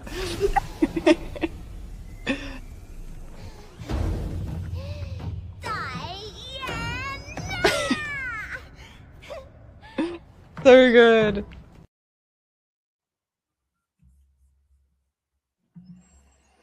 Kangman Lee says, you have to realize how insanely effective pro-family baby propaganda is in deprogramming feminists. More of this in games and movies, and never feels forced because it taps into the raw, visceral, very human desire for all of us to have children and build families. Literally, the reason that society is degrading right now is because we aren't moving towards a future for our kids. Everybody is looking at a life that is only about self-fulfillment. But when you actually focus on building a future for your children, that's when society changes and becomes more beneficial for the world at large. I also want to share, do it for her. I thought this was great. Okay, I'm starting to get it. And then perhaps, oh yeah. So the Pragmata official Twitter says, hack complete. Hi, everyone. It's me, Diana. I'll be posting here for a little bit. I'm so excited to learn about Earth from you all. Let's play together. Okay. So like they have it, like their Twitter account's been hacked by her. Right. I saw this. Oh, this is hilarious. Capcom made not one, but 2 parenting games in 2026. This is parenting done right. Pragmata, the dad simulator. Resident Evil Requiem, the mom simulator. And then perhaps the best thing. Let's see, where is this? I guess it's this one. Okay. The name of love, I can't remember, but it's all right, all right.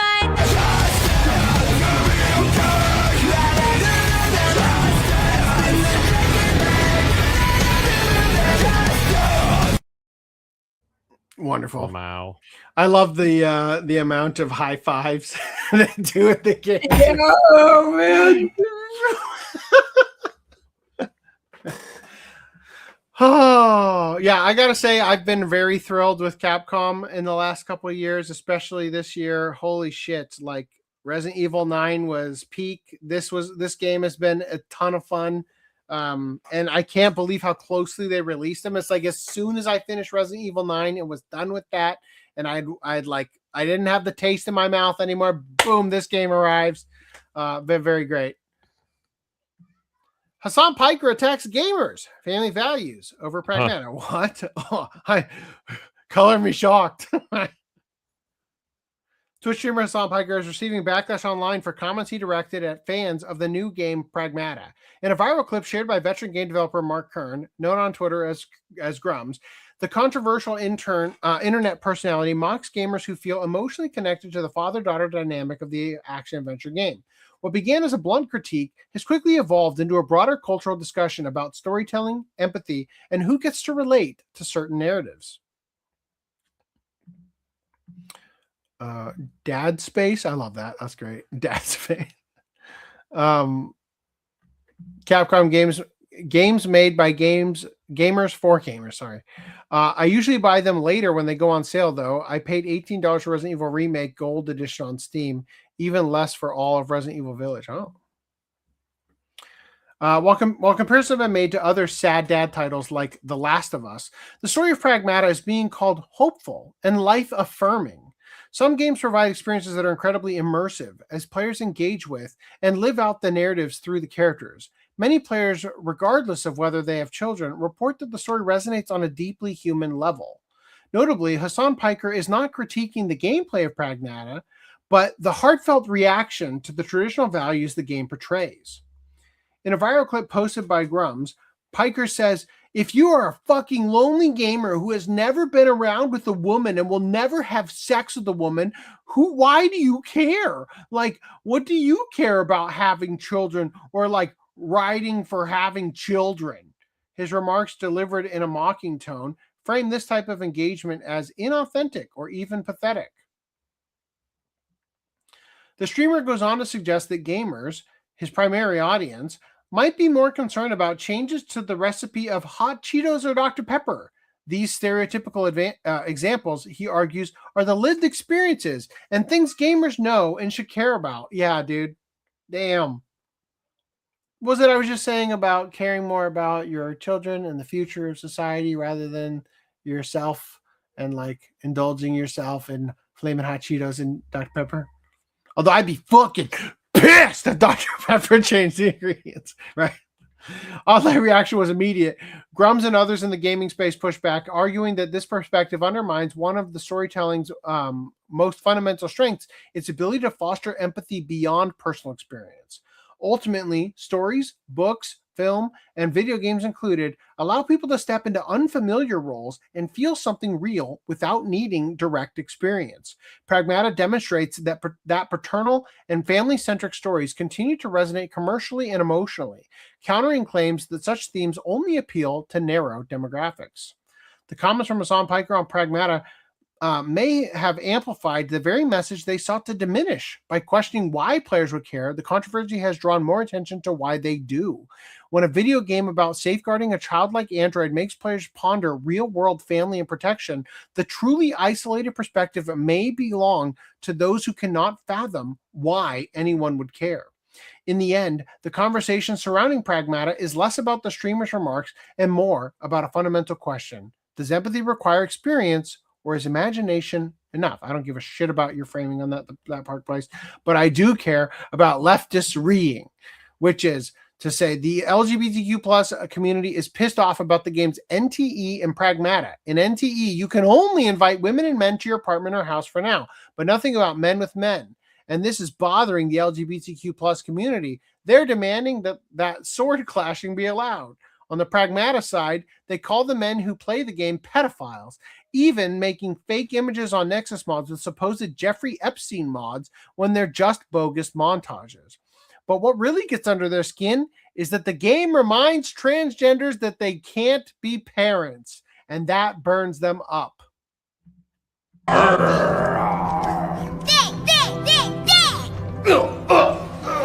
got me.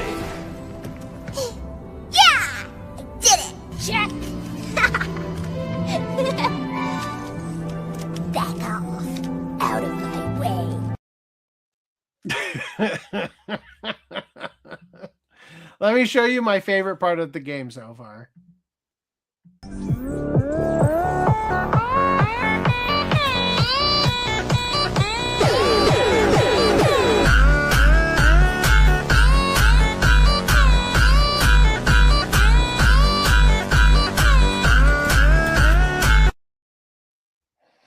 When I unlocked that song, that's not the song in the actual game, but when I unlocked that, the song that makes her do that dance, I was playing with my son, and I said, "Damn, I wish my daughter was here because I know for a fact she would start doing that dance." And then my daughter came home like an hour later, and I played the song, and just as predicted, she started doing the exact dance, spinning around, doing exactly what Diana does in that when that song is playing.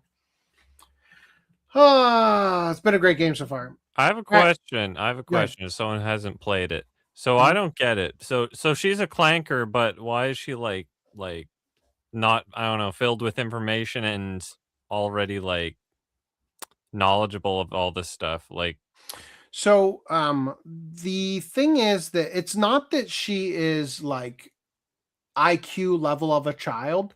It's that she so the game takes place on the moon, and the character Hugh is trying to get back home, and Diana was an android built on the moon to override the EDIS system or whatever of artificial intelligence, and she's never been to Earth and wonders what it will be like to get there. So the childhood wonder largely comes from her getting to experience things from Earth. And that's how they sort of bridge that gap of she should be knowledgeable and intelligent and competent enough. But, you know, like the way that a machine looks at things is very simplistic in the sense of the directive.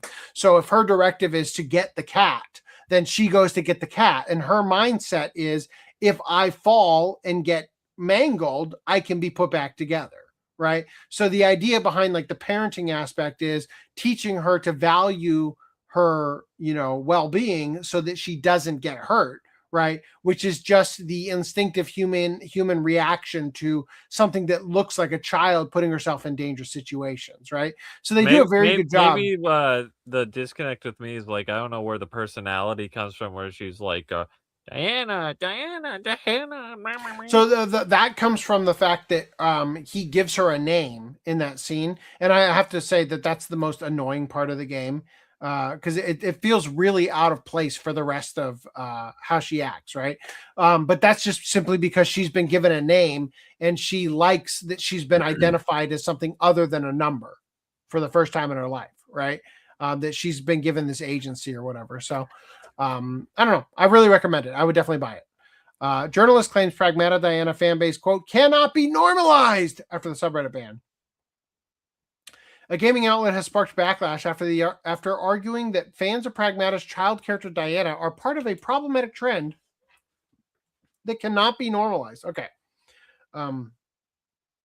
Pedophiles do exist. And because pedophiles like children, we just can't have children anymore. We can't. Goodbye, human race. Yeah, because Super Hitler likes this or that, we can't have the thing that Super Hitler likes, even though Super Hitler loves oxygen, right? Like, we just have to end the human species because of Super Hitler, right? Like, that's effectively the argument that they're making. A recent article from The Gamer has ignited controversy by claiming that the fandom surrounding Diana, a child character from Pragmata, represents something that gaming cannot allow to flourish. The piece frames the situation as part of a broader cultural issue, arguing that discussions around the character has become increasingly normalized in ways the author finds troubling, despite the character being fictional. The spark behind the discourse appears to be the banning of a subreddit dedicated to Pragmata, reportedly due to users posting adult-themed content involving the character. The article also uses the incident to broaden its critique toward the fanbase in its entirety. Notably, the author admits to not having actually played Pragmata, what do you know, instead focusing on perceived themes, particularly the familiar protective father figure dynamic between the adult protagonist and Diana. This trope, which has appeared in numerous games over the years, is characterized in the article as a form of outdated or questionable power fantasy, despite its prevalence in critically acclaimed titles. This criticism should not be surprising, as activists in the West often attack normal masculinity and fatherhood, something that has dissipated greatly, all the while pushing backwards feminism. I've got another post I want to pull in here. I just put it in. I can't remember if I put it in here.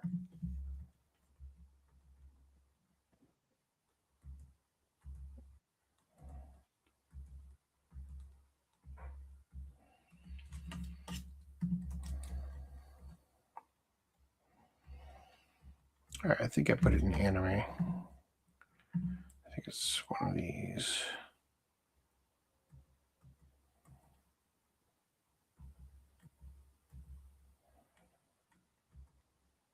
No? All right.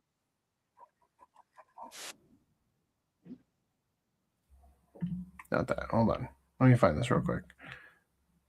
Not that.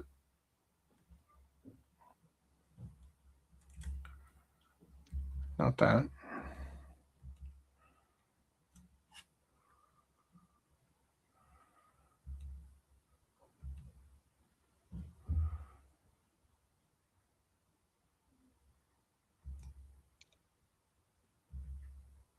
Shit, man. Hate it when I just had it. Fuck.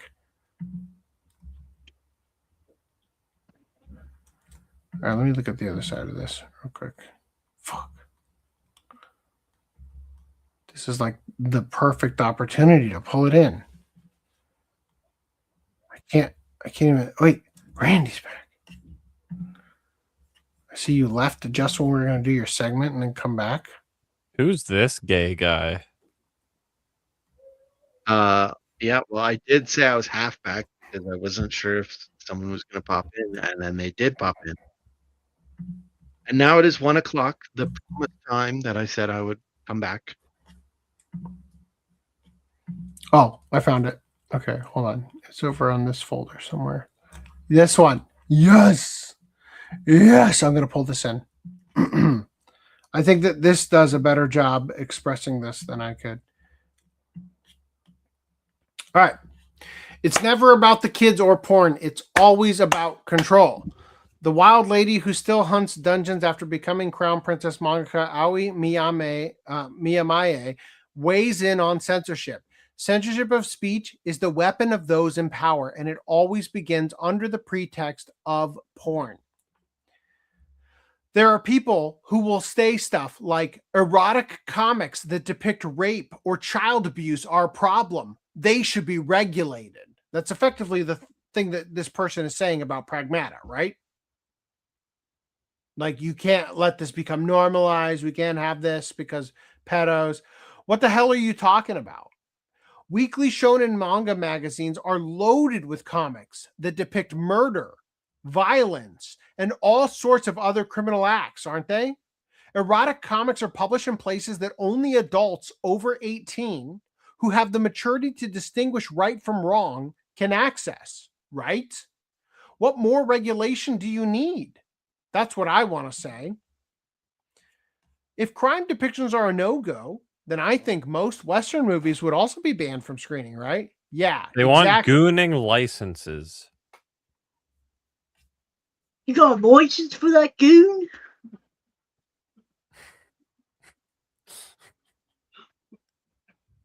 Nut. Where have you been, friend?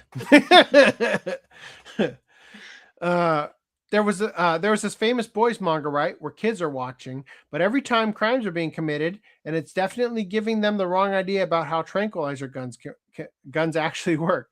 If we had that instant acting tranquilizer gun, there'd be more cases where we could avoid having to kill the bear.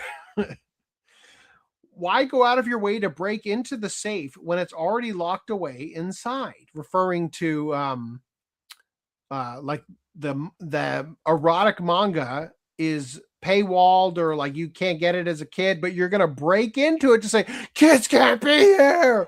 You know, they go out of their way to chop it apart with an axe and shout, "Don't show me something so filthy." In the West, people that say that usually are activists, CEOs of Western companies, or politicians. The reason they do that is use the fight against fiction to take out freedom of speech, control internet and citizens. And the worst, a lot of them we discovered was involved in crimes. Censorship of speech is the weapon of those in power, and it always begins under the pretext of pornography. Of course, if those people making a fuss like that succeed in regulating erotic content, the next target will be depictions of violence or crime, no doubt. That's their usual tactic. Concede one step, and they'll demand 2 or 3 more. That, in the end, criticism of the government is prohibited. No, I don't know where that is. We're not going to include that. All right. Anyway, the director of Pragmata is the same person who pushed for Jill in Resident Evil 3 to have less sex appeal. Yet he's also the one who proudly made this Bayonetta sketch. I would like to try Pragmata because of the father-daughter theme, but this is disappointing. Nothing wrong with OG Jill. She's definitely better looking, but I think the pants are better, personally. This is a thing. This exists. There you go. Moving these over here so I remember to put that back in. All right. Neil Druckmann has commented on the video game Pragmata. I don't know if this is a real quote, just so we're clear. All right. This seems so absurd that I can't believe it's actually real. Quote, I believe this story would resonate much more if the main character were a fatherless woman who lost her girlfriend from a God's chosen country and who teaches the android Diana how to survive on her own. That's powerful. Who lost her girlfriend? I mean, yeah, it seems really absurd, but then again, what he did in The Last of Us 2 was utterly ridiculous. It seems too on the nose to be real, but who knows? I've also seen speculation. So far as I know, this is the only time I've seen Hugh's face. And there is speculation that is actually the face model that they scanned to play Wesker in Resident Evil 4 Remake. Like, it looks just like the actor who they scanned for that role. All right. Meanwhile, Capcom tweeted this out. We're not done with 2026 yet. Resident Evil Requiem out now. Monster Hunter Worlds. Is that what that is? What does that say? Stories. Monster Hunter Stories. What does that say? It's Stories 3. Okay. Monster Hunter Stories 3 Twisted Reflection out now. Pragmata out now. Onimusha motherfucker. It's out next. I can't wait. Oh, goddamn. Yes.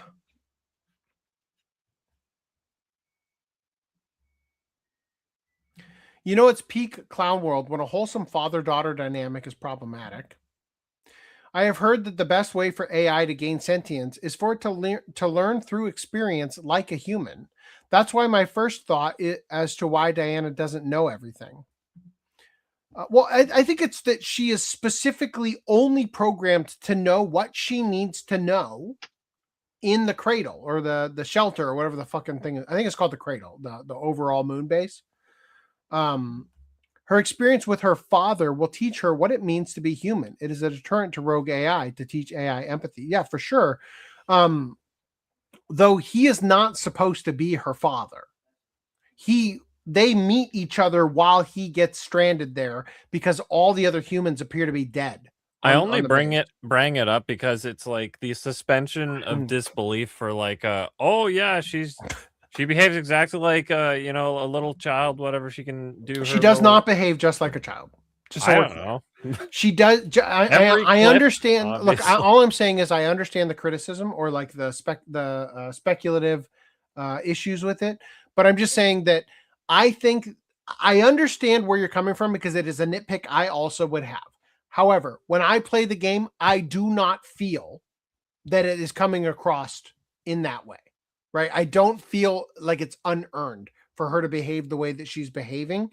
I think that the story is progressing at exactly the right way for it to justify her behavior and for it to not feel forced. I just hope in the finale it's not like, oh my god, the AI is reacting and whatever, it goes rogue, you have to kill her or something like that. My favorite part is that the character 8 is about to show up where I go next, and I just like the idea that I'm gonna have like a collection of daughters in my harem of lollies, like the guy from Shield Hero, right? Don't clip that. All right. Meanwhile, Pokemon Power World clone Pikmos pulled from Steam with controversy-free rework promise. Is that a pedo bear? You're gonna get taken home. Wow, he gets captured this time. I'm gonna get you that little twink butt link. I've heard you look fantastic in that Gerudo outfit.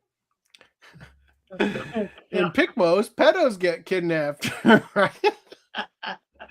All right. While many believe that Pikmos is flaunting a similarity between Power World and Pokemon and fucking Breath of the Wild, it seems like the publisher isn't a fan of the controversy. The monster taming clone of the two games has claimed that they want to make a controversy-free rework after Pikmos was pulled from Steam. Yeah, well, that's why. Game renaming announcement: the evolution of Pikmos. Dear players, since the beginning of the development, we have been dedicated to building a unique and profound ecological world. To better align with our branding identity and lore, our title is officially changing to Show More. Great job. Surely they're going to tell us in the body of the thing, right? Early Week developer Pocket Game. Pocket Game. Pocket Pair, Pocket Game, of course. Game Freak, yes. Come on. Announced that it was changing the name of its survival crafting creature collecting game from Pikmons to Pikmos. We dropped the end for inclusivity. Oh. Even with the slight name change, the game shared quite a resemblance to Pokemon and Power World. And with the legal battle between Pokemon and the seemingly cloned Power World, Pikmos was heavily criticized upon release. It seems like the criticism was so heavy that its publisher, Network Go, decided to pull Pikmos from Steam completely, with an update that they'll be taking a more active hand in the development. Quote, we've heard your feedback regarding the removal of our Steam store page and want to clear things up. Network Go has officially intervened in the development of Pikmos. We'll be supervising the Pocket Game team from a player's perspective to ensure the game keeps getting better.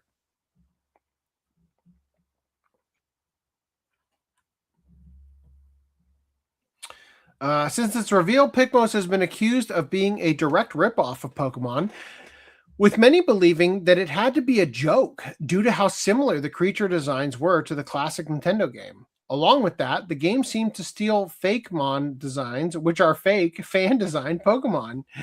In the comments from Pikmos' post regarding the rework, one commented a picture of one of the Fakemons that Pikmos is accused of stealing, asking, will we get a response from the publishers regarding this stolen art? Pikmos' account replied, saying they're currently gathering information. I mean, come on. That one was the one. Jesus. Like, you go to the cover, like, photo or whatever, that's one for one. They one for one. Look at it. It's fucking right there. Look at this Charizard with extra steps. Furry Charizard. Pikachu. Lucario. I mean, seriously. That's not Pikachu, although that it's kind of a mix between Pikachu and this newer like Pika clone. No, there's this, I forget its name, but there's this like fucking the Pomeranian one or whatever. No, it's not a Pomeranian, but there's this new Pokemon. Not in the Pomeranian one is yeah. That's from Pal World, right? Yeah, I'm saying. What's the the Pomeranian one? one Is is that like? What's the one in the back? Is that like Xerneas or Zexal or? No, that's one of the legendary dog Yeah. things from Diamond and Pearl, I think. No, not Diamond and Pearl. Black and White. Was it Black and White? Yeah. That's like Cobaltion or something. And then there's, Link with an assault rifle riding on. I do think it's Or funny is it- that they chose Lucario when Pal World already bootlegged Lucario with Anubis. Cabalion is the name. Close enough.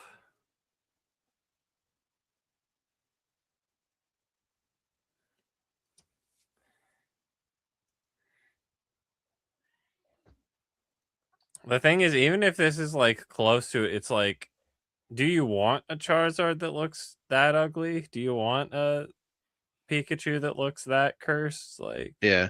So if you look up Pawmot, Pawmot, and then mix it with a Pikachu, that's what that is, like 100%.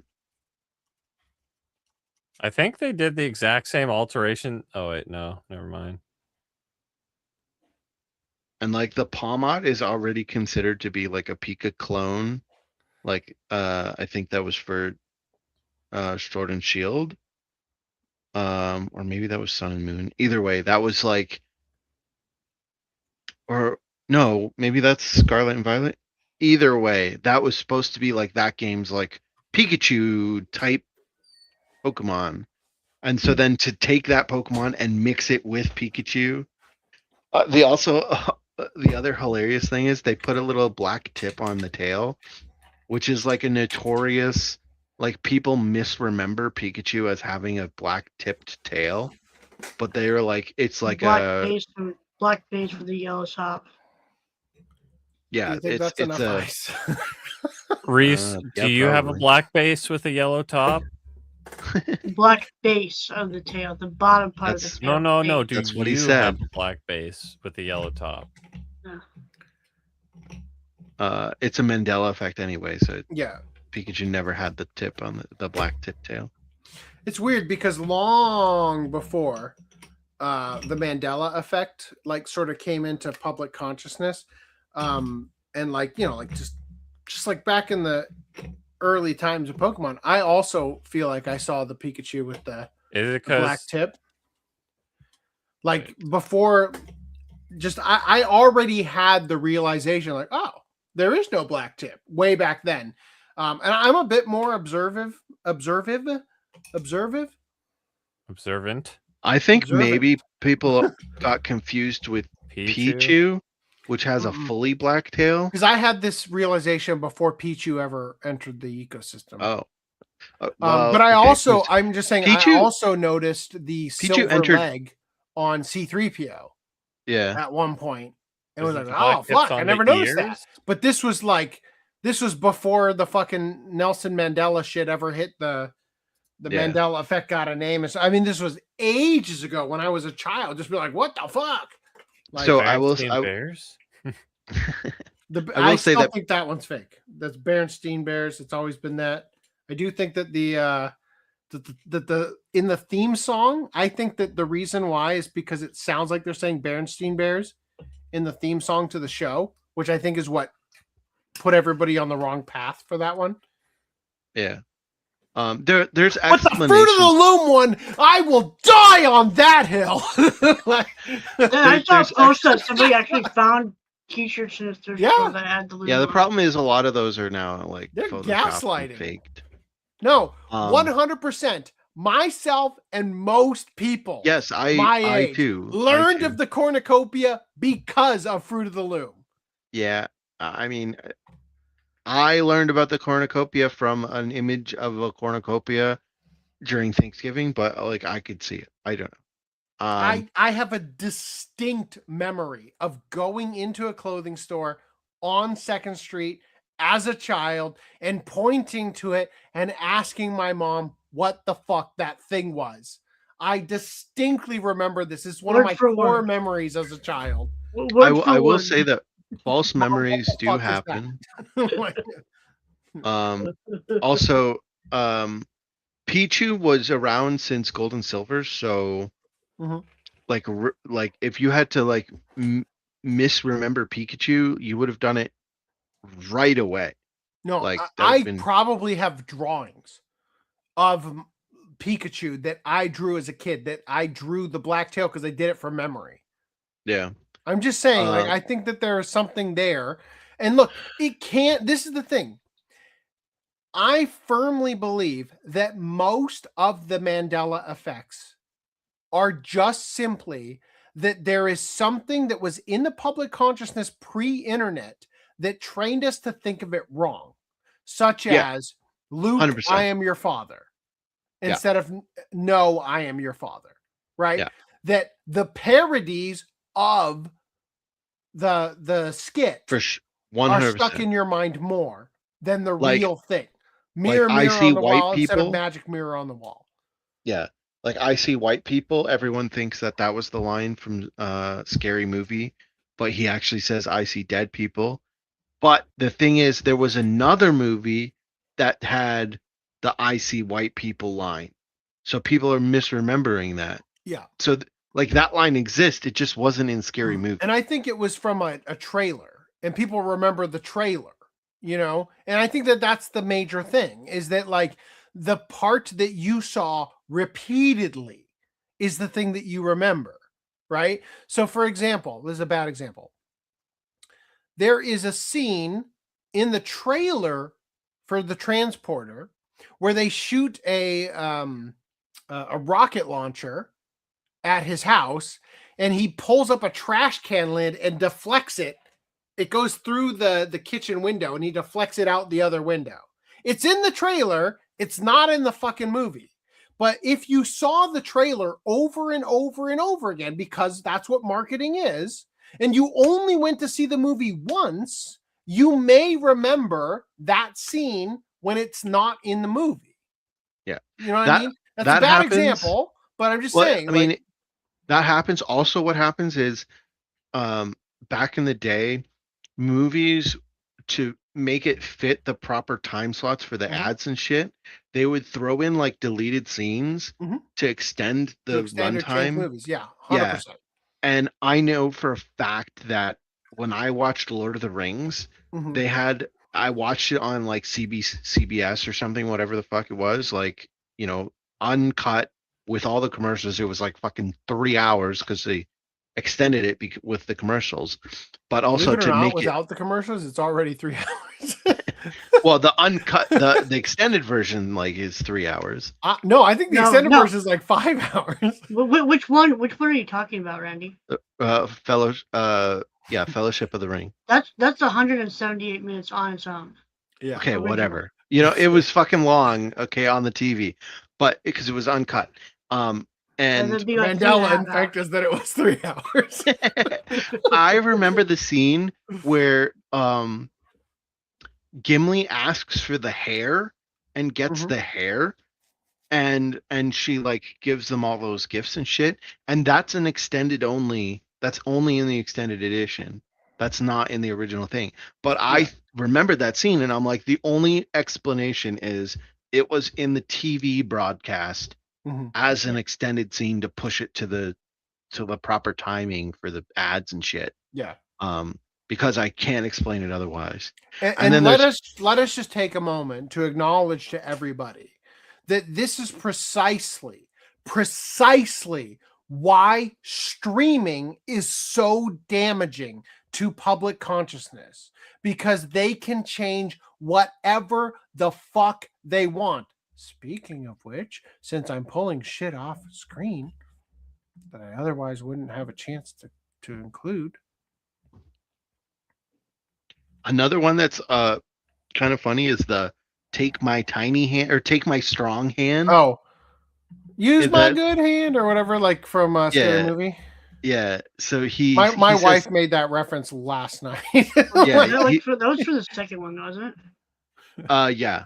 He the line is actually take my tiny hand, but he says like he says something like, no, you have to grab my strong hand. Take my tiny hand. And then later in the movie, or at a different point, he's like picking up a bag and he's like, this is my strong hand. And so people have like mixed those two lines. And so then they say like, take my strong hand. But it's not actually what it was. It's just people misremembering things. Or, there's a meme where I've seen that where it's like, take my strong hand, and it's that scene where like holding out this figured hand. Yeah, well, that's the misremembered scene, right? I don't ever want to watch. I don't ever want to watch this movie, but I think for science we need to watch club it, because my wife and I were watch party it because we were just talking about it the other night. Scary Movie 2? Yep. Oh yeah. I mean, I would like to start with Scary Movie 1 and then stop at Scary Movie 2. And then when Meet the Spartans comes into the chat, I will literally murder all of you if you make me watch it. Scary Movie 3 is still okay, but after that, I haven't seen any of them, but I saw Meet the Spartans, and I was like, to this day, I wonder to myself, why didn't you just leave?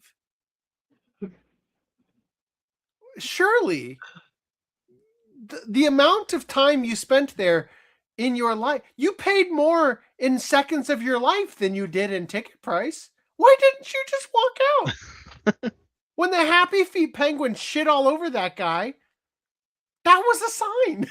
Get the fuck out. I don't think I saw. So you haven't seen the Epic movie? No. Oh, God. The Pirates of the Caribbean song was like my school's anthem. We're the Pirates of the Caribbean. Isn't that from The Lonely Island? No.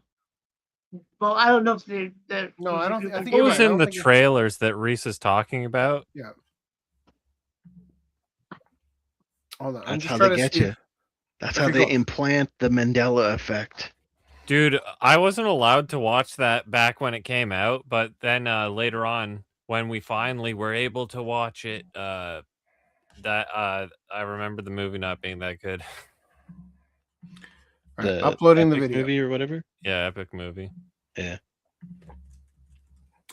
There was a naked girl in it, though. Yeah. All right. Kevin Sorbo says old shows are being shortened for streaming, and you're not even realizing it.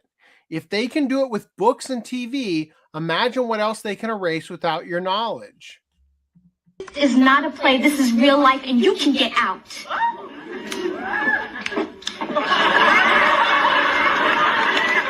Christine, call me if you need me. Or my cane. Please get the money. can even sneak off somewhere. Justina wasn't what it looked like. There you go. We were rehearsing Joan of Arc. I don't remember Joan of Arc kissing They split anybody. up. You show me in here where Joan of Arc kisses somebody, then we have no problems.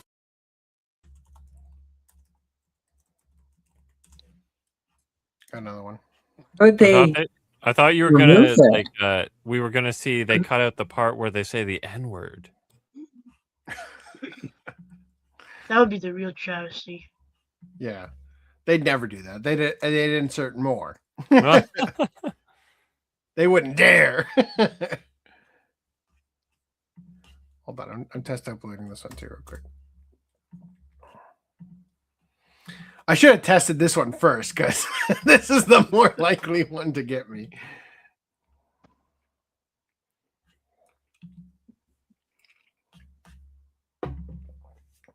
I never thought I would be covering this in games news. Yeah. That's why you Another big one is the I think it's Risky Business where Tom Cruise like slides across the floor and everyone thinks he's wearing sunglasses, but he's not.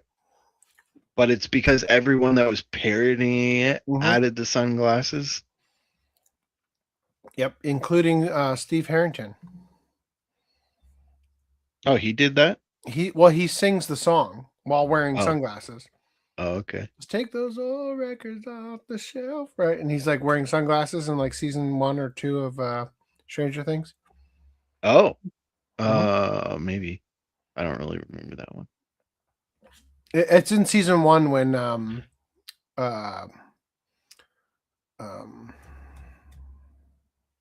why can't I remember her name? Nancy. When Nancy is pissed at him and he's like just charming her back. Oh yeah. Yeah. All right, just testing this. I'm gonna upload it as a video so it's ready. It's so great to have these podcasts where I can just fucking close the shit out of some tabs. Okay, cool. No restrictions. He said, not knowing if it's true. Okay. This isn't a Spanish dub exclusive thing, by the way. Maya, who, as a reminder, has dwarfism, is censored in every version on Disney Plus. Genuinely abysmal that 1, this joke was written the way it was, and 2, that no one seemed to catch how easily it could be misinterpreted. Ridiculous. Here's the original Fox broadcast on top and the cut Disney Plus version.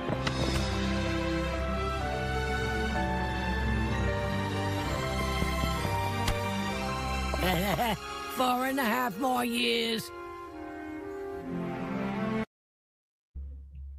Whoa.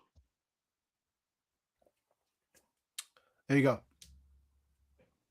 I don't get it. I don't. His daughter, right? Mo's daughter. I don't. She has dwarfism. Okay, like, but I don't get it. Like, I don't know. I don't. If it's his daughter, like, maybe what's to get is that they censored it. Yeah. Anyway, all right. Now I'm glad that we got that. All right, Nintendo's being sued by players over tariff refunds. This is hilarious, actually. Yeah.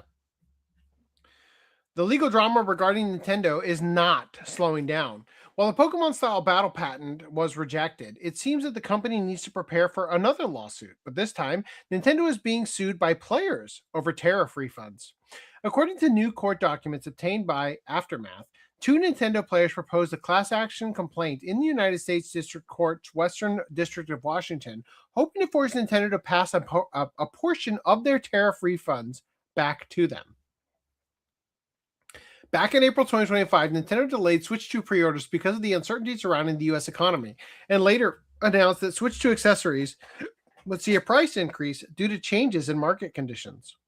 However, in August 2025, Nintendo increased the price increased the price of the original Switch, with the Switch Lite increasing by $30, the Switch increasing by $40, and the OLED becoming $50 more expensive. This was due to U.S. President Donald Trump's decision to impose tariffs. Now, following the court's ruling that global tariffs were illegal. They never said that it was due to the tariffs.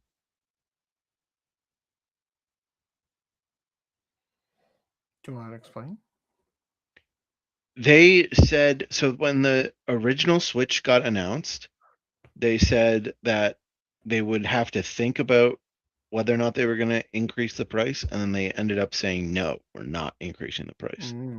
But only for the Then, Switch 2. For the Switch 2, Yeah, correct. but then they increased the price for everything else. They might not have Later, said it was the tariffs.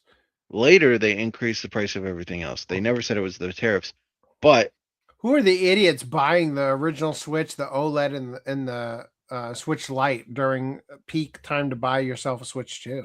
yeah, well, and that's the thing. Like, I Especially think when that you can it's, buy the used Switches everybody's selling, you dumbass. What the fuck? I think the bigger issue for them was the RAM. Yeah, prices the AI. skyrocketing. Yeah, 100%. I totally agree.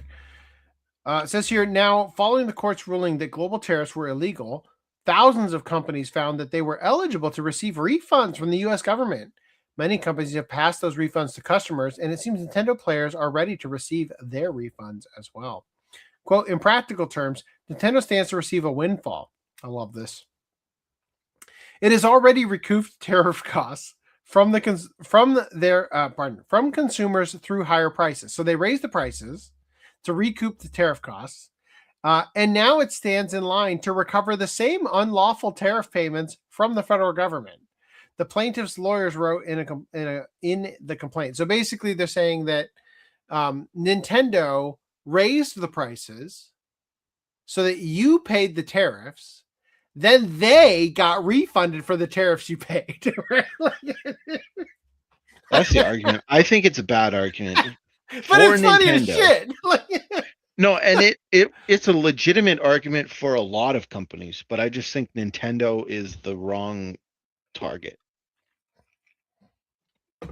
Because they could have raised the Switch 2 and said, oh, the tariffs, like, we got to raise prices. And then, What about everything else? Pardon? But what about everything else? What about raising the prices of everything else? Yeah. Is that what you're saying? Yeah. Like I said, I think a lot of those prices were raised for the DRAM shortages. Although I will say that the Amiibo, specifically the Amiibo, and the controllers, those you could probably have a good argument that was the tariffs. Because I know they got price increases. But what I'll say is, there were some companies that legitimately just forwarded the charge. They were like, here's a line item tariff. And for those people, I think that they would have a very strong argument, at least, for saying, like, look, you got the refund. I want my refund. There's the line item. But for people like Nintendo, where they didn't purely pass it on, and it was more just like baked into the price, if at all. And with the Switch 2, I think they just ate the whole thing.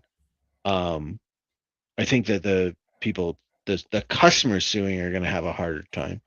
And I think I might be wrong. I'm not 100% sure, but I believe when it was announced that Nintendo was suing the government, I was correct in that suit would get tossed. And I don't know if I don't know if I'm 100% correct, but the government put out a system, and this is what I said at the time, is that it would be handled through a system. It wouldn't be handled through the courts. So I'm not 100% sure if that case got thrown out, but I'm pretty sure it should be either withdrawn or thrown out, because they now have like an easy application system where companies can go on and just apply to get the refund now. So I would imagine that this would be the same deal, whereas if the customer can prove that they paid the tariff, then they could probably apply for that that refund through the government portal. Yeah. But the lawsuits just in general about increased prices, because there's so many other variables like the increased prices of RAM and just chips in general. I don't see them going forward. Old man says cornucopia images were used every Thanksgiving in school. It That's would what have I'm been the saying. first thing you saw when walking into class. You know what? Kindergarten. Yeah, I get you. I hear you. I have a distinct memory of the sweatshirt. I get you. I hear you. You're Just wrong saying. though. I don't know. It was on that damn logo. I know it. Look, I could have get you the made shirt I AI had in do grade one. incredible things. Maybe I got to just build a time machine. I don't know. Then we can find out for sure. All right, I'll take you guys on a journey. I will. I'll come back in nothing but that ugly '90s teal blazer with the pink, right? The purple and teal, and the cup with the zigzag crayon drawing on it. I wonder if other countries have the same memory of Fruit of the Loom, or if it's a phenomenon mostly within the United States. Leave that poor multi-billion-dollar corporation alone, Nintendo fanboys. Yeah, I think it's funny too. According to the two Nintendo customers, two of them, count them two. If Nintendo has received refunds on these tariffs, it will essentially be making extra money due to the price increase throughout last year. Unless restrained by this court, Nintendo stands to recover the same tariff payments twice, once from consumers through higher prices, and then again from the federal government through tariff refunds, including interest paid by the government on those refunds. God damn! They also better have receipts for original Switches, brand new, during the time that price increase. Like just before they filed the lawsuit, they better have gone and bought a Switch, because not a Switch 2, because we know that they didn't increase the price for that. The Switch or accessory, I suppose, but still, they need that receipt. Otherwise, that's 100% getting thrown out. Get fucked. All right. Moving these over here. Okay. This next topic, it was shared.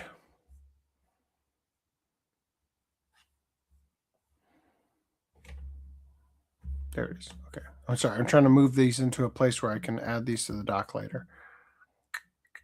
All right. This next topic was shared. Former PlayStation exec Shuhei Yoshida says he was fired after top boss asked him to do, quote, ridiculous things. The article, literally none of the articles that use that term tell you what those ridiculous things are. But I think we can imagine based on Sony's track record.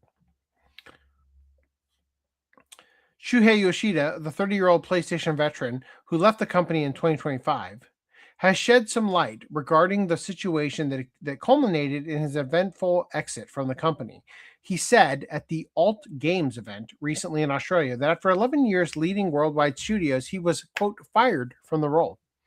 As reported by This Week in Video Games, Yoshida said he was fired from that job in 2019 in part because he refused to listen to PlayStation's top brass, Jim Ryan. He retired in 2024. Jim Ryan wanted to remove me from First Party because I didn't listen to him, he said. He asked me to do some ridiculous things, and I said no. Herman Hulst, the co-creator of Killzone and Horizon Studio Guerrilla Games, succeeded Yoshida in that role, with Yoshida taking over as the leader of PlayStation's team heading up support for external independent creators. Quote, everybody in the company knew how much I loved indie games, he said. Quote, I really enjoyed the role of promoting and evangelizing indie games. Yoshida previously talked about how he had, quote, no choice but to take the new indie-focused job at PlayStation because it was either take the job or leave. Ryan reportedly gave a mandate that Sony Studios build live service games to capitalize on the trend. And this was said to have upset a number of developers. The blame apparently fell on PlayStation legend Connie Booth, and she left the company. She now works at EA. Sony was at one point planning to release 12 new live service games, but the company later halved its expected output. While Helldivers 2 and the MLB The Show series have been called out by Sony as bright spots for its live service releases, the same cannot be said for Concord. That game launched in August 2024 and had such a troubled launch that Sony shut the game down and closed the studio. So what ridiculous things was he asked to do? Could it have been put pronouns in your games? Do this bullshit, right? Like, probably. Following that, Sony implemented a system with, quote, more rigorous and more frequent testing to help avoid another Concord-like failure. Sony's latest live service release was Bungie's Marathon, but the company has not yet shared any details about the game's performance. Sony's next earnings report will be released on May 8th, at which time the company may provide new details. Yoshida did not elaborate on what those ridiculous things that Ryan asked him to do might have been. However, Yoshida previously said he would have resisted Sony's live service push if he were in charge. Yeah. Bullshit, man. Good. So Jim Ryan bought the studio that made Concord, and Concord was like underwater, and he bought that studio for some weird reason because he thought Concord was like their next like Lord of the Rings. I think he said it was everything on Concord. Yeah, I think he compared it to their Lord of the Rings, if I remember correctly. And there's also the Fair Game or Fair Games, whatever. That game's still in development hell. That's the one where you are a team of thieves, right? Yeah. Not to be confused with what was the black person one? Looted or whatever, relooted. I don't remember that Oh one. God, where you play as a bunch of black nationals who steal back artifacts and give them back to the African continent. To be fair, though, that was like some indie dev thing. That was not like a giant game. But yeah, so the Fair Game. I heard that they recently did a play test and they still can't find the fun in the game. Like, I don't know how long you want to put money into a dark hole, but like, I don't think it's going anywhere. Yeah, the whole idea of like just let's make 17 fucking live service games where the whole thing with live service games is like you have to be the top dog that's stealing everyone's money, otherwise you're not making money. So why are you going to flood the market with live service games? You know that they're all going to fail. At best, you'll get one good one. At best.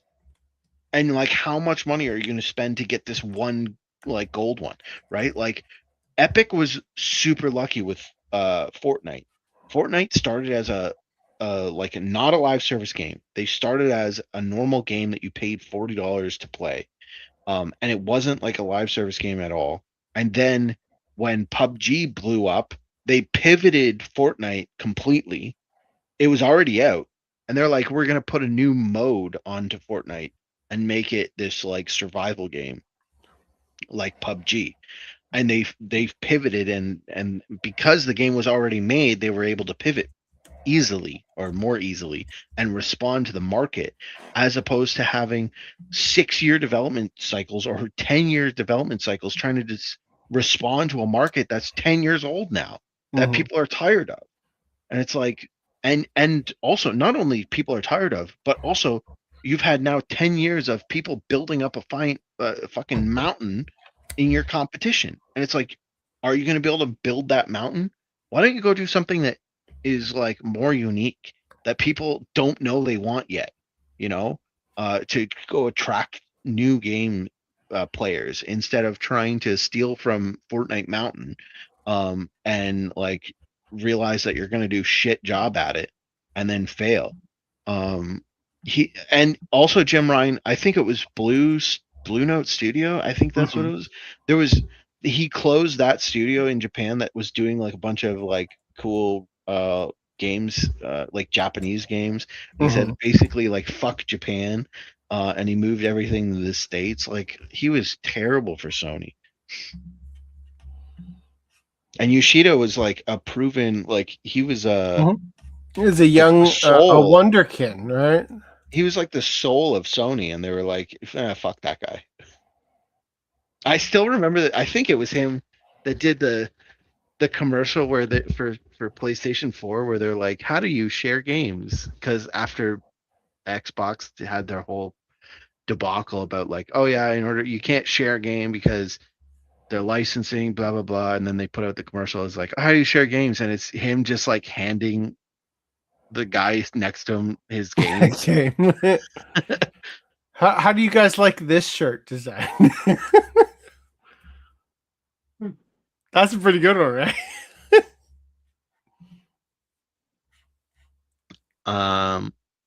I wouldn't wear it, but sure. Oh, you weren't here for these. This is how I roll.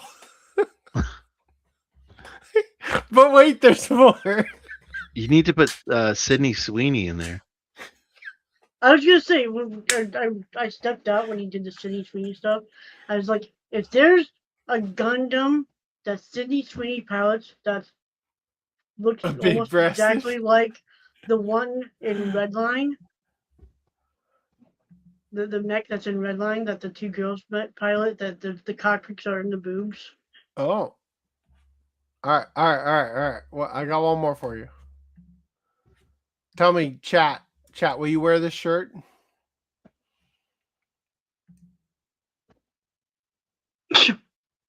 Char did nothing wrong, probably.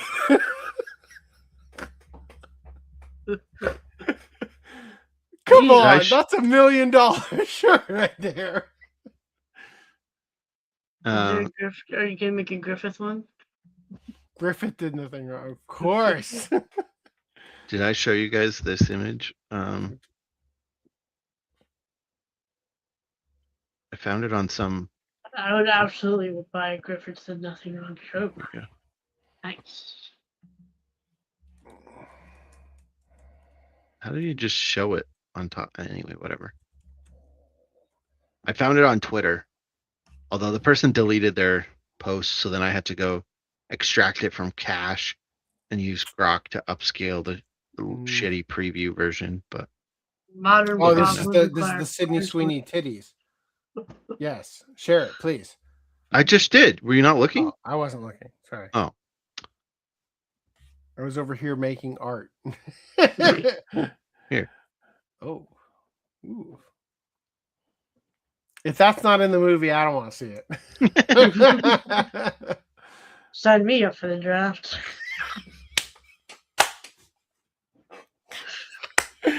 Oh, that's the tagline for the Sydney Sweeney. Send me that image right now. I don't think you can put her on a shirt. Oh, this is no good. This is no good. This is no good at all. Okay, hold on. That one sucks. Hold on.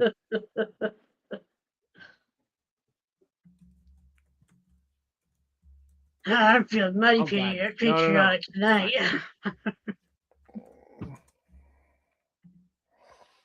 All right, this one sucks ass. I'm going to show it to you anyway. Chad, let me know if I should sell this. Oh no.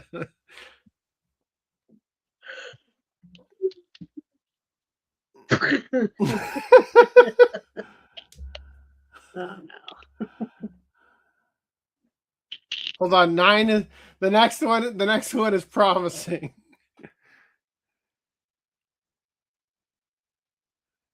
Are you using Grok for this or No? or ChatGPT? ChatGPT's image generator got updated. We were talking about this when you weren't here. I think they actually did what I said and put the Sora image generator in ChatGPT. Yeah.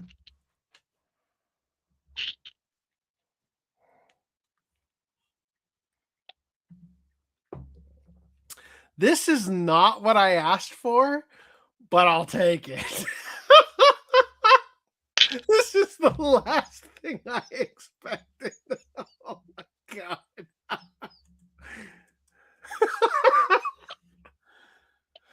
Oh, war crimes, but make it fashion. The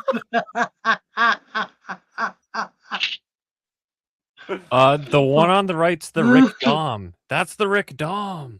Nice. Look good. Destroy colonies. No justice, only victory. Wait. Ah, fuck. Oh, that's good. Overthrowing governments, dropping colonies, breaking hearts. Zionic couture. Oh, I love you. God, this is so good. The image generation has reached the tipping point. Hold on, I gotta see what other options. I know a friend who's in the Gundam who would definitely wear that shirt. There's also I'm just here for the funnels, emotional support Haro. Oh fuck. Here, send me the Sydney Sweeney one. Dude, you need to make anal brads out of Haros. Discord. Oh.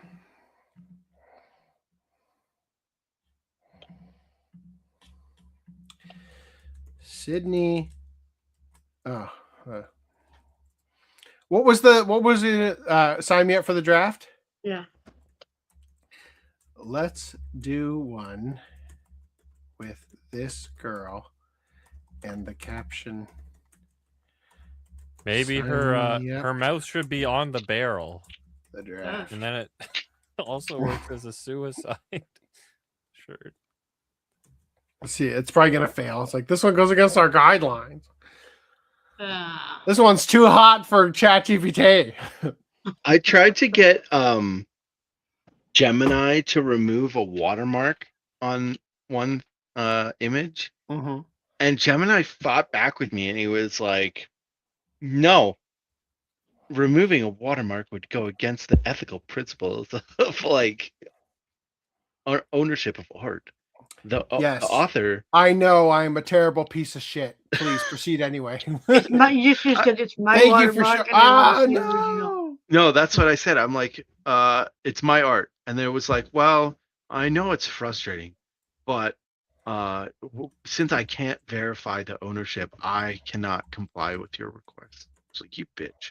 Grok would do this if they weren't being annoying and make it paid now. If I still had free Grok, it would do it. Maybe that's what I should tell it next. Grok would do this. I thought that's what you were saying. I thought Grok would do this for me, ChatGPT. I guess I'm going to Grok. It's like the phone companies. You just say, well, I think the other company, they'll give me the deal I want. Hold up, I can bargain with you. I will add an additional Let's not be watermark. too hasty. All right. Whoa. Everybody, I need you to calm down. Where the fuck is it?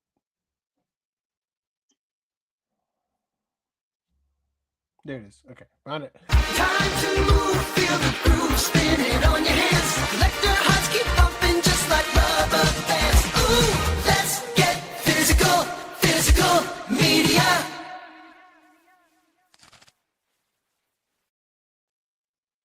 So did Sydney Sweeney shirt fail? Yes. So I have asked it. I said you can tone it down slightly. God, fucking piece of shit. Fuck. Clanker. Go ask Grok since you pay for it. Grok might. Let's do the one. Fuck. Can I get rid of the girl? God. All right. Hold on. Also, I hate that Grok got rid of the separation between the image generation and the video generation. Annoys the crap out of me. Let's do one with the caption, "Sign me up for the draft."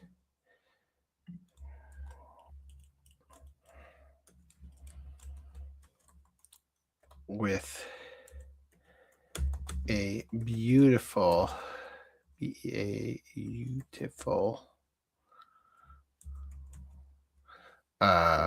pilot Well endowed. styled after Sydney Sweeney, who is going to be in the Gundam live action movie. The idea being that she is so smoking hot that you would die for her. Okay, let's see what we got. Come on, chat. Don't fail me. You need to make a shirt of Sydney Sweeney wearing the shirt that she's on. This is E. Castro, I think, right? If this works, you should send her a shirt. From haggling with humans to haggling with AI, not much has changed. No, the gardener. To third-party content. Whoa. I said, hold on. I said, stop. Why do those actresses always make their characters self-inserts, thieves, liars, and manipulators? Are they trying to tell us something? Probably. When they tell you who they are, believe them. All of a sudden, it doesn't want to draw Gundam. Whoa. Too late, bitch. All right. Okay, here we go. You guys ready for our release news? Yeah. Oh, sorry. Yes. Okay. Yes, no, or maybe. Audiobook and more on the way from 7 Seas. Who cares? Yes, no, or maybe. Gayness. The Berserker NPC unknowingly destroys the world. Who fucking cares? Amamiya-san is the cutest, and I'm a closer. I don't give a shit. Hate me, let me stay, Mr. Asanagi and Mr. Yana. I don't give a shit. The Erotical Wizard and his 12 brides.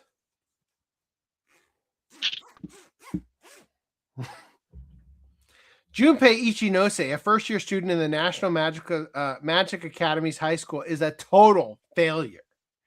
Though he dreams of one day becoming a wizard, he can't cast so much as a single spell. I just want to remind you real quick of how fucking awful all of the Japanese synopses for their properties are.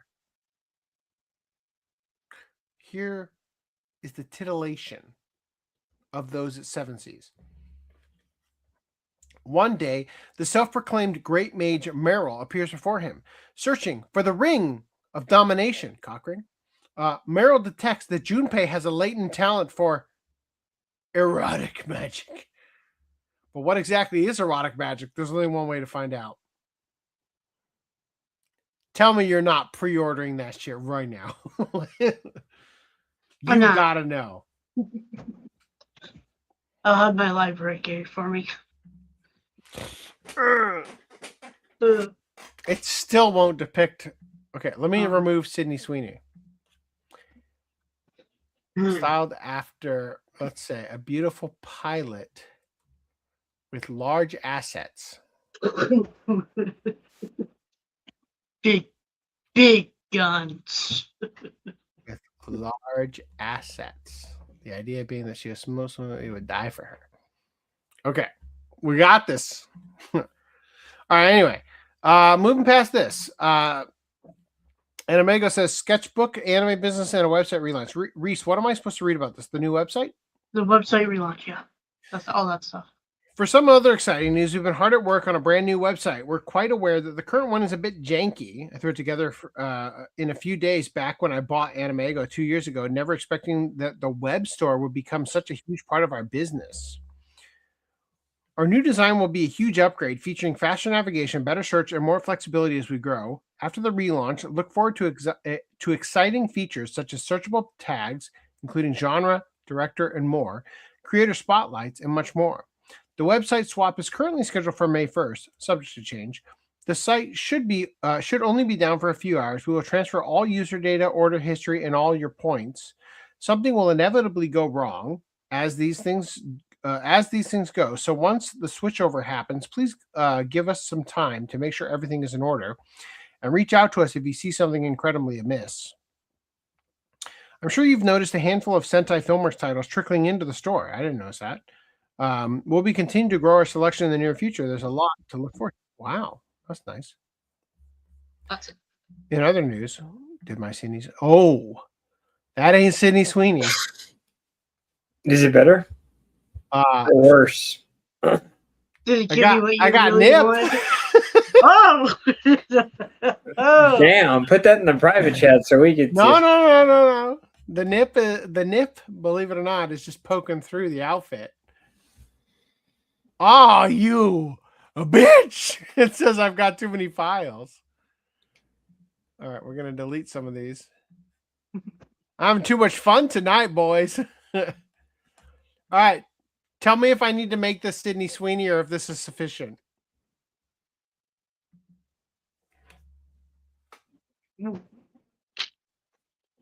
She's got your 6. You give her your life.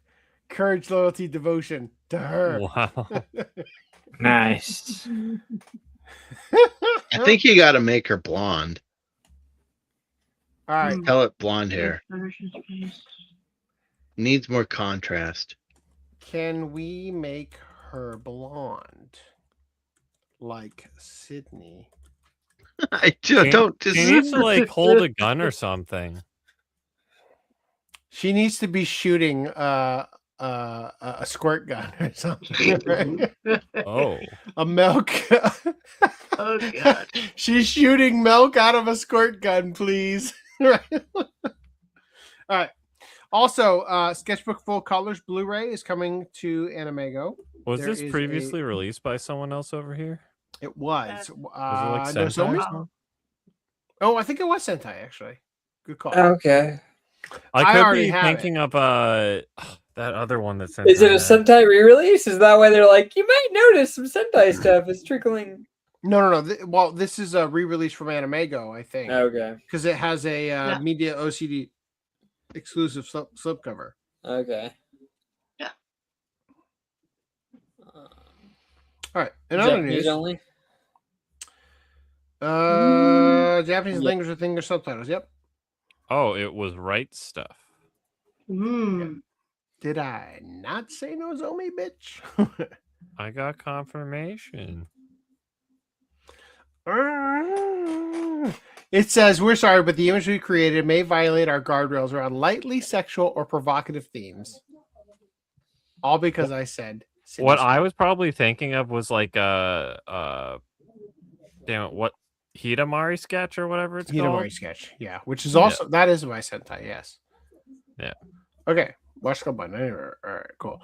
The Apothecary Diaries, season 1 steelbook. Reese, take it away. Available now on Amazon.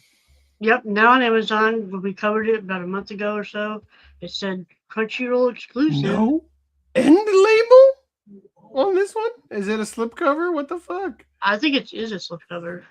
Why? Failure.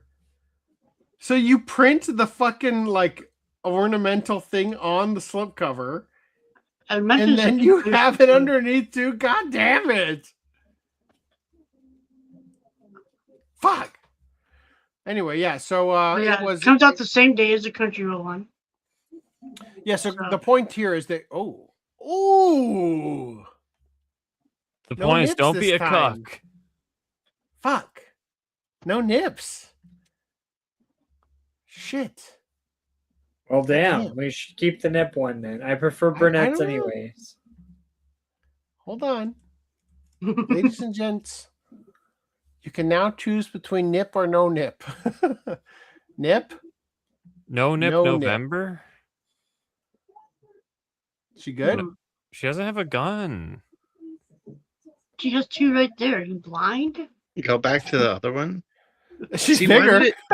She seems a little bigger. She is a little bigger. That's cool. She's a little bigger. You should do that. The thing. The more, bigger, bigger. More. The no, he doesn't like that kind of thing. The helmet, they fucked the helmet up, and they changed the color of the shirt. It was supposed to be just her hair. I agree, but I think she looks great either way. Chat, you let me know which one you want on the store. Can I have the Gundam be erect, please? Beam saber. The Gundam's not erect enough. The gun's got a crotch gun. The Gundam is not erect enough. It's gonna just make him stand up straighter. Yeah. All right. Anyway, that's the news about that. Here we go. Hey! I'm not blocked anymore, Reese. Nice. 1, 2, 3, 4, 5, 6, 7, 8, 9, 10, 11. But remember to open the Higurashi ones last. That's it. Nobody wants the Higurashi vinyl. No. The What? I'm sorry, not Higurashi. Kakagurui vinyl. I opened it. Whatever. Fuck. Yeah. Lupin the Third TV Specials Collection 2 Blu-ray. Which ones are 6 through 10? 6 through 10 specials. You want the actual Really? breakdown? Yeah, they actually break it down on the goddamn. I got it here. Here it is. It is- Dragon of Doom. The Pursuit of Harimao's Treasure. Oh, you fuckers. No spaces, no line breaks. The Secret of Twilight Gemini. Is it the uncut version or the censored version? Both. Island of Assassins. Tokyo Crisis. Anyway. They'll have both versions of the Twilight Gemini. I also have a distinct memory of the trailer for The Pursuit of Harimao's Treasure playing repeatedly at my first anime expo in 2006. So, suck on that, cornucopia, bitch. Pat Labor, the original OVA series on Blu-ray, coming from who? I'm guessing Animega. This is Discotech, yeah. Or sorry, yeah. Is this do I still need to pick up the out of print made in Japan box set for Pat Labor, or This is definitely not the complete series of Pat Labor. I'm curious if this was on any of those other releases, because I know there's just a bunch of. Holy fuck. Holy fuck. What did it do? Option 1, option 2. I said the Gundam isn't erect enough. Those titties got bigger. Nice. I mean, Really? I This think one's that's looking better better composition. too. This one definitely looks better too. Randy, you have a complaint about the helmet on this one? It's less noticeable. Her cannons aren't erect enough. I don't know. I like this one a lot. I like this one. This one's so much better. Audience, I need to know which one you will spend sweet, sweet moolah for. But the first one was pretty good too with the nips. I like the first one, yeah, with the nips. And Thanks, the jets in the ChatGPT. back and like Yeah. It's I don't know so why dark you can barely see the. I don't know Gundam. why her screen left the nip looks like it's imploding, but whatever. All right. Pat Labor. We also have When They Cry Kai Blu-ray.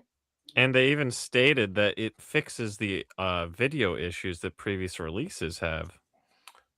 Gasp. Motion issues from a few prior releases have been fixed. Nice. No more stuttering. Thanks, Footnum. Also, When They Cry Ray.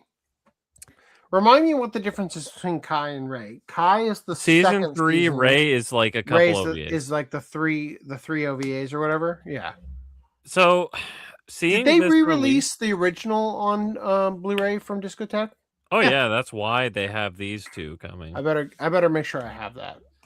So when They Cry Ray coming out, the way they're releasing it like this is, I don't know if I'd say worrying, but it's kind of like you'd think they'd have like an OVA collection with Kira, and I don't know if there was yet another one. There's also like the movie. So I don't know if they do plan on doing those, and they're fine doing individual releases, but I don't know if we're just license cucked in the West, and we can't get more than Ray for the OVAs.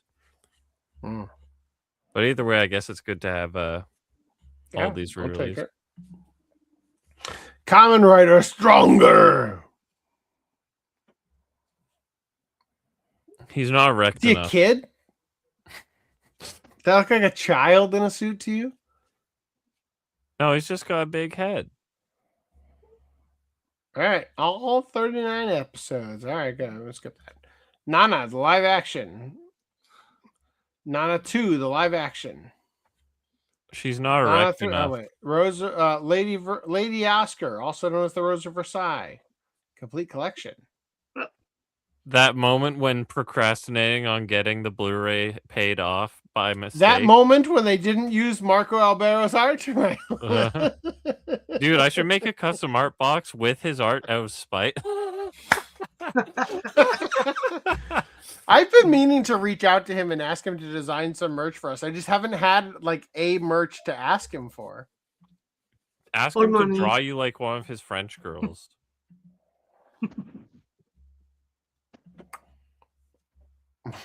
Shit. Hana Yori Dango final live Why action don't they movie? put Hana Yori Dango anime on SD Blu-ray or HD Blu-ray? I'll take that. Reese, you ready? Roll down. Go. Keep going. Nana. He's Reese ready. Keep going. No, we already covered these. I kind of remember if I bought it or not. I think I did. Thus far. I'm always... Oh, Bad Girl? Fuck yeah. Fuck yeah. Can I open? Ah!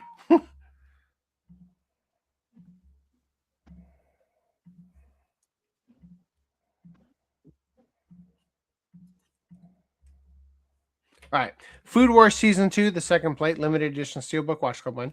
Thank God they're making another steelbook so I can pick up the first one. So we can God. get rid of the bullshit that they released when it came to the limited edition. I didn't see any reason that they were even going to like cancel it unceremoniously. I think Reese was just paranoid. Look at all these cucumbers and peppers. Yeah, I mean, like, all the times, like oh, they make the steelbook for season 1, and then that's the last year of any more steelbooks. Like which ones? Like I know Funimation, or sorry, Crunchyroll does that, but yeah, that's probably where that stigmata comes from. Stigmata. The Quasar of Stigmata steelbook when, please?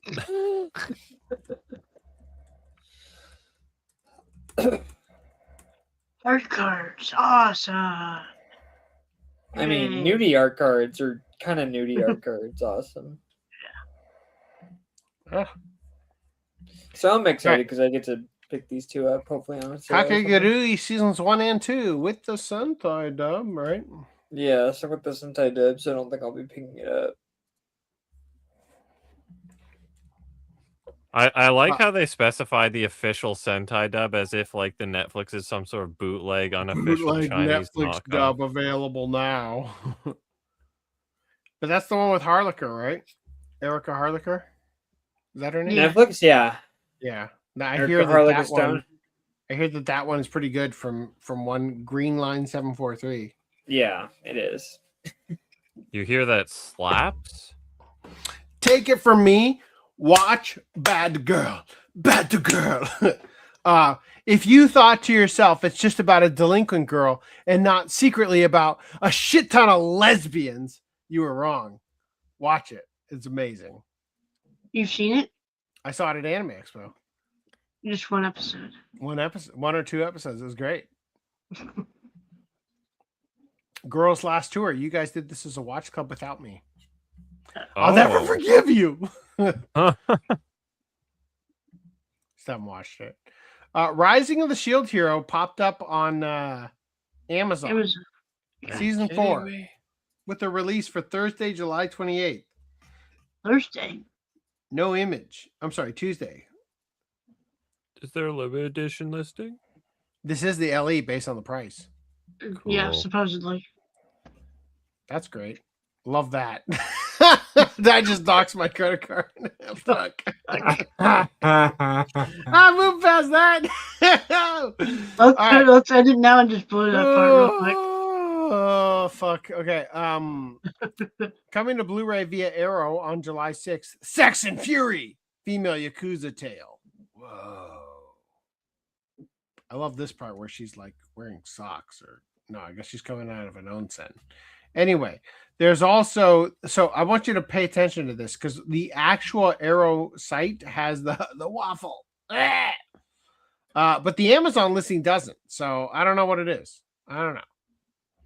I purchased it through here, and the price almost reached the Amazon price when I was checking out. So might be better to just get the Amazon price. Just saying. Yeah, because the Amazon price might go down before release date. Yes. And it's got an awesome return policy, and you got to fuck with the arrows if something goes off with what you get from Arrow. In other news, Disney has laid off its entire home entertainment team. As streaming continues to dominate, physical media like DVDs and Blu-ray are no longer a major focus. To read directly from the wrap, among those let go of the 1,000 person layoff are 20 people from the company's publicity departments, as well as the entire home entertainment team. They'll probably just outsource it to another They company. probably will. They probably will. But I think it's a sign. Yeah. Well, let's hope we can survive the apocalypse until the renaissance of physical media comes back like vinyl magically did. I don't fucking know. Disney goes out of business, I'm okay with that. They haven't won't, released a but, Ghibli title in years, right? It's the part where they have summertime rendering with summertime. That's the name of the show. Summertime rendering, right? Is that? Yeah. Yeah. It's the fact that they have anime that will not get a physical release that pisses the shit out of me. Okay, so I went back to the VOD. You did not get your credit card doxed. Oh, good. Thank you for drawing attention to it. It was Reese's credit card. If I did get my credit card doxed, it would be amazing if you guys shopped at stealthweeb.com, because that way I can recoup all the money that they're going to spend. Yeah, there's no information on the thing that you clicked on by accident. God damn it. Take a hint. I was guilting them. All right, anyway. I linked they announced this like an hour or two ago. It was like the Fushigi Yugi Blu-ray in Japan. So maybe Media Blasters is gonna bring that out again. Yep. I think Pioneer released that originally, didn't they? Yeah, I think so. And then Media Blasters got, and the cases I got are like falling apart. Damn. Anyway, you guys can shop at Stealthweeb, or you can shop at OCAPodcast.com/support, where you will soon be able to order such magnificent titties as Sign Me Up for the Draft, or This Is How I Roll. I really feel like all of these belong in the store. I don't know about this one. Yeah. Each option. Yeah. 100%. 10 out of 10. All right, anyway, moving on from this. New Kyoto Converse sneakers celebrate Japan with traditional kimono fabrics for your feet. None of these, not a single one, looks like a traditional kimono pattern to me. No.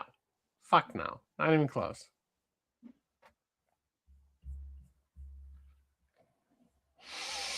No, not at all. Liars. Full shit. Don't buy. Meanwhile, Tifa's Final Fantasy VII bar is going to pop up in a real world Tokyo. You guys know that in Final Fantasy VII, Shio operates a bar called Seventh Heaven. Now it's called Lemon's Heaven. You know why? Because you can see your lemons. Wait, what? Because they serve the drink that you open the can lid and it has a lemon slice in it.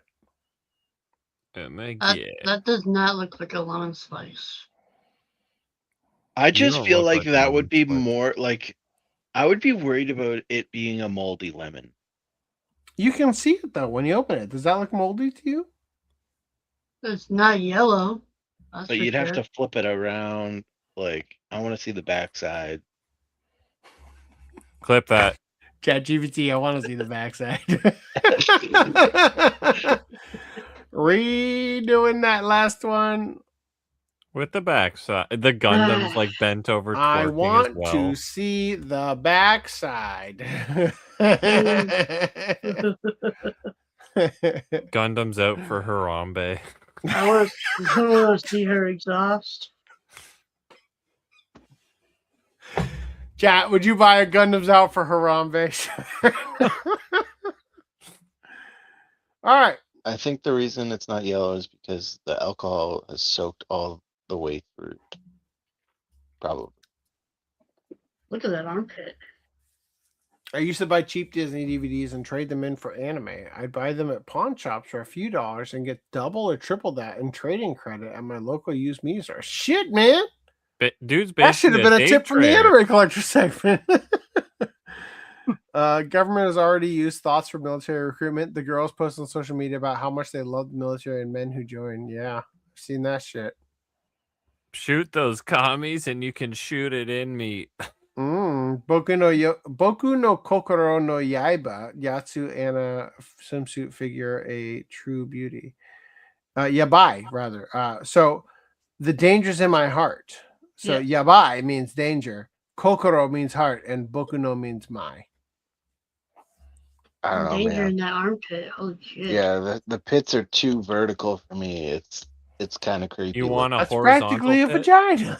It looks like there's a hole. I think that's why What people. about the vampires bite here sign? I think I understand the armpit guys now. Oh no. Reese's General Grievous over here saying, "Another fetish to add to my." Holy fuck! I feel like you'd have to have a micro penis for that to be worth it. Worth it. All right, let me ask you this, young men of the chat. Is there any women in the chat? Oh. Where's the Gundam's backside? Sign me up for the draft. Yeah. My God. I do. I'm an ass man, wait. so of course And I would then agree. Off screen, you have the water gun shooting. I feel like this one's better because draft is like right up there instead of being split across. Like sign me up for the, and then at the bottom is draft. Like how do you sign me up for the draft all in one place? Mm-hmm. Feels. I better. think I agree with Footnum though. I think the Gundam needs to be making the same pose. Gundam doing the same pose and have a little squirt gun off screen shooting at her. Can we get the Gundam doing the same pose? All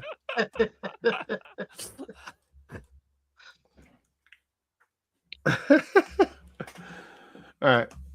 She needs to be doing the classic like fire hose, like straddling the fire hose pose. The gun. I need the Jacko pose, please.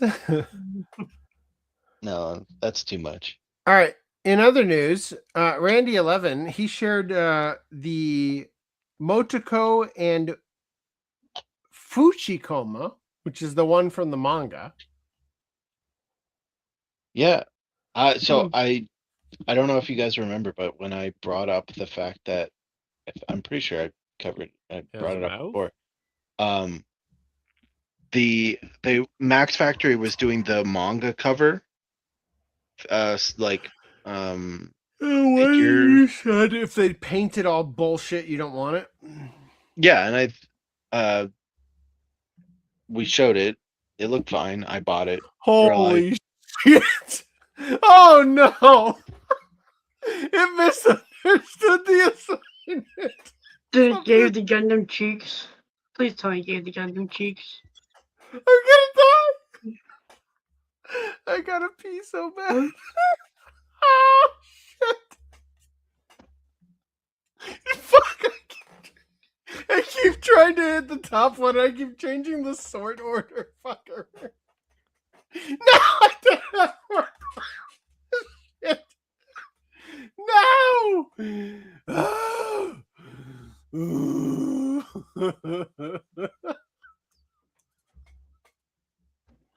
Fucker, I have too many images. shit. Oh shit. Okay. The evolution of desire. This is where we started, chat. We're almost there. Oh! Yes!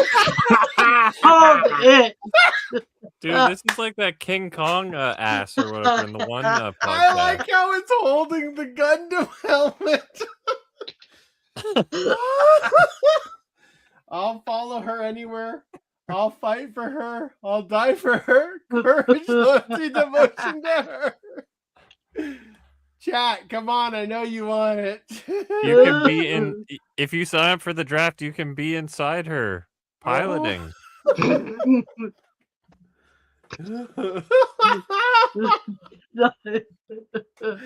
How far can we take this, chat?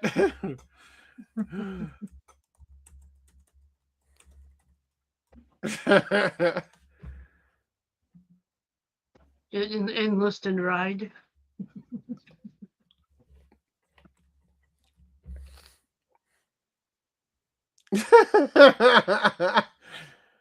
You're already pushing this to the edge. Like your earlier double entendre versus explicit. Like your earlier one. I want that Zagat in my gut. Now then. How When are you about nice going to bed? Thrusters?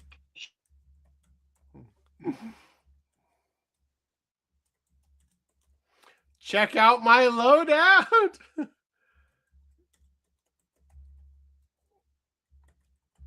We have a whole lineup of Gundam material now.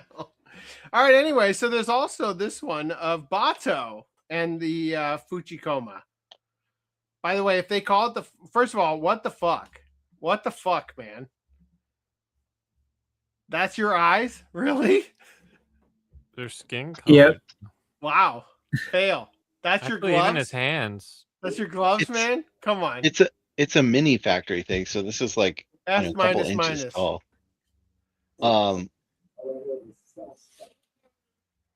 Yeah. So what I was saying earlier was when I bought the manga cover statue thing that Max Factory came out, these were up for pre-order, or like they showed on the Good Smile thing, and I was like, I want them, but they weren't selling them. And at the time, they were convention exclusives, but now they're selling. So I have bought them, although I didn't buy Bato. Fuck Bato. I bought the other two. Now You they're bought pouring the themselves other out. two. You fucking imbecile. You bought this? Yeah. Is it chrome or is it see-through? No, it's see-through. Okay, first of all, I would have bought Bato. I would not buy the others, and I'll tell you why. That picture looks bad. The one on Good Smile looked Here's why I more would buy Bato, accurate. and I would not buy Mochiko. The fuck Too many are joints. these joints? I don't want that shit. That looks like shit. That That's fucking She's horrible. got it. is brutal. She has to be able to get into her pose where she's sitting on top of the. Yeah. That is a whole different fucking model. Yeah. That one doesn't have joints. The fuck? I think What you kind of- might get both. What kind of Not AI? okay. What kind of AI option is this? I would not buy Bato because I have to paint him. The rest of the- I mean, this one doesn't have paint either. I don't. This is dumb. I don't like this. Well, I thought it was cool. I bought it. Although oddly, Amazon Japan charged me up front. I was not expecting it to charge me up front. It failed to do nice thrusters. Let's do check out my loadout. Blow my load out.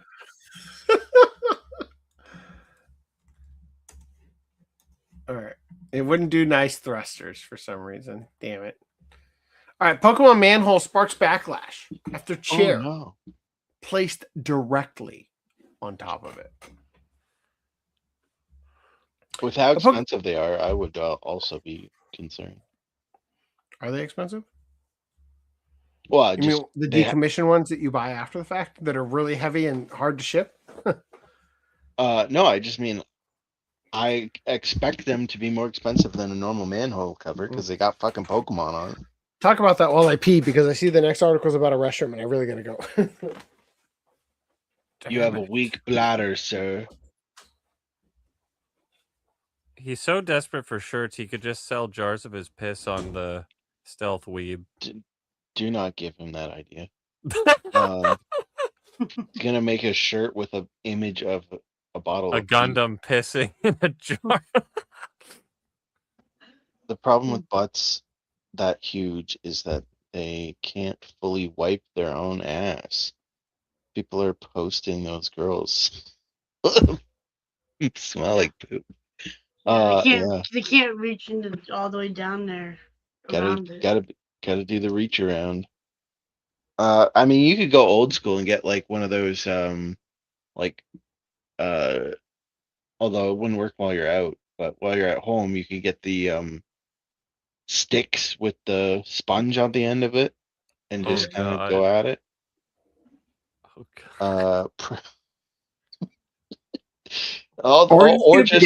Or just get a bidet. I was about to say, or just stick with the bidets. Although you'd have to map out the city to make sure that you were always within distance of one. Pretty cool that Uchikomas open up posing. Yes. I thought they were cool. I bought 2 of the clear one as well. So because what? clear plastic is notoriously brittle.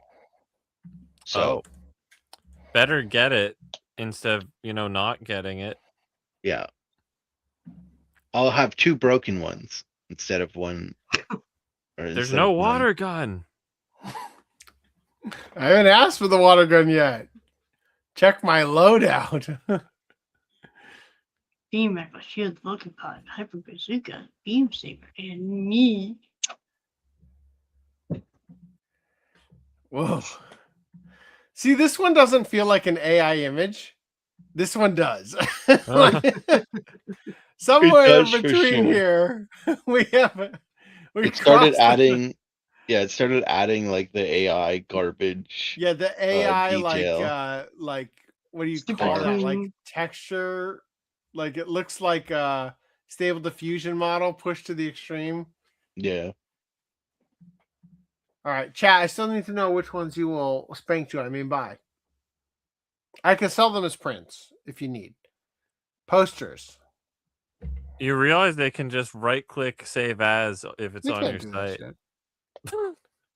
Well, they'd only get 1080p versions of anyway, them. All right. Pokemon Manhole sparks backlash after chair placed directly on top of it. Oh my god, how could you? A Pokemon-themed manhole cover in Japan has become the center of attention online after photos showed it being obstructed by a chair placed directly on top of it, preventing people from properly viewing it. God. Oh, of course, that's the biggest issue. I can't get my photo. The crazy thing is, that a girl didn't take this photo because she's not featured in it.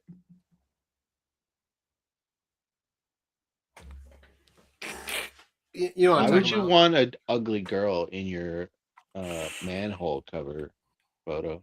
They're not women hole covers, all right? ChatGPT generate me a woman hole cover. We're gonna take this to the A next Gundam level with a right woman hole cover on. Oh god. Hold on. Gundam pilot with the woman hole cover. You're familiar with the concept. Gotta prime of a it. manhole. Just call it a manhole cover. You don't have to. Of a manhole, right? Would women hole covers be like a boob shape? I don't know. Like convex? Yeah, I think. Oh yeah. Generate me an image of a woman hole cover. I just love the generating image. like a matrix downloading. These Pokemon manholes are typically installed at the request of local governments as part of tourism promotion efforts, with official unveiling events often attended by mayors or governors. Who cares? The covers themselves are provided by the Pokemon Company. Who cares? And many believe that the municipalities are expected to maintain an environment where they can actually be viewed. Who cares?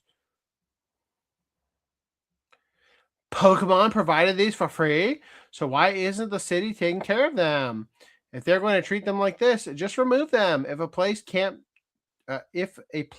take care of something it was given, I don't care if tourists stop coming. Wow.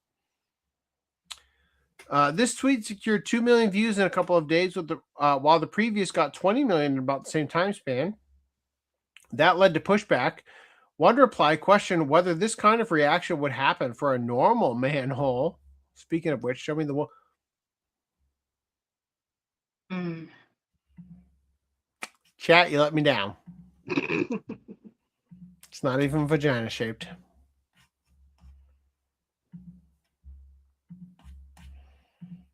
Damn it, Footnum. This is all you. Fuck, I ran out of space. I can't. Fuck. What can I delete? I can delete this. I can delete Ultra Woman or Ultra Mommy or whatever the fuck that was. I can delete that. I can delete. Sorry. Delete. I can delete Just this. upload it as a presentation instead. I can delete Just this. one image. I can delete this. It's not like we're going to be using it going forward. Probably not.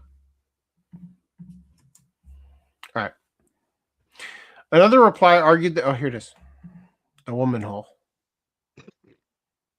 You needed to say that it was convex. You're right. Why is it shaped like a manhole? That's gay. Are we sure this isn't a trans woman hole? It needs to be convex, and it needs to have the nut, like the like a Notice nut the bolt. flowers. EST 2020. Wow. Bro, this is a hag. Like, this is a hag hole. It needs to have Why the- isn't it lubricated? It needs to have the bolt at the top of the convex woman hole. I'm gonna say it looks very manly. Can a woman list this?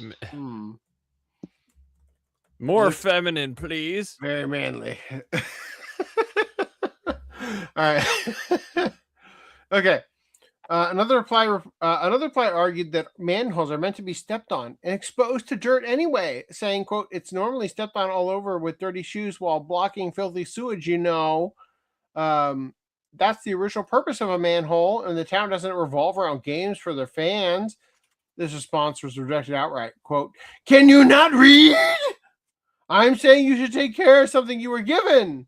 People stepping on it is expected, but putting a chair on top of it and damaging it is not normal. Is it really? For fuck's sake. Is this guy right here the person that Nintendo personally showed up and said, yes, please take Pokemon manhole? Come on. Pokemon hole. That's what they should call it.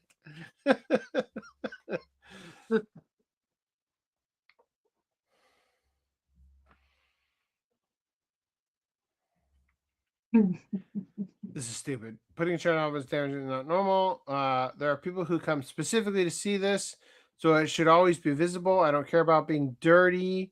For many fans, this isn't about treating a manhole like a museum piece. It's about not obscuring or mishandling something, but I don't even care.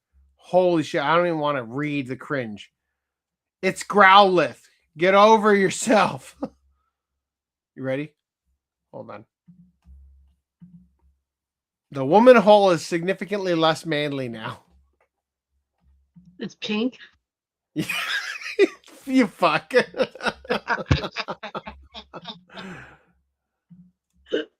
Oh no, the manhole's on its period. All right, here's the woman hole. Here's the trans woman hole. Here's the real woman hole. Nice. Nice. With the heart-shaped Hole in the hole. Hole at the bottom. Nice. Yeah. Nice. Ready to take a dick. Great. Okay. Nice. Okay. Good job. All right, here we go. We're going to wrap up the show soon. Public restrooms in Osaka to get install video screens with ads. Sony has asked that we stop advertising before movies. Osaka says, nay, I have a better idea. When you leave and go to the bathroom, that's where we hit you with the ads. Yes, that's a great drink, but you don't need to be in it. Farming life in another world. It's just, if you need toilet paper, you gotta wait for the 3-minute ad. Yeah, 30-second ad before you get to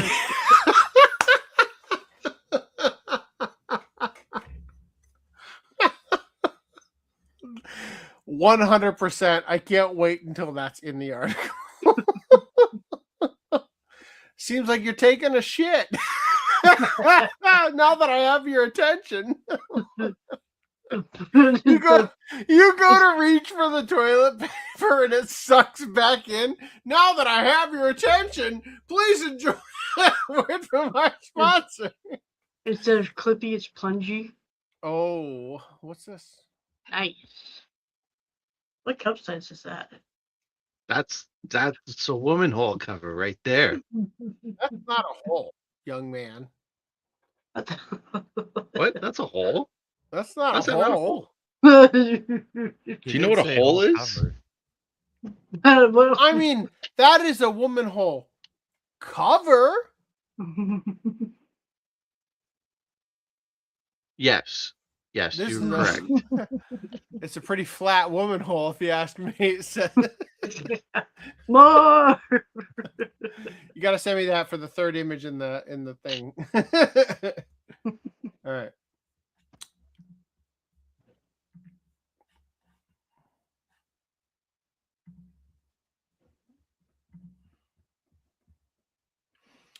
The Gundam has a lot of extra armor plating. Jeez. The problem with butts that huge is they can't fully wipe their own ass. People are posting those girls smell like poop. I watched Gundam for the plot. I imagine it could be difficult to get in there. Pretty cool. Get a bidet. We covered all this. Just saying. Pretty cool that the Fujikomas open up for poses. That is cool. Manholes are meant to be stepped on. Women holes are meant to be worshipped. I'm going to have to ask that you get your own fucking account, Reese. That was not me, I swear to God. The article said they're meant to be stepped on, so I'm like, wow. This looks like something. That was a film. This looks like something that you would sit on. Where are you gonna sit on? Where that's just on the side? That's gotta be uncomfortable. Sliding down. I hope the truck runs you over, bitch. Right in the middle of the crosswalk. Let me take this giant nut off so I can sit on the bolt and nut myself. God damn you, disgusting degenerate. All right. Video advertising seems contradictory to the digital sign's original intended purpose. Osaka-based property management company Haikyu Hanshin Properties is in charge of a number of high-profile Why still left? What the fuck? The real question is, can we get her with a pen in her mouth and a clipboard? Are you talking about Like the she woman hole is cover still? recruiting you. No, I need to do this before the reverse or the Gundam in the same pose. What the fuck? Oh, the Gundam is not erect enough. Oh, by the way, recently I had a conversation with Grok. Speaking of Japenis, I have been trying to generate an image of Japan, the island, where the south part of it is depicted as a big veiny cock, and the North Island is depicted like the tip. And across the ridge is the censor part on Hokkaido. And it has failed tremendously. I asked Grok to generate this for me, and it did not understand the assignment, and instead gave me numerous fully erect Johnsons coming out of the island of Japan. Wow. Holy shit. Oh boy. It's supposed to allow rated R, not rated X. Erect Johnsons are only rated R. Were they pitching tents or were they? Oh, they were fully exposed. Well, that's I don't know. I feel like if you have Dude, multiples, they just keep getting bigger. Holy fuck! Send that picture to ChatGPT and say, "Erect more like this." this is Yeah. what Grok thought when I said erect. This is what You should Grok think can more do. like that. Thanks, I don't need to gives be me banned off prawn. of chat. All right. Osaka-based property management. Okay, first of all, here you go. I think they're getting bigger. I think they're bigger. Just so we're clear, I didn't even ask for the titties exposed. I sent it a picture of Sydney Sweeney. It said, "No, boss, can't do that." And then I went back to the previous message before I sent it Sydney Sweeney and said, "Make a hot chick," right? Boom. Heaving breath. I didn't even ask for that. This is chat knows. Chat knows what's going to make you enlist. I don't like the fingernails through the gloves. Looks. I can fix that in post. You still gotta have the water gun. That's like the most important part. Can we get a water gun filled with milk that she is squirting at you?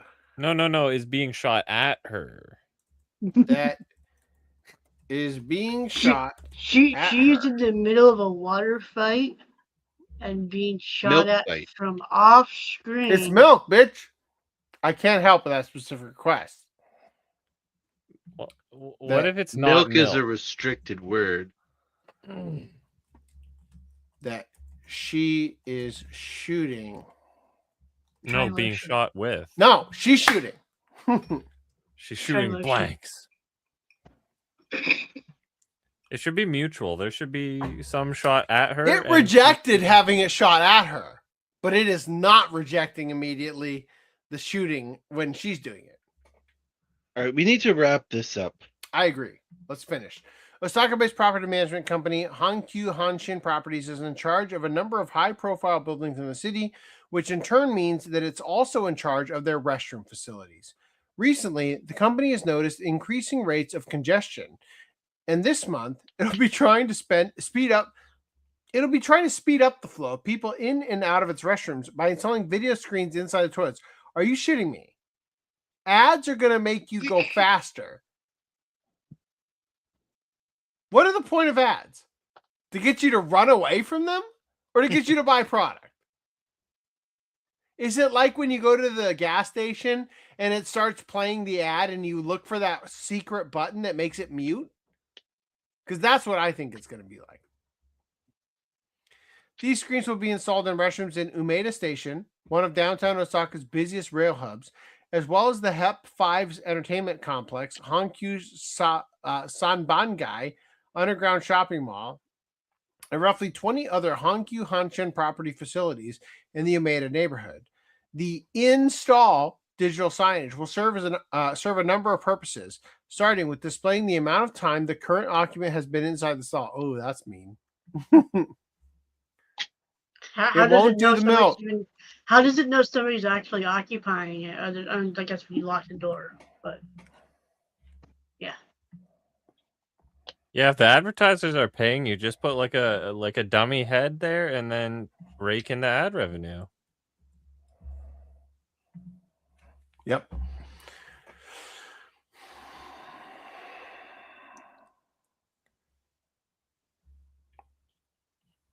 I missed the part. Where is it? About the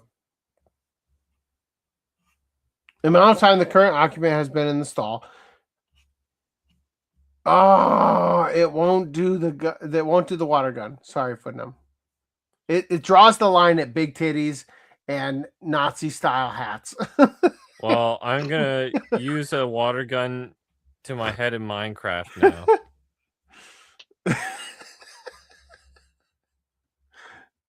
All right. It will also show whether or not there are currently any unoccupied stalls in the restroom, which might seem unnecessary information for someone who's already secured a spot in which to do their business. But the intended effect of those two pieces on information, great job, is to increase users' consciousness of how long they've been tying up their stall for, and also for situations where no one else can use the restroom until someone vacates their stall. This Haikyu Hanshin Properties hopes will encourage restroom users to do what they need to do and then exit their stall in a speedy manner. Maybe get rid of the immigrant. What? Between Japan's aging population and the fact that pretty much everyone's phone now gives them access to virtually limitless amounts of lingering-inducing leisure content, it's perhaps not surprising that you know what you should do? Wi-Fi or data network jammer. If you want to get people out of there faster, fucking block their phone access. In order to get it in the stall, you must drop your phone in this safe outside the stall. It should just be like a countdown. Like you sit down, and as soon as you sit down, a red countdown clock appears. You got 3 minutes to take this counting shit down. after you had 5 days to talk about. And after it hits 0, it just plays like an alarm, or this person is pooing too long. No, they just have to install a drill that goes if you run out of time, and then you have to get out of there. It's gonna vaporize your asshole. Oh man! We turned the bidet on in 3 minutes. Be ready or not. The murder bidet. Bidet reaching maximum power in 3 minutes.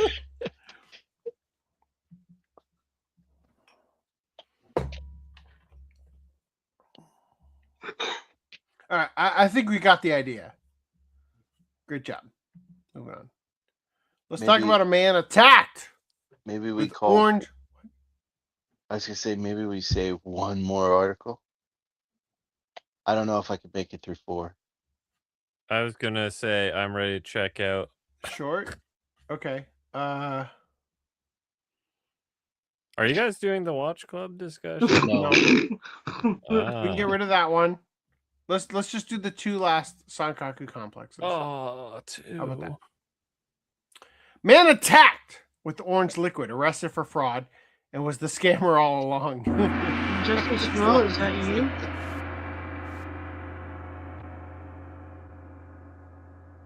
Was that necessary? It's a very long echo on that one. Really? I don't know why you had to do that to me. I feel disrespected. We don't need more distractions. We don't. Come on, man. I'm trying to read about this orange liquid thrown at this man's face. And also, it's not a face, it's a mobile suit. This one sucks. Would anyone buy it, though? No. All right. A bizarre incident involving a man claiming he was attacked with a dangerous orange liquid has taken a sharp turn after police revealed that the supposed victim was actually involved in a large-scale fraud scheme. According to reports, 69-year-old Atsuo Seki was arrested by Hiroshima Prefectural Police on suspicion of fraud after allegedly scamming a 57-year-old woman out of 13 million yen through a social media-based scheme.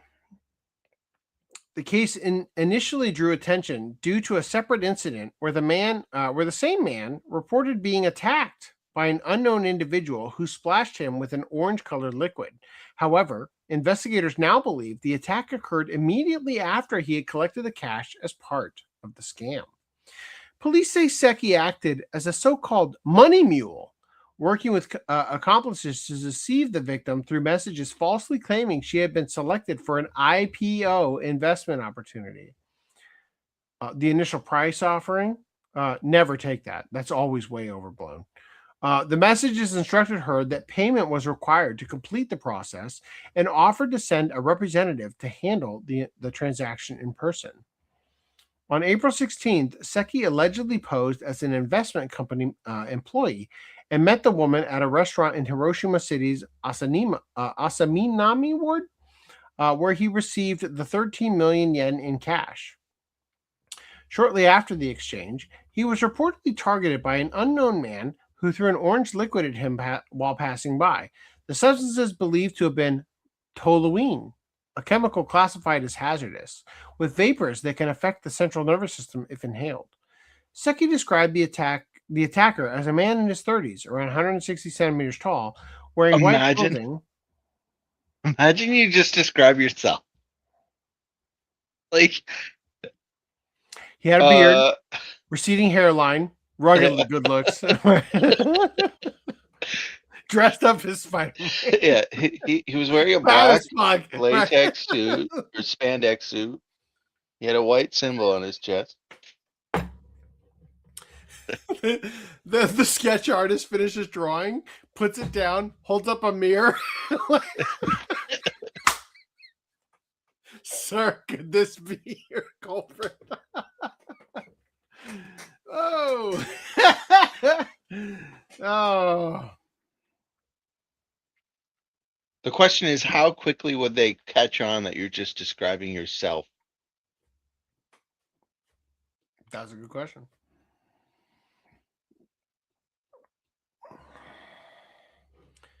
I lost track of where I was. Police say Seki acted as a so-called money mule, working with accomplices to deceive the victim through messages falsely claiming she had been selected for an IPO investment opportunity. The messages instruct her that payment was required to complete the process and offered to send a representative to handle the transaction in person.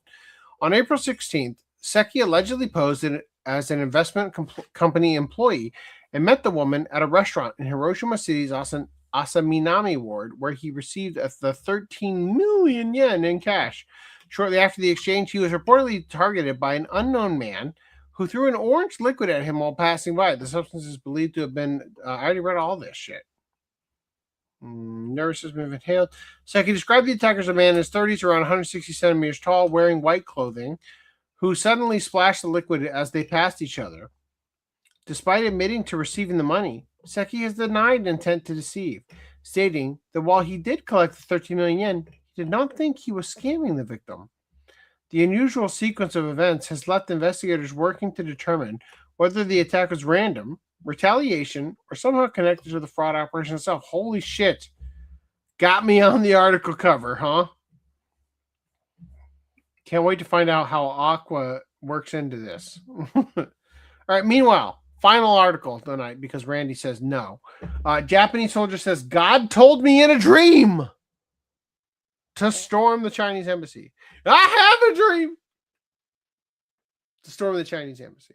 That was good. All right.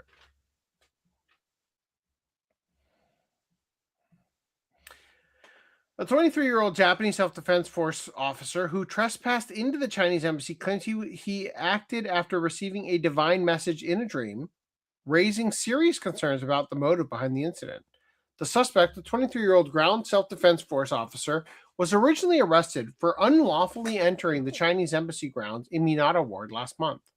Authorities have since rearrested him on suspicion of violating weapons laws after discovering he had bought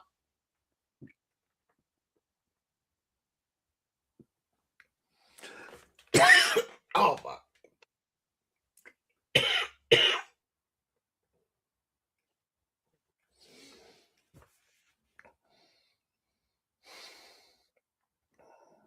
I threw up a little bit. Sorry. Oh. What the hell happened? Did you drink something? Yes. I drank through a penis straw all night long. Do it again. I have to make sure that it wasn't the penis straw. You need a woman hole cover for your drink. Yeah, so I can stick the dick in it over and over. All right. Fidget toy coming soon. All right, so anyway, the suspect, a 23-year-old ground self-defense force officer, was originally arrested for unlawfully entering the Chinese embassy grounds in Minato Ward last month. Authorities have since re-arrested him on suspicion of violating weapons laws after discovering he had brought a knife into the area.